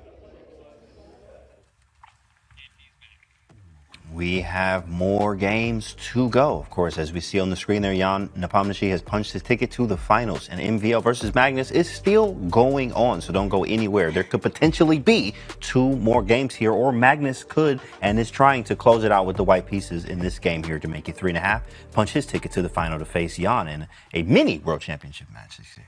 And we've seen how well White has performed in this matchup so far, right? All the 3 victories that have happened with the white pieces. And guess who's the guy who's playing white in the next game? Who? He's sitting in front of us, James. Oh, him? Who's that? Looks familiar. Magnus Carlsen. It's about his strategy now. Does he play for the win? Does he aim for the immediate knockout to get to that final? How much does he risk? He risked a lot with his last white game. Ultimately was rewarded. If he wants to play it safe, though, he puts himself on the brink of the finals. But we'll give Maxime White in the final game a chance to strike back there. Yeah, it's how patient is Magnus feeling right now, right? Because it's going to be easier for him to try to shut down play, slowly move towards that 3.5 mark. But then Maxime will come all guns blazing in that final round. Or will Magnus try to maximize his chance with this final white that he's got in this match? This could end in the next game. Definitely could. I mean, let's see. Hold on, wait. This is a nice cam. Wait, what are you about to put on? Daily Mix, number 6. Daily Mix, just to put the mix on. Let's see what he got. What are you doing, Magnus? Hold on. L'amour toujours, I bet. Oh, no. Oh, he's scrolling. Swept past through that. He loves that song, though. Oh, he's going back. It might be that one. You might be right. Teasing us, Magnus. This is the hardest part of the hardest part of today is this right here for Magnus. Like not the chess, it's this. Guess the move. Forget the moves. Guess the song. Guess the song, chat. That's got to be the new feature for the Look at Champions this. Chess See how Tour. hard this is? He can't make a decision. See how hard this is? And he's taking all the right decisions on the board. But this one, Like, you know what? time pressure, he's Forget done with it. Whatever. I'm done with this. No music. Hey, game face on now. Serious stuff about to begin. Magnus Carlsen with a win will book his place in the final. He is missing the Champions Chess Tour at this point. He's won 4 years in a row. Will this be number 5? And that's a double-edged sword, right? If you go all out, you're also exposing yourself to positions where it might backfire. So the risk versus reward, how is Magnus Carlsen going to measure it? It's 3, 2, 1. And we've got action. First move, what's it going to be? It's the King's Pawn opening. And the Sicilian. C3 Sicilian for the kill. Let's go, David. We hype over here. We both play this. Wow, one of my favorite openings from childhood. Magnus, though, he has developed a soft spot for the C3 Sicilian in recent years. He used it actually to totally neutralize Praggnanandhaa in the World Cup final last year in 2023. He often plays this when he's happy with the draw. He wants to push, but he wants to have one hand on the break, just in case. Yeah, and I think it was Jordan van Foreest who was in Magnus's team for the World Championship match, who also discussed a lot of the Sicilian Alapin ideas with him. So Magnus employing all of that right now. Now, this is traditional theory here, right? We're in a standard position where black really wants to put pressure on the d4 pawn. I've played against the Alapin. I love how both of you love it from the white side. I really enjoy playing against it because I get the isolated queen's pawn. I'm coming for it, and I just feel that black can play for a slight push there. Ooh, Magnus clearly hasn't studied my games. I'm an advocate of putting the bishop on e3 in that position. Pawn takes c5 actually in the last position as well, if you want to imbalance things. But Magnus plays it very, very safe. I actually like the bishop e2 move. That's funny. I like bishop e2, bishop e2 castles, bishop e3, knight bd2 setup. That's what my favorite. And then rook e1 and knight takes d4. Let's see what he goes for. I need Maxime to take on d4 and get that IQP. Ooh. And now he needs to decide, does he swipe the queen to the right side of the board, but then you're lining it up against the bishop at some moments. You usually fall back with the queen to a more defensive square. Yeah, you have a choice here. A few safe squares to retreat to. And Magnus most likely will capture a pawn on c5, and we'll see the queens come off quite early. I think Magnus wants to play this very safe, and I'm not saying that this is totally equal, because white will have a 3 versus 2 majority on the queen side. It's actually maybe a more mobile majority in the near future. But yeah, ultimately, this isn't the most aggressive way to play with white. And it's a clear insight into his strategy, Magnus. He just wants to probe away, say to Maxime, how ambitious are you feeling? Queen's not off yet, but expansion on his mind. In fact, the best book ever written, it is sometimes you may be able to find a PDF for free online, but there's the Alapin, it's called The Complete C3 Sicilian by Evgeny Sveshnikov, big yellow book, and it was nice, and it actually had everything in it. In fact, and one of the things in there was talking about the in-game chapters, where David pointed out is a 3 versus 2 on the queen side, which, of course, if you study the in-games, you understand and know that the queen side majority is the better majority to have going into an in-game. So when all the pieces trade off, you have 3 versus 2, and you have sort of an advantage, quotation marks, where you can play for something more due to the queen side majority in-games. So that book actually was so good because it went over the games, but it also showed you what in-games could potentially look like as well. You guys are very pessimistic about the black pieces against the Alapin. I will tell you one of the plans that Maxime can have here. You know, put that queen on e7, advance that e-pawn 1 step ahead, and activate that bishop. Get the rook on the d file, and you've got your own trumps to speak of. Endgame, you mentioned no endgame for you here. No endgame, huh, Tanya? Okay. We will see who is correct. Knight to a4 now kicks away this bishop. I love that book as well, James, by the way. It's so heavy, though. It's a heavy book, right? It's like 400 pages. I remember starting reading it without a board at some point. I kept reading it over and over. Just try to, you know, obviously work on calculation and seeing visualization, etc. Ooh, hesitation there. What happened there? He pulls back. He put that bishop on a7. To me, that was the natural square to retreat. But something concerns Maxime. He goes with the same decision. And maybe it's because white can at some point choose to box in that bishop by pushing a pawn to c5, keeping this bishop kind of locked up on the edge of the board. But pushing this pawn forward does give black access to a nice outpost in the center. So you have to give some to take some. Take. I just saw that logo behind Magnus's head. It's in my brain now. But yeah, I'm expecting actually Magnus to maybe develop this bishop first of all. Some nice juicy squares in the black camp, and I'm scared of your e5 move, Tanya. I think if black breaks this bishop out, then suddenly things could turn. Yeah, I don't like that move, bishop to f4, because I really want to put my queen on e7 and it's on the board. Yeah. No more queen e7, bishop d6 would be a nice cure. You heard your plan. Maybe he's not listening to music, he's listening to you, Tanya, guessing the move here. But I'm not sure what black should even play now. he develops his bishop. And yeah, Maxime's been playing Sicilians his whole life, his whole career. Actually, I played a match against him when we were like 9 years old, and 8-game match. He won, of course. 5.5, I think, 2.5. But yeah, there were lots of C3 Sicilians there, and actually he always did pretty well against them, even in the endgames stages. So, okay, bishop to d7. I'm still finding, I mean, I'm going to say it, Black's position's pretty healthy, right? No big weaknesses, no big pawn weaknesses. There are plans to improve your position. You're stopped queen e7, but Maxime can next line up the rook against the e-pawn and start pushing it up the board. With White's knight on a4, you really want to be able to play e5 because there's no knight d5 jump. Yeah, while a knight is sidelined, often it is actually a good idea to start pushing in the center. So if he can, he will. Vachier-Lagrave. Did someone say something about an endgame? There is an idea of like bishop d6. You can try to play active as you can. I remember for me, I love this playing the c3 Sicilian because I can try to play super active. So bishop d6 after rook e8, you can go with b4, believe it or not, which is actually trying to gain space on the queen side, or knight to c5. But I think bishop c8 is a kind of a nifty move that can be played here. But b4, and you see, you're going to have to play accurately here. Of course, it's something that, you know, obviously MVL can do.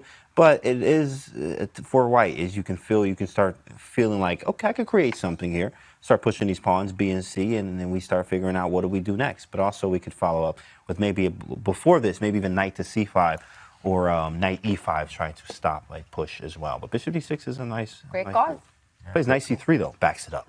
Doesn't like it over there on the... I thought we saw bishop d6 on the board. I thought we would as well, the most natural move, right? But I guess he knows that this is up his sleeve. He can play it on the next turn if necessary. First, his knight has eyes on, firstly, this black bishop. Bishop pair would be like gold dust in this type of position, such an open center, but like also outpost for the knight, maybe on d6. Oh, nice move there. I like that.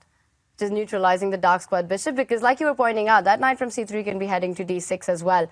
So bishop b8, getting rid of this will help that cause of e5 at some point. Ooh, that's a high quality move. Bishop to b8. Not obvious at all, retreating the bishop, locking in your rook, but understanding that the bishop was a target and White's bishop was beautiful. Maybe bishop g5, just because of that. He plays queen c1, that's nifty. I like the bishop g5 because maybe it annoys you a little bit. It's just an annoying pin. And then I'm asking you, are you going to play h6, g5? I mean, he could. He probably would do that. But bishop g5 was quite annoying, but Magnus goes for queen c1, bringing a rook over to the d file. David, it's so much about the fight for this e5 move, right, which is constantly being stopped. Because now if you play e5, then you go bishop g5 and the knight jumps to d5. So as long as the bishop is alive, it's kind of a tough move to make. Maxime thinking right now, but I've got a question for both of you. If this game ends in a draw, who's going to be happier about the result? Or do you think that just suits both of them? Well, I think they'll both be happy. We'll be happy, right? We get another game, a must-win situation for one of the players. Who's playing white? Who's playing white, exactly. Maxime will need to win that final game if this is a draw. Right now, it's looking very balanced, it's got to be said. He's done everything right, Maxime, to neutralize this opening.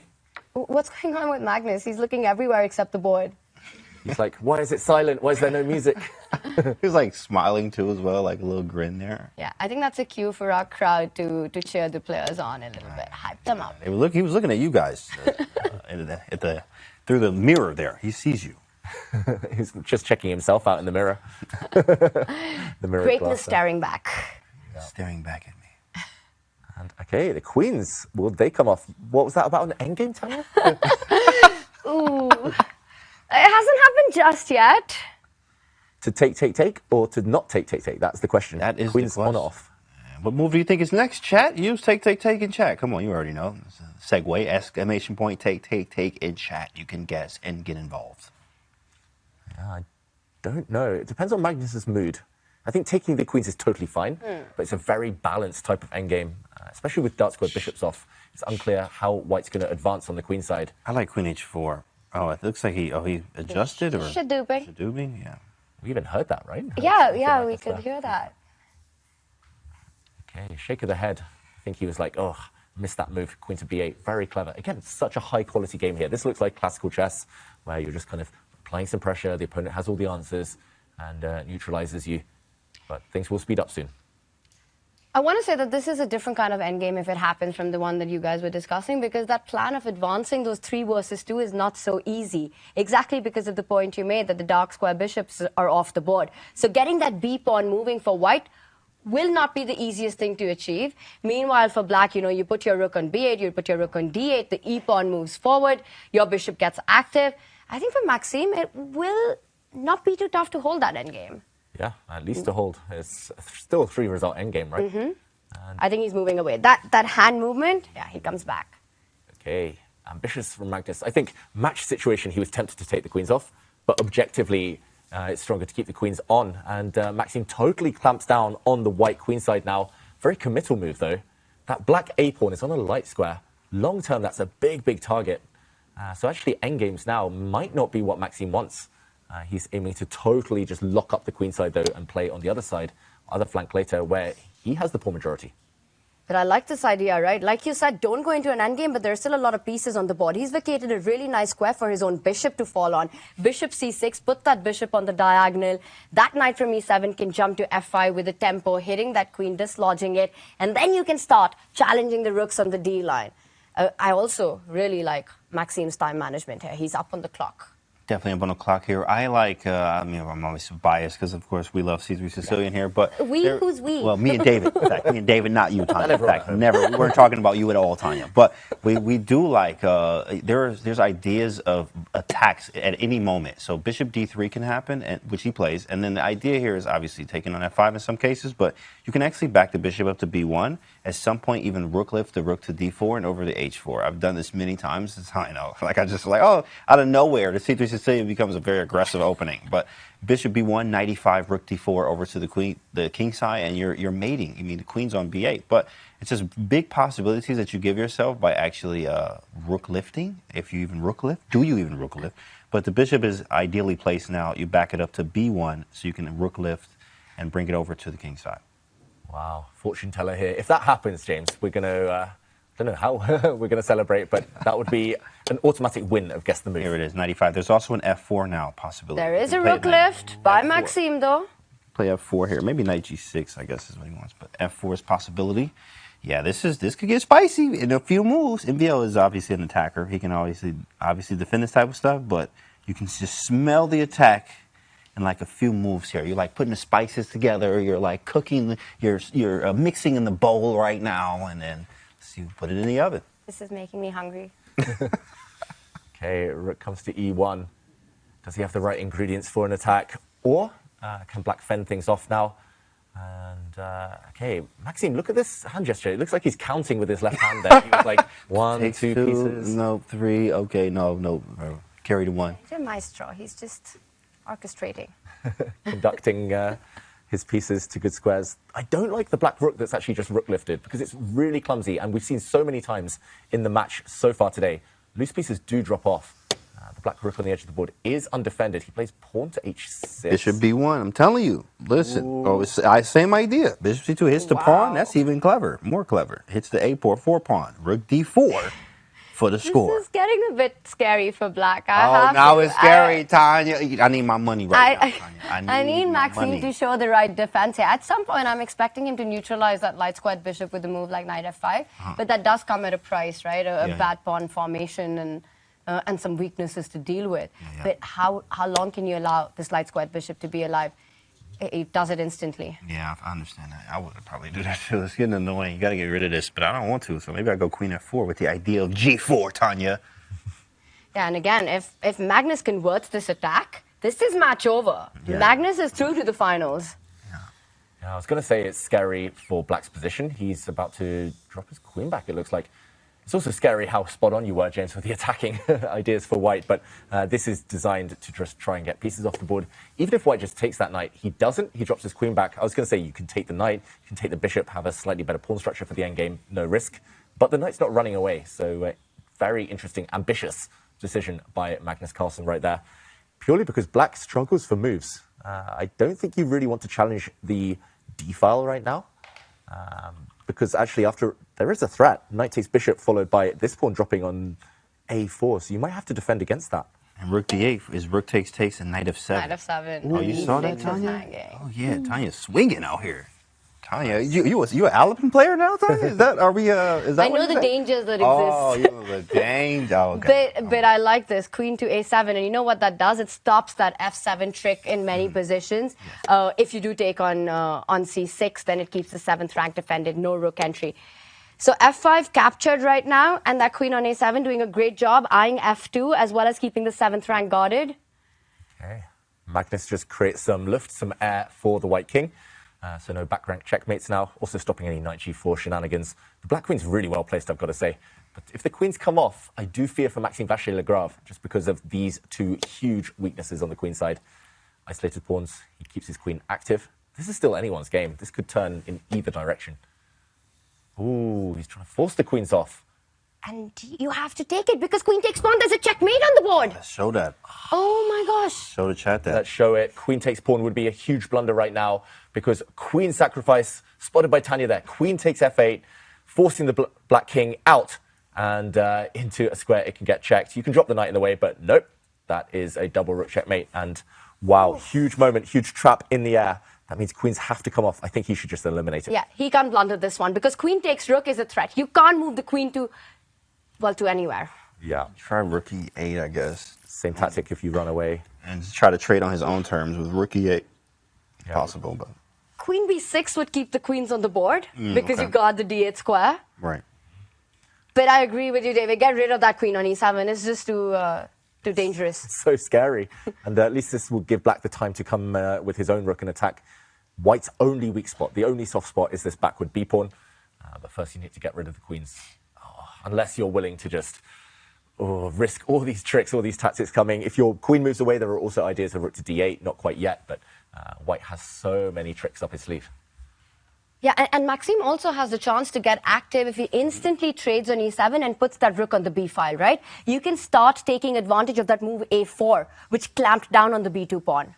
Yeah, and I think the reason you don't necessarily want to play rook to b8 immediately is firstly White can actually trade queens, maybe go pawn hunting, grab on a4, but also there will be rook to d8 check ideas, keeping the queens on and going for the black king.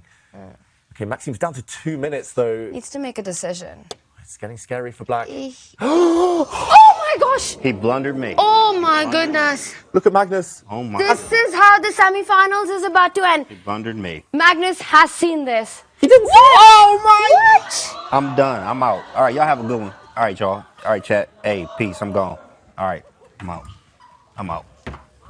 I can't believe this. Mutual blindness. It happens sometimes. You trust the opponent. But did he spot it? Do you think he spotted it now? Magnus that was reacted a slightly. checkmate in 2.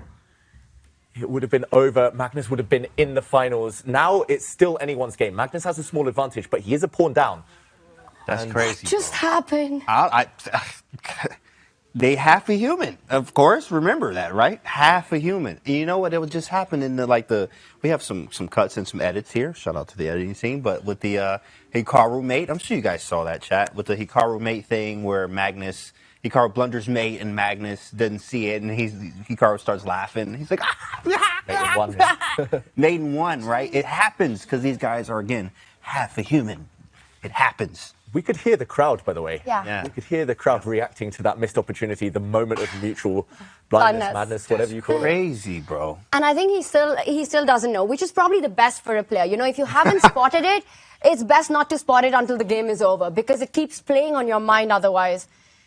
That's why, for everyone at home, calculation over everything. Look at checks, captures, and threats first. If a check works, it can be so powerful, but...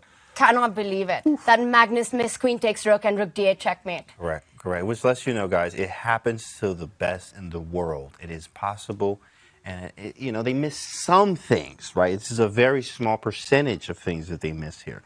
But you know what's on the line here? It's the spot to the finals, right? Yeah. He respected his opponent, which, of course, they always do. They have so much respect for each other. That move was worth $50,000. A lot of cash. Minimum. Minimum $50,000. Look at the bottom of our screens there. The eval has been roughly level the whole game, but that was that one spike. Magnus had a winning move. Now we're in the end game, and currently Magnus is actually a pawn down, but he's going to regain the material on the next turn, and... Oh, my goodness. Oh, it's anyone's game still. Anything could still happen, but Maxime, if he realizes, this feels like a second life. Yeah. It feels like Kaisa, the goddess of chess is on your side. If you survive that, it feels like the stars are aligning and you might have a shot to fight for this right now. He's up a pawn, but 2 pawns attacked by that Magnus, the last move that Magnus played, bringing the rook. And look at this. Maxime goes on to the offense. He's targeting the b2 pawn. For now, the black knight a bit misplaced. The black rook on a5 slightly passive. So Magnus does take a timeout to just defend his only weakness. He's going to regain the pawn next move, retain the advantage. But Maxime improving his knight. Yeah. And how much is the advantage here, right? That 1 versus 2, as long as the a4 pawn is alive, you've got that clamp down on the queen side. Meanwhile, there's flexibility for Maxime on the right side of the board. Someone said something about the Alipin? Yeah, you know, we Endgames. This should have been over already, okay? But to be fair here, Alipin dub, 1-0. But yeah, that was crazy. I'm still like rattled from that. That's insane. Because we saw, it's made, it's easier said than done, obviously. But man, the nerves are extremely high, especially for Magnus Carlsen. You can just see the nerves from both of them. He blundered the mate, and then the mate was missed. What are the chances that he realizes it? What do you think? Probably after the game, and of course when you see when someone tells him, you missed mate, you're like, and then they're like, and then all these like light bulbs and like. But does he know it now? Does he know it now what he missed? No. No, he doesn't. Definitely not. I think Magnus, he's so honest, he's so expressive. We would know if he had realized that he had a winning move. But ultimately, he's focused on this moment. I don't know who's going to tell him, who's going to reveal. I don't want to be the one. But in the meantime, Maxime's just given up a pawn, and he's just missed this move, a block. And this is a tempo-gaining block. Why did Maxime give up that pawn? It's so strange. Yeah, because you trade on b4, white's pawn recaptures, and the rook on the side of the board is hit. And you don't have time to repick that pawn, the central e4 pawn. And that's it. He's up a pawn. What's that about endgames? Now 2 pawns up for grabs. It's 2 so glad 0. I'm not on the screen right now. And yeah, a4 pawn falls as well. But Maxime, is he trying to create some tricks with that e-pawn? That knight needs to get to g3. Knight h5 ideas. He's also going to slide his rook. I'm not sure where, but he's going to slide his rook on the next go. Finally justifying why that rook has been standing on an awkward square for so long. And, he just defends his pawn. So he is very much banking on his knight coming in. Magnus tries to shut the door on that knight. It's still hanging in the balance. If Magnus takes his eye off the ball, this could turn. But for now, 2 pawns versus 0 on the queen side. If they start running, he's a favorite. He should still win this game. Yeah, and that mate miss will not matter if Magnus gets the point, right? But if something goes wrong, that's going to haunt him for the next round for sure. Yeah. And the king comes into play. Maxime, he's trying to get all his pieces active. It's a race now. How does he improve this position? How does he give a check to that white king? He's going to try and come in with his own king. Magnus doesn't see any threats, pushes pawns. Maxime's under 10 seconds on the clock. Oof. This is dangerous for him. The black king coming in, though. You have to take that pawn back. The king moves back. And the knight, it just doesn't have a good jumping square towards the white king. That is the problem. Rook f2, stopped.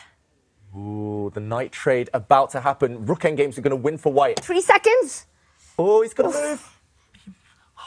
Just about made it there, Maxime. His pawn drops, though. Oh, that's bad news. Yes, because that was the soul of black's position, right? Correct. Now the white king gets out of the pin. Easy pass pawns here. White has 2 potential future queens on the queen side. The A and B pawns. Knight's gone now. All about the rooks. Yeah, 2 extra pawns here on that left side of the board. Magnus up on the clock has got those extra seconds to navigate this. He knows how close he is. He's getting a bit nervous, Magnus, because it's still not job over yet. He knows it's inside that finishing line. He's moving his king on over, but be careful not to get checkmated, that white king. The white king will hide in front of its pawns, given the opportunity. For Maxime, it essentially keeps the 2 rooks alive for counterplay. 1 rook traded off, and the pawns will start pushing up the board. It's a check. The king will start dancing, start running forward now. Yeah. Just do a zigzag onto that b5 square if the checks follow. Attacks the rook, attacks the f6 pawn in return. Resignation. Whoa! Magnus Carlsen takes the win. He books his place in the final of the Champions Chess Tour here. Wow, what a game.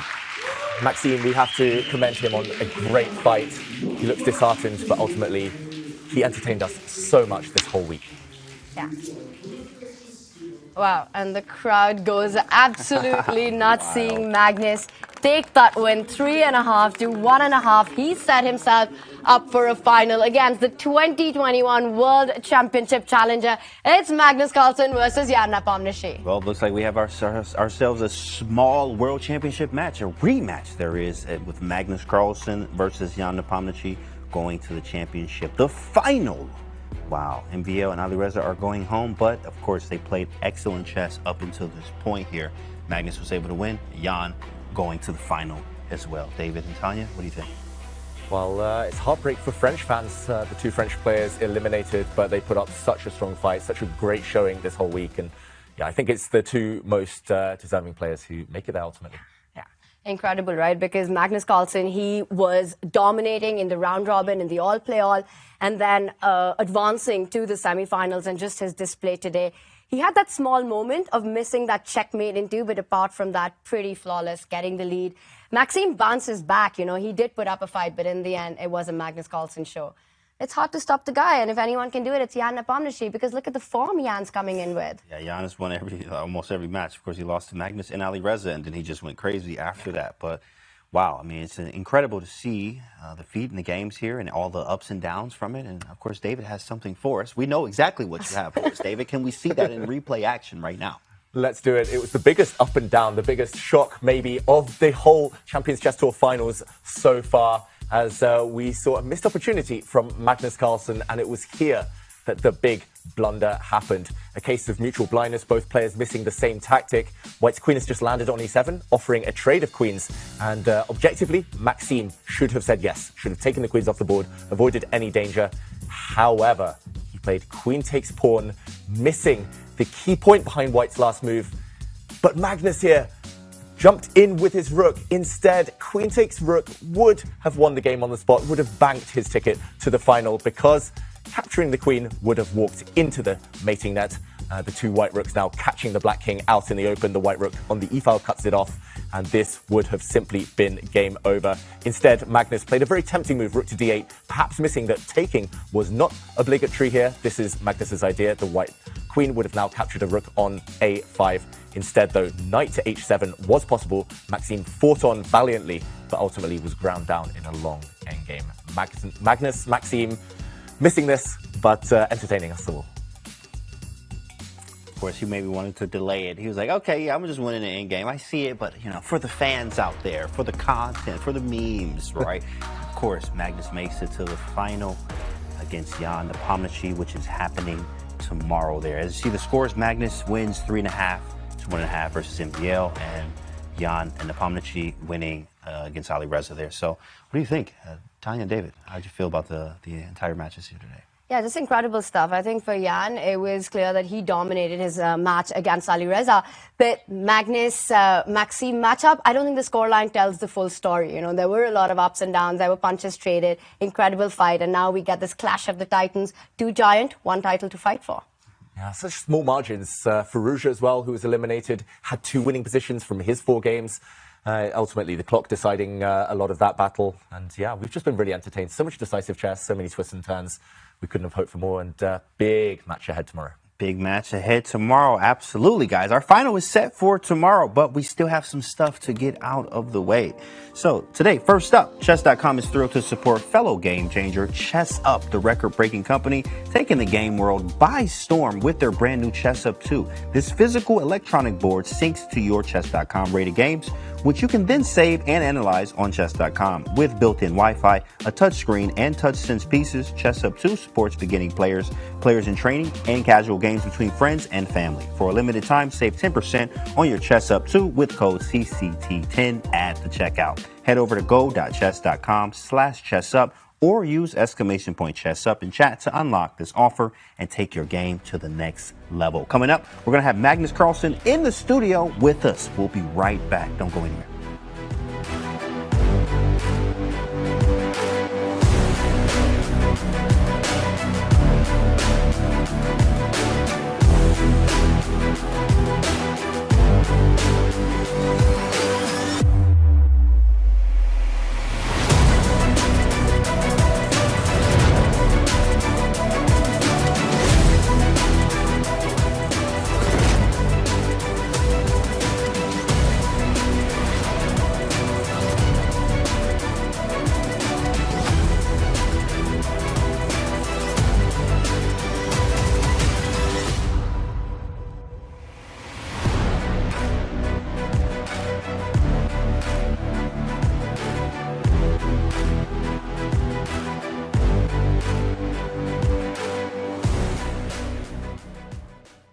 Has this ever happened to you? Oh, shoot. Another mouse slip. What about this? Oh, well, holy bishops en passant.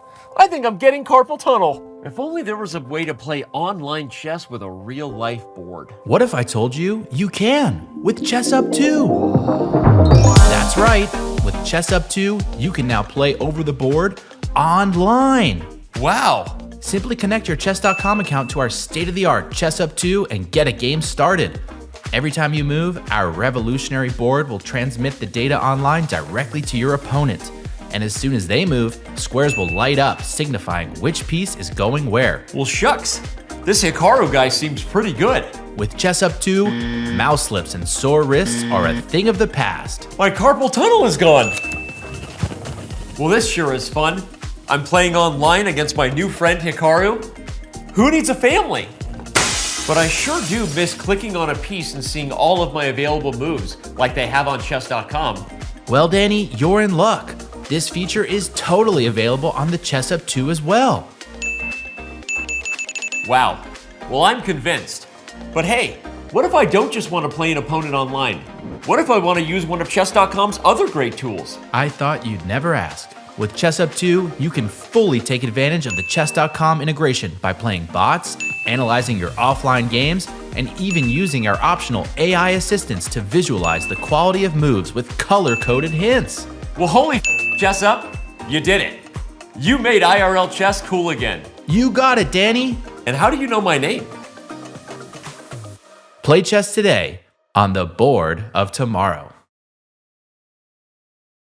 I'm gonna go for the third move. Oh, that was not on the radar. Now I'm gonna go for this move. I feel confident. Yes!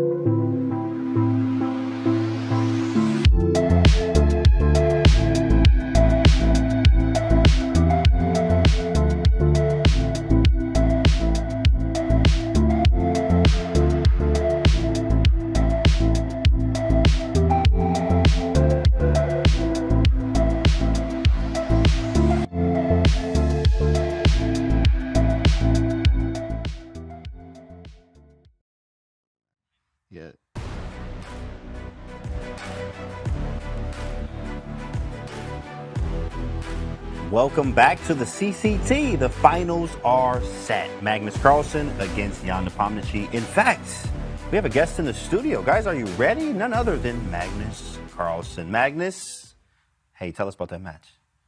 Yeah, it was. I thought the first game was quite good. think we're both playing relatively decently. He was maybe like his touch better even, but it was kind of tense. We were down on time, and then I found this really nice trick. Was honestly, it's like more typical of him. And then the opening of the second game was really good. Like I just had a better position very early on, which I then, contrived to lose in a matter of about 5 moves.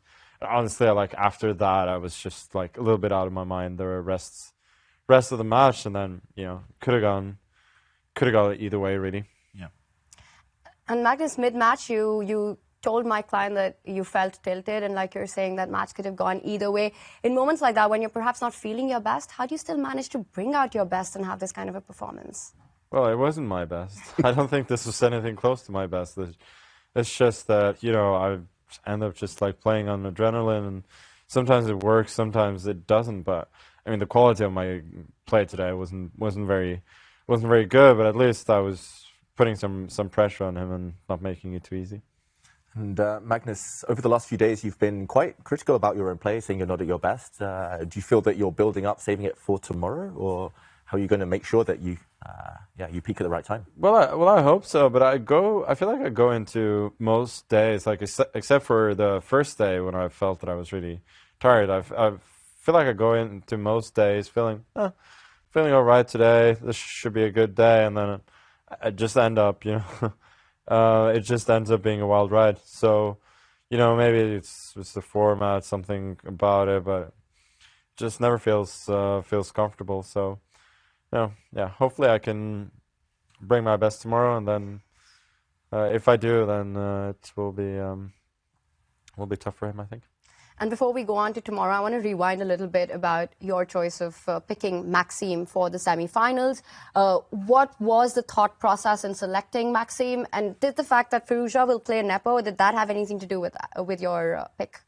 No, I just thought that Maxime and Jan are both very good players, and also players whom I've lost to multiple times in the Champions Chess Tour. Like, I've beaten them as well, but they're both difficult opponents. So in the end, the choice was random. I just thought if I cannot make a decision, then I should just randomize it. I did, and that also makes it easy to live with the decision. So, I mean, it didn't have anything to do with whom I thought would have the best chance against Alireza and so on. And how much of the other match were you following? I was watching it quite a bit. It was a bit of a surprise for me that it was ended up being so one-sided. But I think in these matches, when the first game goes a certain way, like if you lose with white, like Alireza did, and sometimes hard to regain your composure. Magnus, how do you feel about the 6-game format? Do you think that it favors you? Yeah, more games favors me. Definitely.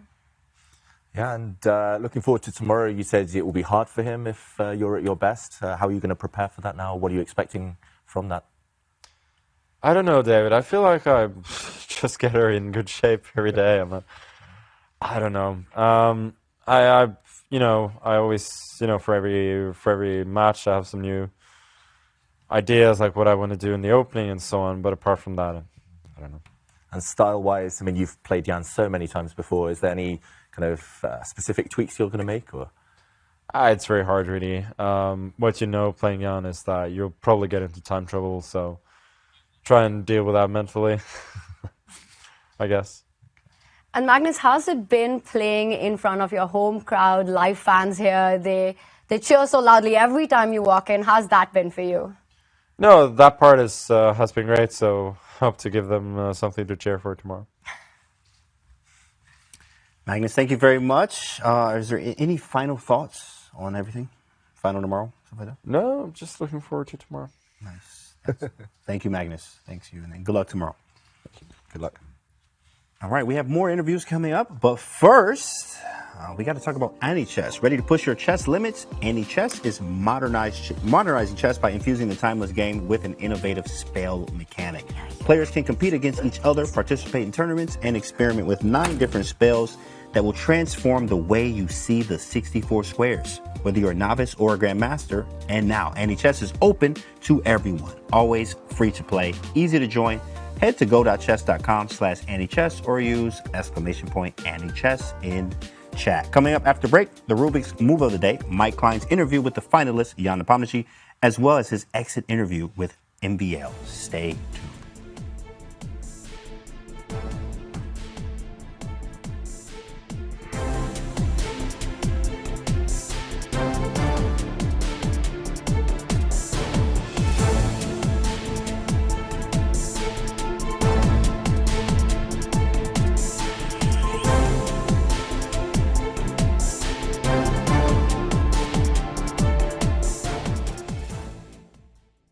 One in 7 people in the world have played with a Rubik's Cube. Are you one of them? Stay tuned.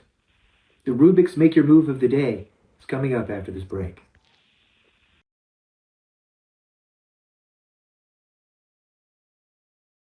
Starting battle. Welcome back to AnyChess. AnyChess is modernizing chess by infusing the timeless game with an innovative spell mechanic. Players can compete against each other, participate in tournaments, and craft their own spells to battle and climb the ranks. All classical chess rules apply, but can be overridden by spell mechanics. Invisible March. A strategic. The knight on h6 used Shot in the Dark, moving it invisibly for one turn. And meanwhile, White used House Recruit to spawn a Clear pawn. the ground with a single bound. White uses Bisshop 2.0, launching the bishop over a pawn to capture. Invisible March. A strategic arch. Shot in the Dark allows Black to win by Kingsley. Push your chess limits. Try spell chess in the AnyChess Open Alpha. It is very important for me to be comfortable. I am a bit of a sloucher, but I'm also kind of restless in the chair, so I'll change position like a lot. I'll do a few different poses during the game, like I'll lean forward, I'll lean back, like on the side, but yeah, I don't know, it just feels good. What's the most interesting place you've played from in your secret lab chair? I've played a lot of weird places, mostly hotel rooms, some resorts. But I do remember one particular match against Nakamura when I'd hurt my back a bit, so I was standing over the chair. Why did you choose the secret lab Titan Evo? I do like these chairs a lot. I feel like it affords both comfort and flexibility. Okay, so we're gonna set the board up. We've got a few fun puzzles for you. Wow, even to win, amazing. Okay, okay.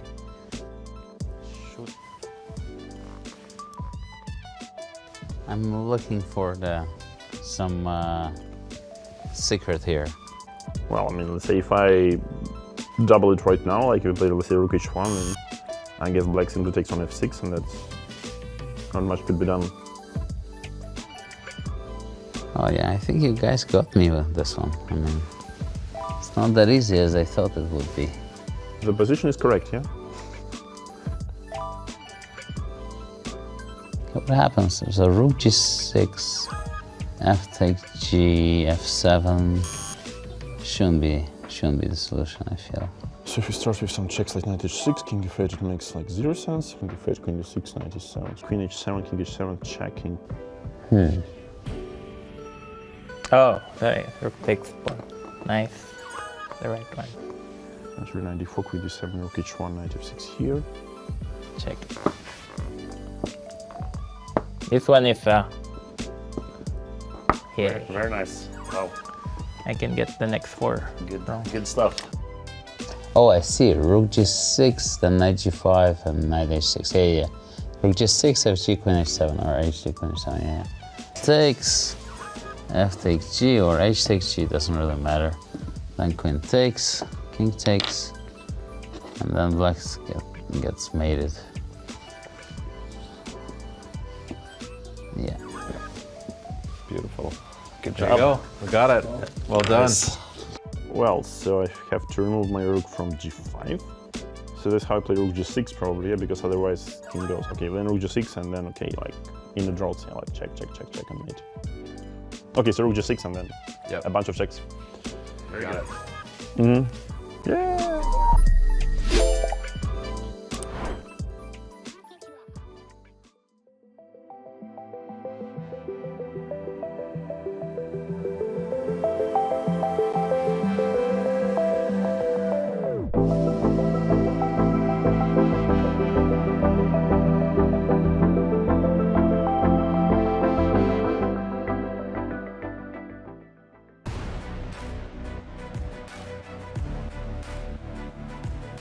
What a day of chess it has been here at the Champions Chess Tour Finals. Magnus Carlsen booking his spot in the finals. Jan Nepomniachtchi doing the same after defeating Alireza Firouzja. But for our next treat, it is the Rubik's Make Your Move of the day. And it is a moment from Magnus Carlsen's win against Maxime Vachier-Lagrave. It was actually the first game of the day that Magnus won, set the tone with the white pieces. And it was here, after black has just planted a knight in the center, that Magnus struck. He played the make your move of the day, rook takes c5. Double exclamation point appears there because it is a sacrifice. It was missed by Maxime, who actually naively captured this rook. Maybe it was better to avoid that, just accept being a pawn down, because suddenly, after another capture, a check, black was caught in two minds. If you take this rook with your knight, you walk into a nasty fork. The white queen now, with a pin along the e-file, makes sure that the knight is untouchable. Next move, you win the black queen. And instead, Maxime decided after a capture to take with the king, walking into a different type of fork, a double attack here. King and rook attacked, the black king moved, the white queen took a rook, and just 2 moves later, Magnus won a second pawn, went on to win the game. Very impressive geometry there, very impressive tactics. And if you at home are wondering what your next move of the day is, then visit go.chess.com/Rubik's50 or use exclamation point Rubik's in chat to explore more. Thank you, David. Our final is set as we see Magnus Carlsen versus Jan Nepomniachtchi. Both matches today delivered. Were we expecting such swingy games today, David and Tanya? Yes and no, I'm going to say. I think we expected some kind of drama, but to see such a one-sided match in Nepomniachtchi against Firouzja, I mean, that felt like a 50-50 on paper. That was a bit of a shock. And the way that the Magnus against Vachier-Lagrave match happened with so many decisive games, only one draw there. Tanya, I don't know about you, but I was impressed and entertained. Yeah, it was amazing, but the answer to your question would be no, especially what happened, I think, against Jan versus Alireza. Such a one-sided match. Jan just dominated that entire show, you know, wrapping up the match in 4. Impressive stuff. I think Alireza just never found his rhythm today. The positions where he got his chances, he didn't have enough time on the clock to actually convert those. So everything went against him, and Jan with a power-pack performance, just making it through to the finals. And then Magnus, that was pure entertainment, you know, punches being traded, and that final game, a mate in 2 missed by Magnus, big shots that could have gone either way. But then again, you know, when he was here for the interview, James, even when he's not at his best, he's able to wrap it up against all these strong players and sort of cruise through to the finals, and that's always so impressive to watch. That's correct. It's not about how you do it. It's about how you get it done, or if you get it done, of course. And they both got it done. Magnus and Jan today. What was the most exciting match for you today? What was your favorite match? Oof. I'm going to say Magnus against Maxime, just because the quality of chess was so high, and also some really unusual tactics. But then again, I mean, at this point, it's just, today we were treated to 4 of the best players in the world, just showing off their speed, showing off their creativity, and I just can't wait for tomorrow. I don't know what to predict, actually. Nepomniachtchi's form really, I mean, that's going to set the cat amongst the pigeons. I don't think it's going to be one-way traffic. Magnus has his work cut out for sure. Yeah, I really hope it isn't. I mean, if Jan continues the form that he's been on, the hot streak that he's been on, bringing in this power play, you know, keeping control on the clock, playing these kind of positions, I think we're in for a massive fight. I mean, Magnus, any day of the week, of the year, is a favorite on paper, but Jan has been so incredible in the tournament so far. And you're talking about the highlight of the day, you know, you had that Rubik's make your move. The position you had looked like a Rubik's Cube there with the tactic of the rook moving forward. Just incredible scenes. Yeah. Well, that was awesome. We have the final tomorrow, but of course, we still have a little bit more for you guys. Mike Klein caught up with Jan Nepomniachtchi after his win. Let's see what he said. Thanks, guys. We're here with the man of the hour, Grandmaster Jan Nepomniachtchi, the first man to clinch his spot in the finals. I want to ask you about this moment in Game 4. You had things in control, and then you allowed a little bit of counterplay. What were your thoughts when he played H3 and your king side started to crumble? Well, I mean, like, I think the first moment was when he played Bishop F1 instead of Bishop D3, just pretty much a careless move, like Bishop D3, I think. White is nearly winning. It should be, because, okay, I have an extra pawn, like better pieces, and his only hope is Queen on D2, which just, like, can't do too much alone by itself. And then, like, I gave him a full tempo in a very unbalanced position, and this, of course, like, this could cost me the game, yeah. And that's really the problem. Okay, I foresaw the move, but I somehow, like, forgot that he can start with Queen D2 instead of AG, because I only calculated AG, King G2, Queen D2 check. And then I'd say, like, any move is good enough, like, to at least, like, Rook F2, Queen takes D3, Knight takes C6, and so on. But then he started with Queen D2, I understood that, okay, I'm suddenly in a big trouble. So my first intention was not to lose immediately. I think, like, somehow, like, exchanging queens was very smart of him, probably would be winning. But he also was in time trouble, and overall, you know, I paid, like, some price of, like, making some low quality moves for pushing his time, yeah, a little bit. So. Let me ask you about the time trouble. It seemed like he was in massive time trouble the entire day. Yeah. Was it part of your strategy to put him in that situation? Well, I think he normally is in time trouble. Maybe just against me, but I think he likes to think, and he normally, when it comes to some forcing lines, he's quite good in time trouble as well. But then the position is, let's say, more abstract. He has a choice. I mean, everyone would experience some difficulties, yes. So also, I would say that probably most of his, at least in the first 2 games, time trouble was connected also with some poor position already. Let's say it was not that obvious what to do for him, and yeah, of course, it helped me a lot. Yeah, like, so pushing, you know, on the clock and on the board at least. When Magnus chose MVL yesterday, what were your thoughts on that decision when you heard it? Well, it was not me choosing. Yeah. So, well, I think, like, last time we had a match with Magnus, it was, like, pretty much unbalanced. Yeah, like 4 draws, and he won in Armageddon. It was in September. Yeah, but I had, like, a full day on some other tournament back then, so it could be seen as a compliment that he didn't choose you. Well, I think, like, I just did slightly better in the, you know, in the group. So Maxime, I think he scored, like, 3 wins in group. Yeah, like in the round robin, I scored 5, and okay, I lost my matches to Magnus and Firouzja, but those matches were not, like, I would say at least were not one-sided. Yes, so yeah, let's see who qualifies, Magnus or MVL. Yeah. And finally, you played the minimum number of games today, 4 games. Any advantage at all to saving the hour or hour and a half of energy? As I said yesterday, I'm always up for some rest. More rest for Jan Nepomniachtchi. We will see him on Saturday. Back to you guys in the studio.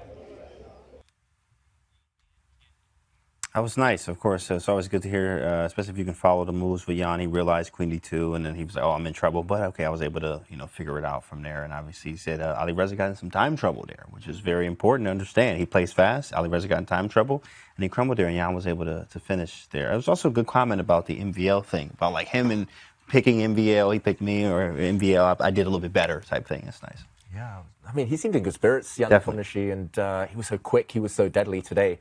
Magnus did mention when he was in the studio with us that he's going to be in time trouble, Magnus. Jan is so quick. Right. So it's just about how both players handle that, the nerves, you know, the stakes, and the clock, how they combine. Yeah, the clock is the 17th piece in this format, and I thought that interview with Jan was fantastic, right? Because he also gave such insights into handling a player like Alireza, where he spoke about understanding his style, that when you give him direct lines, you know, even with a little time, Alireza is just incredibly strong, but make it more abstract, and then that's when it becomes tricky, and that just worked to perfection for Jan Nepomniachtchi, who ended up becoming the first finalist, and now he gets his rematch, and this is going to be one for the ages, you know, playing against Magnus. These two have a storied history between each other. They've known each other's style. David, how do you approach an opponent that you know so well? Actually, that's my pet peeve. The one thing I struggle is when you face someone so much, especially if you're friends. I think these two get on very well. They used to work together. It's hard to kind of have that hunger still to want to beat them as if it were the first time. I think ultimately you just have to put that history to one side. You just have to focus on the moment. For Jan, for example, forget the 2021 World Championship. That's long gone. That's ancient history now. And just remember that he's here for a reason. Yeah, and whoever starts strongest, I think the openings are going to have a huge amount to say. And James, I think apart from that match, this is perhaps going to be the longest match that they'll play against each other, a best of 6. It's going to be fun, actually, to watch. I'm excited to watch it. We all are. It's a final tomorrow. And, of course, we got to leave you guys with something else, right? We do have Maxime Vachier-Lagrave, even though he's out at third. Mike Klein caught up with him after his loss for an exit interview. Let's take a listen. Thanks, guys. We're here with Grandmaster Maxime Vachier-Lagrave. You kept it really close against Magnus, but what was the ultimate difference in this match today? In general, Magnus played really well, and it's hard to beat him when he's close to his best. At least that's what he felt like. Although there were some mishaps from him, but in general, for 10+2 games, this was pretty impressive. In the last game, I was trying to get something going, keep it sharp, keep it complicated, but in the end, at some point, I went too far and Magnus punished me duly.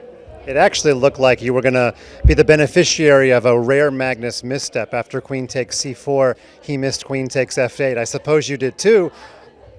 Oh yeah. So, I don't know, it would have been really interesting if you could have capitalized on that misstep, but this is the first you're hearing about this, I suppose. No.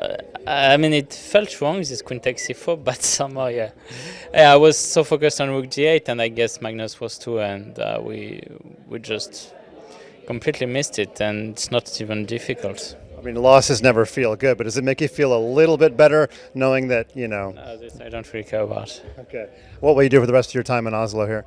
There's just one day. I'll get some rest for sure, but I'll try to get out a bit of the hotel, maybe look at the center. And when will your fans see you next? Very soon. I guess almost everyone who's playing here will be in New York, so Vincent will not, but you're right, I think most will. Maybe Denis, I'm not sure if he has visa, but other than that, I expect everyone to be there for the World Championship. Okay, well, you got some good training here in Oslo for New York. Good luck to you there, and I'll see you there myself, I think. Back to you guys in the studio. It's crazy how when you're focused on something so much, the laser focus, you miss, the blind side. And it was a blind spot from both of them, as MVL pointed out. Yeah, tunnel vision in chess, right? And the move, the kind of continuation that happened in the game, it was very complicated, so we can understand why the players were so focused, but that was an interesting oversight from both. Ultimately, Maxime seemed in good spirits, seems clearly in good form from this tournament, so best of luck to him at the World Rapid and Blitz Championships. What do you believe, Tanya? How'd you feel about that interview? Yeah, it was really great to hear. I think Maxime put up a massive fight today. You lose the first game, you bounce back in the second game. He got his chances, he created them. So a lot of good takeaways. He had a great run as well, making it into the survival stage. And then, on his one life, taking down the 2 big youngsters, qualifying for the semi-finals. I think it's been a fantastic event for him. It's always tough when you play against Magnus, but I'm really looking forward to tomorrow. I think it's high stakes, high drama. It's the fight for $200,000. It's the champion of the Champions Chess Tour that gets decided, and it's between Magnus Carlsen or Nepomniachtchi. What a final we've set ourselves up for. You got a final. Place your bets, Chad, of course, because it's going down tomorrow. Today was absolutely amazing, even though we ended early. Tomorrow is the 2021 World Chess Championship run back. Will the 4-time CCT champ take it again? We're on the call tomorrow. We're going to be here, and hopefully we get to see you again tomorrow as well. The final is tomorrow. Until then, we'll see you tomorrow.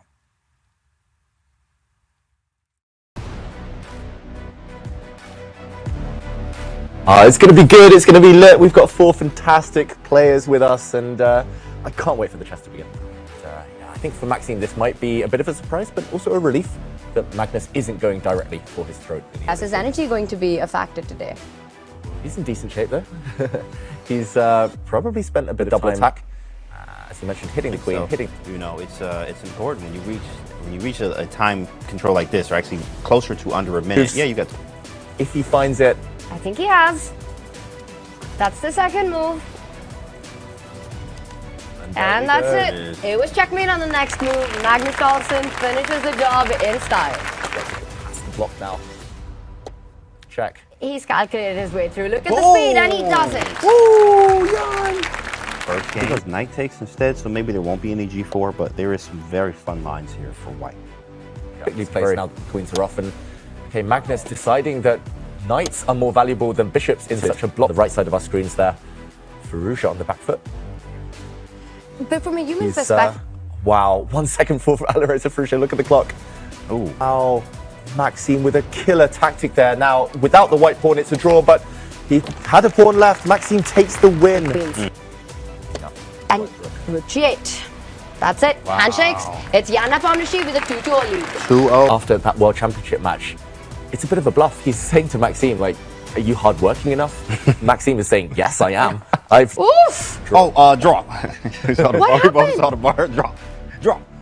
A big blunder by Alireza. He's keeping his pawn on. He wants to use his pieces to force through the h-pawn, but now the black king is coming. Yeah. The knights look tricky, but they've got no help. That rook on 8 isn't coming to its rescue. You know, you put that. What are the chances that Jan plays bishop d3? He finds it. Yeah. He plays it's it. the best way to defend the pawn. If c3, we have Active with his rook, but it's not going to be enough. The white king's going to defend everything. This is some incredible form we are seeing by Jan Nepomniachtchi. There we go. Jan Nepomniachtchi. Wow, fortune teller here. If that happens, James, we're going to.